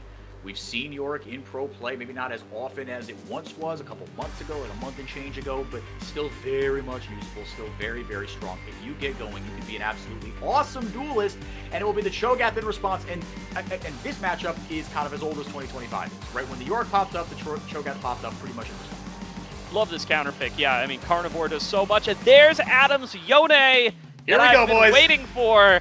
Haven't seen it in a long time. He played it a little bit in Spring Split. Really popped out of my radar in 2024 on picks like this one, and he will blind it here up against Cupid, who, I mean, it barely even feels like a blind when there's this many Cupid champions taken off the board, right? You've been attacking him with the bans, you've been attacking him with your own picks, taking advantage of the Fearless format, and now here they feel it is time. It's the Cassiopeia coming out from Cupid to try to make what might be Zenshi's last stand in the promotion tournament and last stand in 2025 competitive play. A loss here will eliminate them from the tournament and will kill their chances of playing in NACL 2026 spring. Cupid Esports, just one more hurdle to cross. They get themselves the counter pick top, and they get Adam on comfort in mid. Now, this is going to be interesting. And look, fair enough with the Cassiopeia, right? This is, you've got your early game taken care of, and you've got your mid and late game taken care of. I like kind of the phases of play being taken care of here for Zenshi. And into a short-range composition, right? This Cassio pick is going to get a lot of value. You got to get up close and personal. Now, trouble is, there is a decent amount of lockdown, right? There is a good amount of CC, right? If this Cassiopeia stays unprotected, I think that's kind of what I worry about here. Just how much peel does she have? We're kind of slippery, can get in and out of a fight. Zinja obviously has the crescent guard to get everybody off. Yorick can throw up the ring, but it's a lot kind of on the on two relatively immobile carries, right? Yes, Cassio's fast, she's a snake, whatever, but you don't have any oops buttons on these two carries. You don't, and I'm not crazy about the amount of lockdown that they have on the side of Zenshi either. It's really going to be a lot in Kimdown's pockets to be able to set up for team fights for this Cassiopeia and this Misfortune to be able to find success. The Miasma, plenty helpful there as well. I don't want to sell that short. Very strong against 4 members here on Cupid, right? It's really at its most effective when you're not only turning off Flash, not only turning off defensive abilities, but turning off core teamfight offensive abilities as well. When you make it so that Yone can't Q3, when you make it so that he cannot soul unbound, when you make it so that Maokai can't twisting advance and Lucian can't relentless pursuit, it really throws a wrench into your team fights, and it's on a basic ability that you can spit out in a wide AoE at a moment's notice. Cupid's clutch miasmas could turn the tide of this game if played well, but Zenshi going to need him to do so as they find their backs up against the wall. Yeah, there's going to be, it's a lot of individual responsibility for these players for Zenshi. And on the other side for Cupid, again, just a much easier to execute composition. You only have physical damage, right? You got a little bit of mixed here and there with Yone and Lucian, and we'll see how much with a Barometer Cho'Gath. Maybe you don't go as tanky on the mountain. Maybe you go that Leandry's Rush or something. But either way, we want to hear from you before this game kicks off. Could be the last one of the day. Cupid with the momentum and the 2-1 series lead. Hashtag ZNG, hashtag CPD. Who do you think is going to take this one? Cupid certainly looking more convincing, a little less mistake prone in these last couple of games. They seem to have ironed out some kinks here. And let's not forget, Gordo, these two teams met a couple of days ago, and Zenshi kind of dispatched them with little to no fuss. It was a really dominant 2-0. And then they came in game 3. I think it wasn't dominant, but it was pretty. It wasn't much fuss in game 1 of this series. And now Cupid have responded extremely well. Again, these guys have played together for a long, long time. And they've carved out an identity for themselves. And it is cool to see that we are seeing the melee mids from Adam. And now kind of adding this extra wrinkle to a pretty defined 2025 identity for this squad. Yeah, and I mean, if there's anything that you could associate with this Cupid roster, it's that they can roll with the punches, they can learn from their mistakes, and they can improve over time. From where they started 2025 to where they find themselves right here on the verge of making the finals of the promotion tournament. Incredible stuff for them here, and it shows once again for the upteenth time, whether it be them having a great fight in the promotion tournament after not having been able to even qualify for it in NACL at the beginning of the year, whether it be being able to make it through the open qualifiers despite the fact that they hadn't been very successful there in the past, or whether it be taking down Vancouver Impact despite the fact that that was the team that relegated them in spring. Now they get to come back and they get to have a much better fight against Cupid. They get more time, or against Zenshi rather. They get more time to review. They get more footage to watch of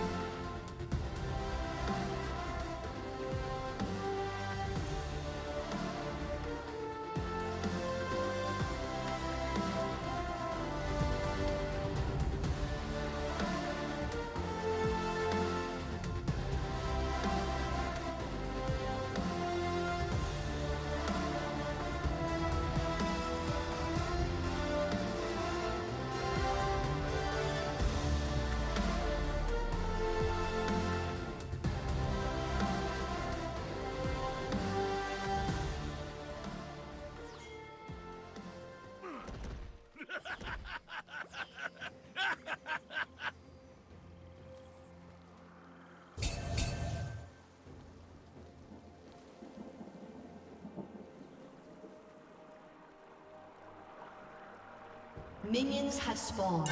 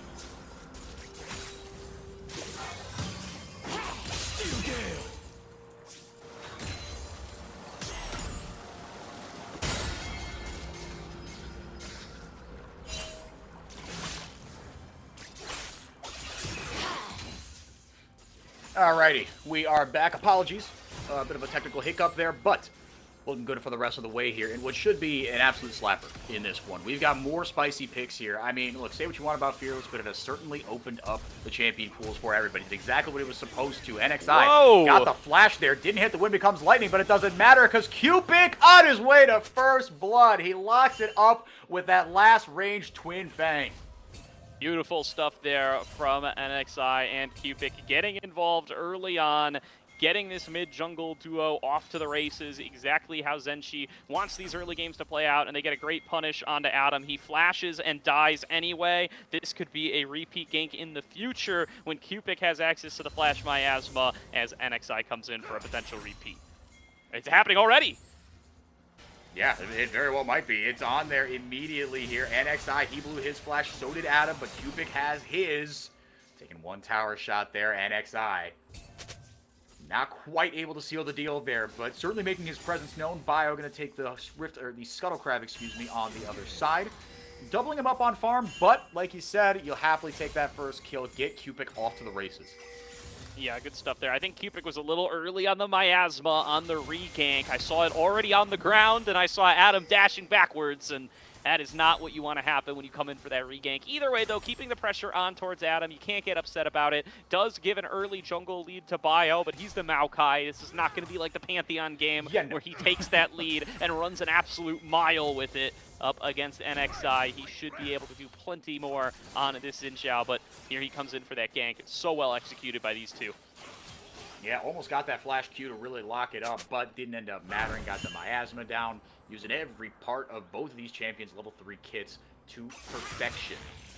Cupid, like we said, off to the races, grabbed himself that tier, paid the tax early, feeling really good about where his lane is so far. But Adam, we talked about it, he's no slouch on these melee champions. In fact, kind of made a name for himself in Aegis and other tier 3 leagues in 2024. A little bit of, hold on a second here, Bio going forward with the flash Nature's Grasp, be twisting advance, excuse me, Cupid gets the Conqueror up, alive! And with the flash stays alive and returning damage, giving just as good as he got. Man, oh man, seen some shenanigans here on some spicier picks. And I'll tell you what, if you want to learn how to improve your own league gameplay, no matter the champion and no matter the rank, you can learn. I mean, no better way than learn directly from the pros themselves with prodiff.gg. Schedule your one-on-one coaching session with an NACL pro at prodiff.gg. All the coaches on Prodiff are recent or active NACL or LTA players, so they have the experience needed to speed up your ranked climb. Check out prodiff.gg today. Definitely going to be as valuable of a lesson as you can get from this game and from those coaches. As these guys are showing why some of these counter picks can be so valuable. Cupid able to pick up the first blood and able to navigate his way out of the gank there, making use of the Miasma both times, and now super well set up for success in this early stage of the game. Hub and Tubbs on the lookout for them to be able to perform well in this 2-on-2. They've been able to consistently find leads, but we haven't gotten a massive hub carry game yet. I think that that could be in the cards this game on what is a very snowball-y Braum Lucian lane. We're going to have to see them find the outplays up against Kim Downer Globby, and/or we're going to need to see Bio get involved in that lane. He has himself a nice start, CS-wise and XP-wise. He will certainly be the first one to level 6, but what sort of impact can he have? That's what Cupid have to answer for us. Yeah, we haven't seen that hub tub kind of signature game like you were saying, but on this Lucian certainly has the opportunity to get the snowball rolling. Beautiful ultimate. Cupid. Man, oh man, he's just styling on him. That's a solo bolo there for Cupid. 2-0 on the Casio. There we go. Cupid just lands the petrifying gaze right up into Adam's face, chains it into tons of damage with Miasma, and finds an easy kill there. Solo bolo to Cupid. 2-0 start on this Cassiopeia, and he proves once again, target him all you want, take away so many champions. He's always got more in his back pocket, and he's performing in this game number 4. The bag is deep, as the kids say. He's got hella picks just up and down the spectrum, and if they take this one, we could have something else even coming up here. I mean, the Casio isn't, capital S spicy. It is not a, a big Cupid only pick. We have seen it here and there, but it's certainly a gutsy pick to pull out. You're not pulling this thing out unless it's game 4 or game 5 Fearless, and you've done your fair share of homework on it. It is a tough pick to pull off successfully, especially when the team fights get chaotic, and we haven't seen that just yet. But again, short range composition for Cupid, and an okay setup again for Zenji. It's not, that was something we pointed out in draft. I should say you pointed out in draft. The setup for be it the Misfortune or the Casio, right? I mean, Casio, shoot, she's going to have to be part of the setup, right? With that big Petrifying Gauge, with the Miasma. But it's going to be a lot in Kim Down's pocket. Lobby having to use his ultimate on the wave there. Bio going to start up the grubs there on the top side. Yeah, I mean, Zenji not going to be able to get a cross map here, so Cupid really happy that they are able to secure themselves these grubs on top of a reset from Zenji. Bio still, I think, has done a really solid job. I'll call it a 3rd game in a row. He hasn't been able to get involved in the kills department, whereas NXI has, but able to find himself an XP lead, able to secure those early objectives.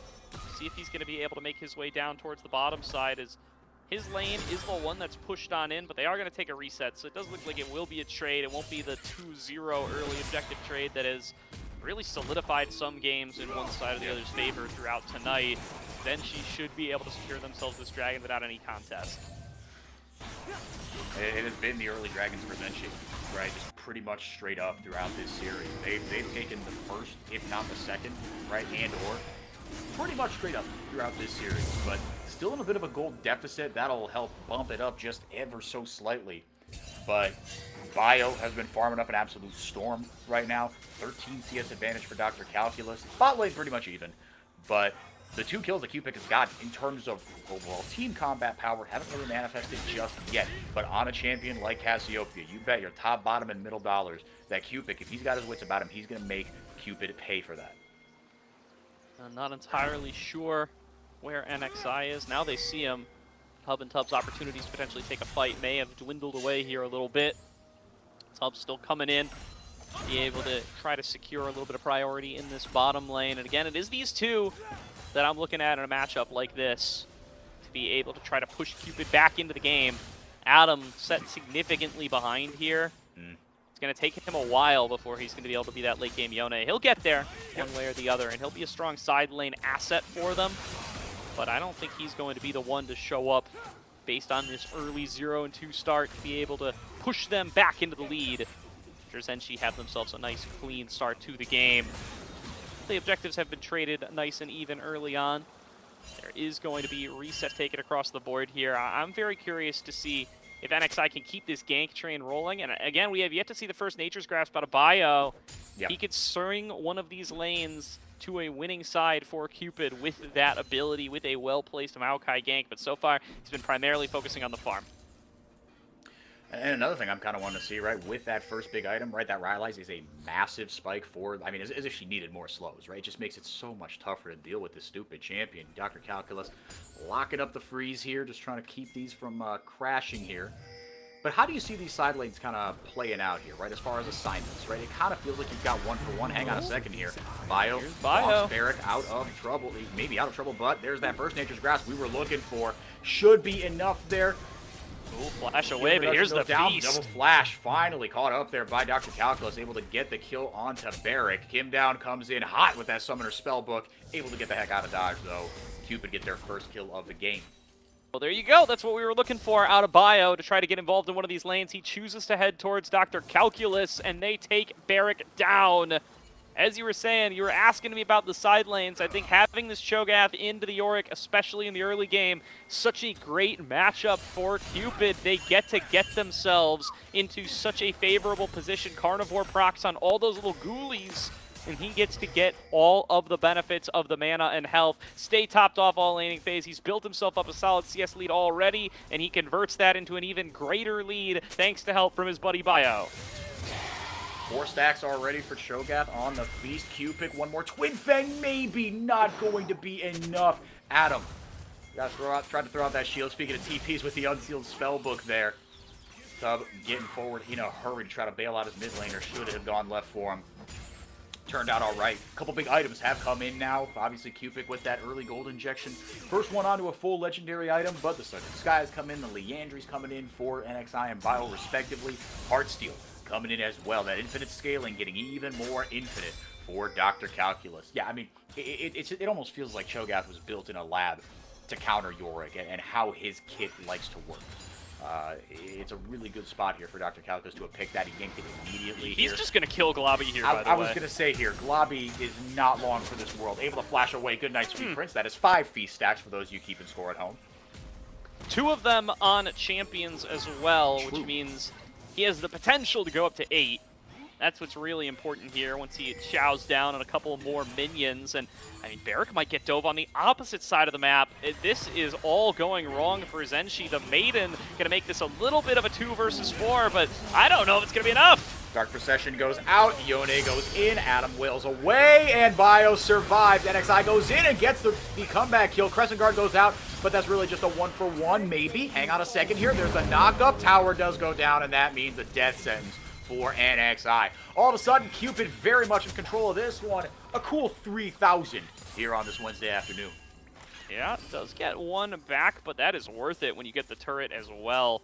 Really nicely done there by Zenshi to be able to at least make it a trade, but Cupid get themselves that first turret gold, and they are plenty happy with it.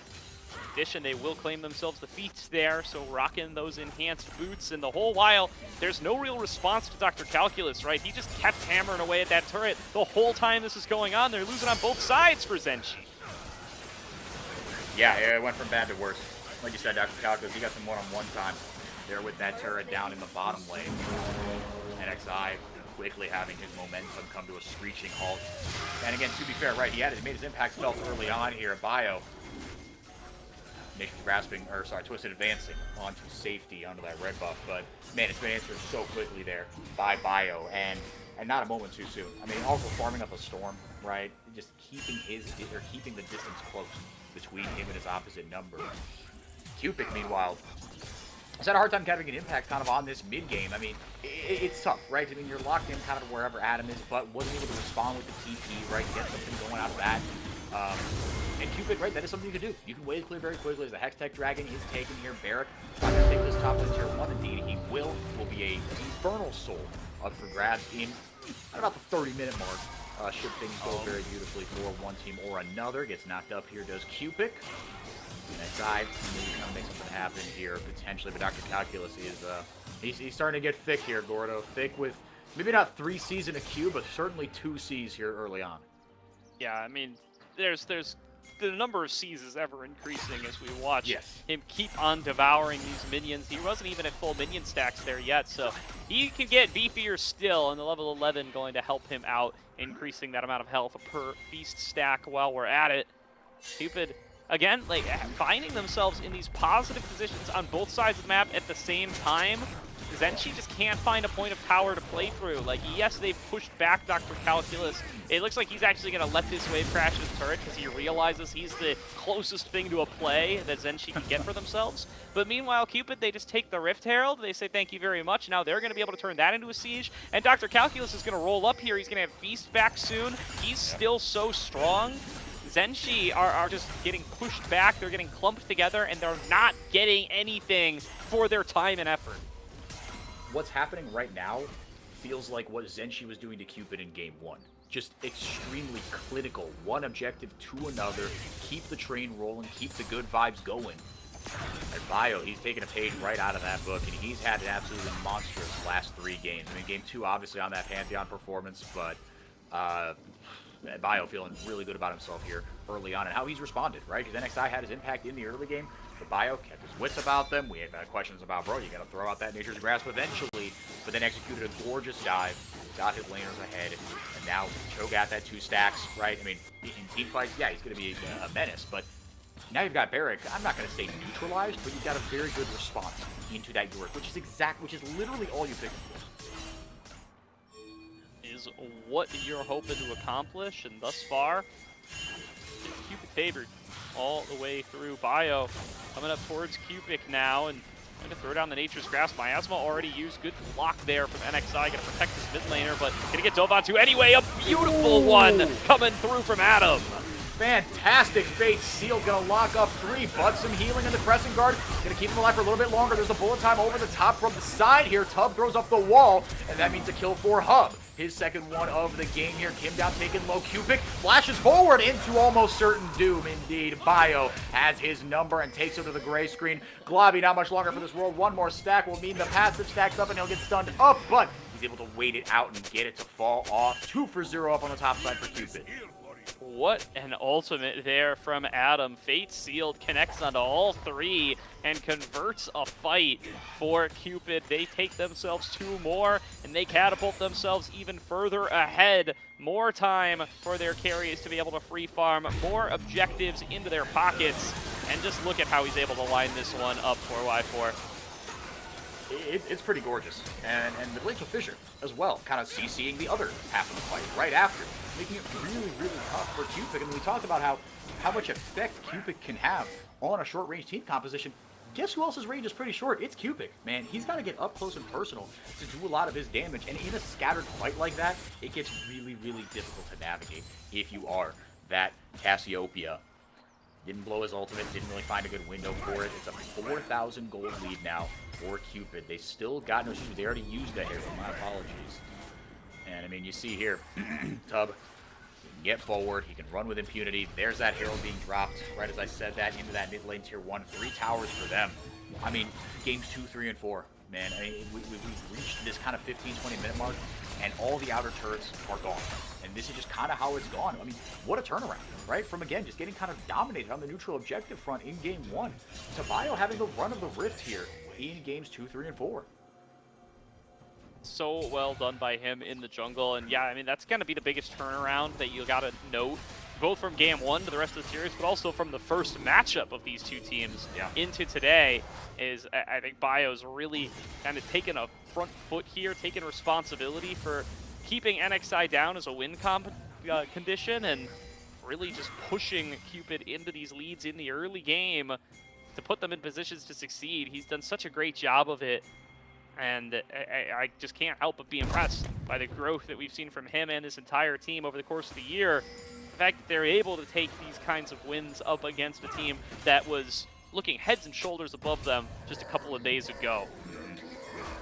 Yeah, I mean, looking like, you know, some of the better, one of the better of the 4 OQ Tier 3 teams coming up. But like you said, Gordo, in the head-to-head, it wasn't even close. I mean, that's a little bit of an exaggeration. It was comprehensive on Monday, I think is what I meant to say there. TP coming in as the Nature's Grasp goes out, locks up 4. Here comes Barrack. Is it too little, too late? There's the Crescent Guard blown there. They've got a shot to still contest this. Potentially Dark Recession going to hold off Dr. Calculus and Hub for just a little bit here. Kim down goes in with the quickness. Lots of CC there onto Bio. He's able to get back now. Adam goes forward, but on the other side, big ultimate there. Adam gets 1. He gets onto NXI, but every ultimate is blown. The Otacon's still alive. Kills fall left and right. It takes a little bit of time, but finally it is not going to be an ace maybe eventually here, but Bio does go down. Otacon actually picked up here by Cupid. Finally, it's a 4-for-1 for Cupid. The Otacon was a distraction 4x4. Zenshi get too preoccupied trying to push their way into the pit. They don't recognize that there's a massive flank coming in from Calculus and Hub, and they tear their team apart from the inside out. They arrive right on top of Globby and Cupid. Cupid does his best to buy time with a big petrifying glaze here, but look at how low Globby already is. He opens up, Tub blocks it away. Cupid is now left out to dry. Kim down can't do a damn thing about it, and they completely dominate the fight from there. Everything going the way of Cupid. Yeah, Barrack picks up 1 kill on a Bio. That means nothing. Starting to run away with this one. Cupid up 2-1 here and up dominantly in game 4. And they got the neutral objective as well. They did get the Otacon, not for nothing. So now up potentially 8,000 gold right now. Blown this one open with 1 fight, a 5-for-1 game. They're going to grab themselves a dragon. And Gordo, I mean, yeah, look, we kind of beat it to death, but what a turnaround, especially from these players. And also, I think, can't be really overstated.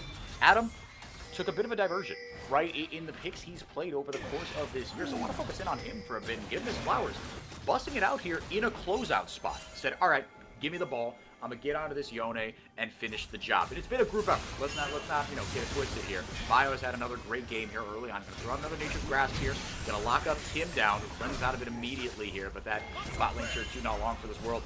But Adam, I mean, it's like he never left. He clearly looks comfortable on these picks. And if they close it out against AMI, that's another wrinkle you got to worry about. It really is. Cupid now just so threatening from so many angles. I mean, I just want to emphasize this Cho'Gath for a minute here. And Dr. Calculus did so much. Was actually the big side laner in this game, I feel like. You might expect it to be the Yorick, if not the Yorick, the Yone. But it's really Dr. Calculus. I mean, that one solo kill on the Globby, it's a silly play from the Zenshi AD carry that I'm sure he wishes he could take back, but it's actually had such lasting impact. It lets them start winning on both sides simultaneously, and it never really stopped. Dr. Calculus is so ridiculously ahead. He got another, like, 3+ plate push there for another massive injection of gold, and he's just so far ahead of the pace of the game. He's an immovable object. He's a demon right now. I mean, you're seeing, Barrack, like, usually right when you're down, I mean, they're not down, actually, they are down kind of a lot of gold. It's effectively 9,000 right now. Barrack has been stymied, right? Dr. Calculus has just, I mean, he says, okay, I dare you, step forward. What do you think is going to happen? 10 stacks on the feast. Just, right? His health bar looks like a freaking ruler, right? It's almost, you know, it's what, 1, 2, 3, 4, 5,000 health. Nature's Grasp going out, kind of being used on cooldown here by Bio. Not even to, like, start a fight necessarily, but just clear out space and make sure that the vision stays where they like it, right? Clearing out this top quadrant of the jungle, this north quadrant, before the Baron comes up here in less than a minute. That could be the death blow here, Gordo. Put him down.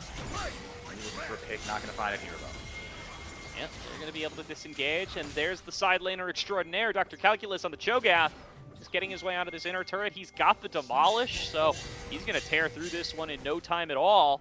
And again, nobody can really challenge this guy. Certainly not Barrack, and if you send 2, he's going to stall so much, he's probably going to still end up walking away with his life, and the rest of Cupid will capitalize on the rest of the map, right? They have really strong pick tools. Bio's going to flash twisting advance somebody. Tubb's going to just chuck out the ultimate. Adam's going to find a fate sealed. Like, you can't leave yourself in a 3v4 situation against the rest of this Cupid roster, and you probably won't even find success if you send 2 to deal with the Cho'Gath. It's just impossible decisions forced on Zenshi over and over again about how to assign their members around the map, and the end result is Cupid get everything they want.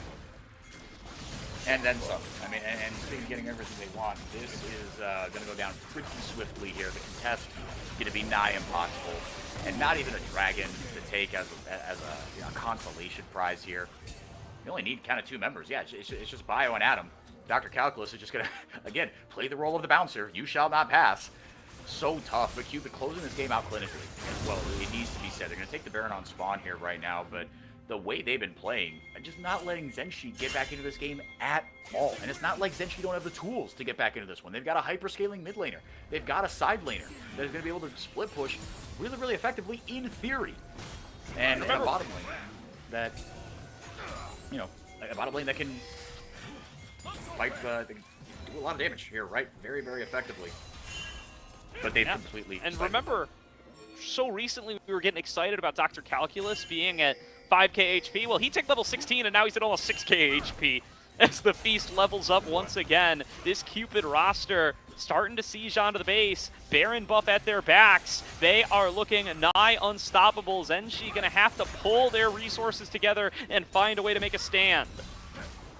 It is all or nothing right now for Zenshi Gaming. 3 victories in a row over Cupid, and now staring down the barrel of 3 defeats in a row. Unless they've got a miracle in them. The Baron buff certainly helping them zone this one down. NXI getting in there, but really can't do much about it on the other side. The Fate Seal deletes Globby, sets it up beautifully. Kim down, gets the CC down, but does absolutely jack squat. Barrack next on the menu. Him and the Maiden will go down. That should be the ball game.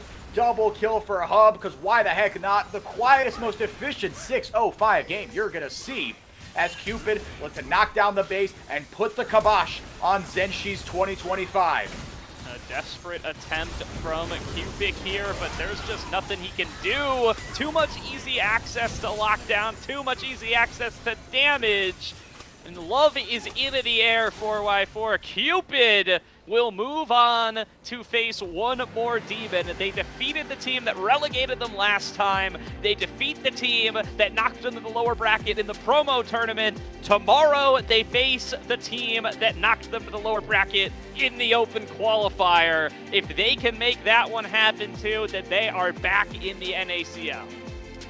A lot on the line tomorrow, but today it was absolutely masterful. These last couple of games, I mean, again, you started with the Bio Masterclass on Pantheon, just taking NXI completely out of that game and keeping him down. And Gordo, want to go back to a pain point that we identified right from the get-go. We've got to figure out a way to stop NXI and Cupid. They are the straw that stirs the drink for this team. And my goodness, right? Cupid had his moments in Game 3. To be fair to NXI and Cupid, that Cosmic Zone almost got them over the top, but it wasn't quite enough. Let's get into our MVP voting here, though. Cupid, you got a number of great names to choose from. We'll give you 3 choices here, either Bio, Dr. Calculus, or Adam. You can vote for your MVP in the chat. Hopefully we'll have an announcement soon. Potential interview coming up with somebody as well. I know I've got my pick here. I think for me, it's Bio. But I don't actually get to vote, so I could just throw it out there. But don't be influenced, don't be sheep. It's the internet. You can put in whatever opinion you want. The only thing we have to tie it to is your Twitch address. So be as cavalier as you want about that. Gordo, what say you? Who's your MVP? I mean, I say Bio all the way. I was saying Bio very early in game number 4. Dr. Calculus shows up huge. So does Adam in this game number 4. They deserve their flowers, but a lot quieter for both of them, I think, for the rest of the series. It's Bio all the way. That game number 2 from him was incredible, and he gets them right off starting onto the board with the Poppy in game number 3 as well. He has several tremendous performances in this early game, does so much to keep NXI from getting rolling, and he is the player that has blown games open for this ZNG squad against so many opponents along their journey to get here. Bio understands the assignment, sees where he went wrong in their first series, comes out swinging, and has a tremendous series here to be able to take it in 3-1 fashion. Yeah, well, I mean, what a turnaround as well, right? I mean, had an okay game on the Wukong, but it really felt like, he was at the forefront of everything good that happened. Dr. Calculus playing a number of different picks here as well, busting out the Rex side, not for nothing. Really good stuff from him, kind of in game 3, getting ahead and helping his team to a much-needed victory there. Get into the highlights of this one, Gordo. After about the 15-minute mark, it felt like a bit of a procession for Cupid. This was kind of Zenchi's last shot to get back into it, and you saw the desperation there, right? If you're Cupid and you've got to flash into that much danger to try to get something going, things have not gone well for you. No, not at all. And again, it's just a massive flank coming on in here, and you got to give so much of the credit over to how far ahead Dr. Calculus was. Again, we're watching highlights from game number 4. Feels like it's going to be big old void monster, Dr. Calculus, and what he was able to put together for them in those side lanes. But I mean, once again, it's not even like Bio's invisible this game, right? He's the one that starts the ball rolling. He gets that first kill over to Dr. Calculus with the gank towards the top side at the beginning of the game. Starts off a lead that Dr. Calculus absolutely runs with. And again, those games 2 and 3, it just doesn't feel like you could attribute it more to anybody else. No, like you said, he gets the ball rolling, and you got to give credit to his laners for picking it up, right? And running with it, getting it into the end zone, getting paid dirt.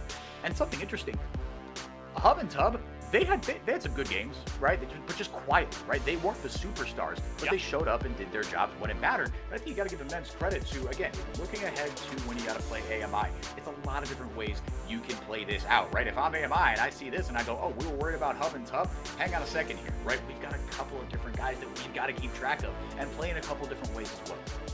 Yeah, and as we say goodbye to Zeni Gaming, I do want to give a big shout out specifically to these players on the carry positions, especially Cupid and Globby, as players who had not really played in the Tier 3 scene before. Cupid, had that short stint on AoE that, I mean, he got a lot of flack for, right? It was not the best performance. He was replaced before the season ended up finishing out, and that was his only real comp that we had seen from him, at least as far as Tier 2, Tier 3 events go. Globby comes in on this having only really been the AD carry for NYU before, a relatively lower key CLOL team, and they both, I think, really put a lot of respect on their own names with this open qualifier run. Yes, they don't make it into the NACL this time, but if they want to be, I'm sure they will be staples on promotion quality teams for splits to come if they continue to compete, given what they've shown here throughout this tournament.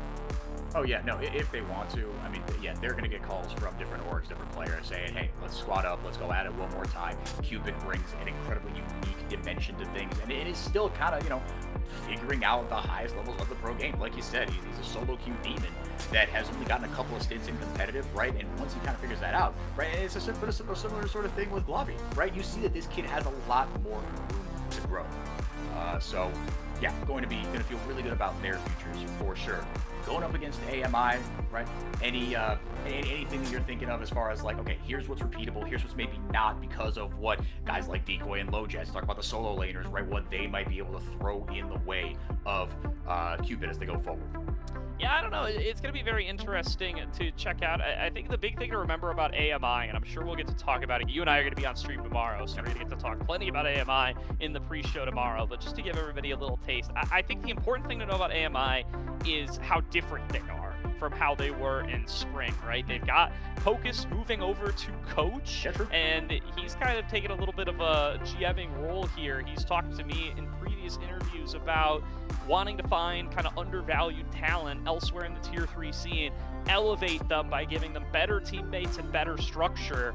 And the name of those players, it's Protoss, it's support, and it's Retrozing in mid lane. So I'm very curious to see how they're going to be able to perform. I think they're a team that hasn't gotten quite as much footage of them so far in the open qualifier, and getting slammed by CCG is of course rough. I think that team a little bit better than the average promotion tier team by nature of how the summer regular season was structured. So give them a pass there. I'm very curious to see how these teams are going to face off, because again, AMI is the team that sent Cupid to the lower bracket of the open qualifier, where they then had to win out in the lower bracket to be able to make it here. But if there's anything we've been watching Cupid do this whole run, it's beating teams that have beaten them before. They did it against the likes of Vancouver Impact, and they did it here today up against ZNG, so you cannot count them out despite prior results against AMI. No, and again, if there's anything we've seen, right, is that this team, right, like you said, they've beaten those that are relegated before them, and they're resilient, right? They can take their lumps. I do not think we'll get a 3-0 either way. I think AMI have shown too much, and I think this team has shown a lot, right? Even adapting kind of game to game within this series, and really, again, carving out an identity for themselves. It's got a couple of wrinkles. You need to have a couple of those if you want to succeed at the highest level, and you want to push yourself into tier 2, but they certainly have those. And excited for, again, we saw kind of a dominant showing against a very good team in Zenshi, and we didn't even really see Hub and Tub kind of at their full power, right? We saw some good, good plays. That Senna Seraphine, if you got that in your back pocket, that gives you a couple of more different angles to play, but they are someone to watch out for tomorrow. But for now, we've got our MVP finally, and let's see, Twitch chat, if you made the right choice. I'm playing. There's no right choice. It's just what your opinion is. It is going to be Dr. Calculus, and that's fair enough. Again, played a couple of different roles in this one. Dr. Calculus on this Cho'Gath game was simply unstoppable, Gordo. Yeah, I mean, it's hard to look at that game number 4 in isolation, and that's what's going to be in everybody's recent memory, and give it to anybody else. Dr. Calculus doing such a good job on the Cho'Gath, so dominant in the side lane. Great counter pick tech coming on through. Had his Jax banned away. You could see that they were thinking about, oh, what are they going to pick into this Yorick? Dr. Calculus shows us he's got an extra one in the tank in the form of the Cho'Gath, and Bio gives him an inch and he takes a mile, making so much happen there and creating a situation that we couldn't stop talking about towards the back half of that game. Cupid are just winning on both sides. They don't have an answer to the Cho'Gath anymore. They lost that opportunity when he got too far ahead, when he got like 6 or 7 plates before they ended up dropping. He was just too much of a monster. There wasn't an opportunity to deal with him, and he's a 6k health salamander kicking down your door towards the end of the game. A terrifying prospect, no matter which way you slice it. Yeah, just nothing you could do against him. Certainly not at the stage that they were ahead, right? Maybe later in the game, Cupid gets going on the Cassiopeia, right? You get a little bit of shred going, but they didn't even allow it to get to that point. You got to give Bio as well immense credit for that. Before we wrap it up here, let's get that bracket up on your screen just one more time. See what we got going for tomorrow. So we are going to have an interview, but that will be a little bit later, so we'll see who that's with. But again, let's see if we can get the bracket up on our screen and just talk about kind of how these teams got here, right? You mentioned the resilience of Cupid a couple of times here, the role that they've had to fight through. They are going to play against Apex Mission Impossible tomorrow, and that will be, again, same time, same place here. And you see that little graphic on the very bottom right of your screen. A winner qualifies. Cupid Esports or Apex Mission Impossible. One of those two teams will be playing in some way, shape, or form in the NACL in 2026. Any early predictions, Gordo? Or we've got some room to pontificate here. You see, we've just been completely proven wrong on this ZNG series. All four of the casters for this tournament predicted a ZNG win today. I even went so far as I think I said on stream 3-0. If I didn't, I would have. I'm not going to lie to you all. And it is not what played out before our eyes here. Cupid coming out swinging, coming in with a strategy, and they've got themselves a really nice coaching staff there in Bobby and Aloxio, and they came in with great game plans to be able to find that success. I think they could very well do the same against AMI regardless of how things looked weeks ago now when they faced off in the open qualifier, especially given how low the turnaround time is in those OQ series. Now you're playing on Tournament Realm, you got the night to prep, you got the night to relax, but also to focus up for a match tomorrow. I think they could definitely come in with some spicy tech to be able to play up against AMI and find themselves the advantages to be able to pull out a win. That said, AMI on paper, I think, should be the favorites. They were one of those upper bracket teams like ZNG. They were able to take down Cupid in the head-to-head to be able to make it to this tournament in the first place. And they do certainly have some very talented NACL caliber players themselves. We know this because they've been there before. Same can be said for this Cupid lineup. Yeah, that's the other thing, right? I mean, under kind of different guises, but both these teams have been there before and trying to retake what they feel like is their rightful place. Especially, I mean, Apex Mission Impossible, I remember when they qualified. I mean, what an incredible story that was. There was not a lot. I mean, there was some expected out of this team, right? We've seen a lot of those names before, but representing Canada as well, very cool that they're able to do that, carve out an identity for themselves and a bit of a fan base, a cult following, and then acquitting themselves all right here and knocking back on the door to try to get back to where they came from. And like you said, Protoss coming in on the support side of things, Paucus on the coaching side of things now.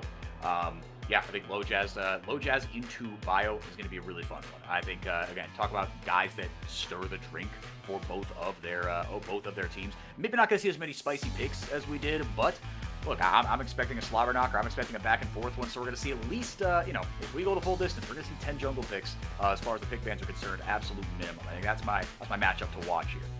Yeah, that's what I'm going to have my fingers crossed towards, right? And see, how have these teams developed since they sort of pseudo last faced each other. AMI, the org, faced off against Cupid, the roster, throughout a whole split of NACL, right? And in the open qualifier tournament as well, where both failed to re-qualify from spring into summer. Now, Cupid comes in, new org backing them, same 5 guys, new coaching staff as well, like I mentioned the addition of those new guys the other day. And or earlier in this spiel. And meanwhile, AMI comes in with a retooled roster, right? Paucus moving over to coach, picking up Protoss, picking up Retrozing in the mid lane, but hoping to continue to build up on this core of Decoy, Low Jazz, and Baz that they've stuck with split after split after split now, and continued to get better and better with, whether that be in the NACL or out. It's definitely going to be a culmination of a long journey for both of these squads, and neither have any thoughts or expectations about missing NACL. It's going to be a really exciting match. Yeah, so again, that'll be tomorrow, same time, same place. But for now, we have an interview with our MVP, Dr. Calculus. Going to be joining the stream here in a couple seconds. A great win for him and his squad. Whoa! What's up? Massive face of Dr. Calculus, and our face has gotten a lot smaller. How's it going, man? Congratulations on the win. Good, thank you. So, you guys have been together as a 5-stack for, as we found out, longer than any other org in North America across any tier not named Cloud9. How has that helped you guys, under a few different banners, but how has that helped you guys get to where you are right now? I think being together this long, we have like really good ideas on how to play the game. So our team play is really good, our macro is really good, but you can see we make a lot of mistakes in game. Yeah, and you know, you were able to come back from them though, and it seems like you guys are definitely taking different approaches as the tournament goes on. Something we called out a lot today, you guys played Zenshi earlier in this tournament. It looked like a pretty decisive 2-0 for Zenshi. What do you guys take back from that? What have you been able to learn both from your own match and from the other matches that Zenshi played throughout this tournament that you brought into today's game to be able to find more success? Yeah, we're actually really glad we got to face Zenshi again. Like, we were so glad that they were able to beat Lotus, because the first time we played them, I think we lost the game to ourselves. We just made a lot of mistakes individually, and we couldn't really show what our team how our team actually plays. So we were super glad to face them again. And I think this time we played a lot more calm, and we really showed what our team can do. And you specifically, Dr. Calculus, I mean, you know, you've been kind of knocking on the door for a while, a tier 3 stalwart, getting up to tier 2. What would that mean for you? You've been trying at this for a while, had some taste here and there, but what would it mean for you to get back, and what would it mean to do it with this squad? It would be amazing. I think everyone on this team belongs in tier 2. We're all really good, and we definitely deserve that spot. Love to hear it, love to hear it. So I think a lot of today's series was really defined by some of the spicier picks that we saw, right? We got to see a lot of interesting comps from Zenshi, but also some interesting comps from you guys, taking the Senna Seraphine bot lane and showing some more off-the-wall picks coming into the later rounds of full Fearless draft. Do you expect that it's going to be more quote-unquote normal coming into tomorrow's series, given how AMI plays? Do you think you guys have some curveballs ready for them? Keep it vague. We don't want to get any spoilers here. We don't want to give AMI too many tools to work with, but maybe a little hint. I don't want to say too much, but I'd definitely say we're really prepared for every team in terms of drafts, and you'll definitely see some cool picks. All right. Well, Dr. Calculus, thank you so much for your time. Appreciate the displays on the Rift as well, and best of luck tomorrow. Thank you. All right, so again, same time, same place tomorrow. It will be AMI versus Cupid. Yeah, it should be a good one. I have no doubt that they've got stuff prepared for it. Again, it's not quite the off-the-wall stuff, but they dealt with it extremely well. And I think Dr. Calculus kind of, like he said, look, we all think we deserve to be in Tier 2. Well, they've got the opportunity to prove that one last time tomorrow in the Decider Best of 5. That's more or less going to do it for us. We want to, tomorrow, like we said, it'll be same time, same place, 2 o'clock Mountain Time for those of you in the U.S. But 1 o'clock for your boy here in California, 3 o'clock East Central, 4 o'clock Eastern. You know how to do math. I don't need to do that for you. But as we wrap it up here, I want to say thank you to everyone that on the other side of the glass, as Yanni put it yesterday, production crew for Liga Ace, for Gordo, my color caster today. I've been 4x4. One last time, I want to shout out our sponsors, ProDiff. If you've liked what you've seen here and you want to emulate some of that, well, why not learn from the best? You can work directly with the pros themselves if you schedule your one-on-one coaching session with an NACL pro at prodiff.gg. All the coaches on ProDiff are recent or active NACL or LTA players, so they have the experience needed to speed up your ranked climb. Check out prodiff.gg today. Scan the QR code. The link is right there. For all those people, I've been 4x4 guys. Check us out on our socials at WatchNACL across Twitter, formerly X, YouTube as well. You can catch all the action and info there. Again, we'll be back one more time this year. Tomorrow, same time, same place. Thank you all so much for being here. We'll see you back here tomorrow. And for all those people, I've been 4x4. Have a great rest of your day. See you tomorrow. Both the Fisher down. They get there. Onto NXI. He is big, but the CC chase is monstrous. Tub does go down. Golden Fisher down one more time as Lobby goes forward and able to get his kill, but the Gatsakan is taken by Bio. But again, at what cost? Enough members of Zenshi have shown up. Now impossible to contest, but that doesn't mean that NXI isn't going to try. Tempered Fate goes out. It stuns everybody up and just sort of delays the inevitable here. In he goes, but it is taken there, and NXI is just deleted immediately. Tub does go down. Goodbye if you're Globby. Flapping away backwards, but that'll be one kill for the Smolder. 225 has been hit. They're trying to go forward here. That's one member without Baron. They're stuck in the pit. Not over the top there. Big Magnet Storm down. That's 2 kills now. And Barrett gonna get another. Lots of CC there onto Bio. He's able to get back now. Adam goes forward, but on the other side, big ultimate there. Adam gets 1. He gets onto NXI, but every ultimate is blown. The Octagon's still alive. Kills fall left and right. It takes a little bit of time, but finally it is not gonna be an ace, maybe eventually here, but Bio does go down. Octagon actually picked up here by Cupid. Finally, it's a 4-for-1 for Cupid. The Otacon was a distraction 4x4. Zenshi get too preoccupied trying to push their way into the pit. They don't desperate attempt from Cupid here, but there's just nothing he can do. Too much easy access to lockdown, too much easy access to damage. And love is in the air.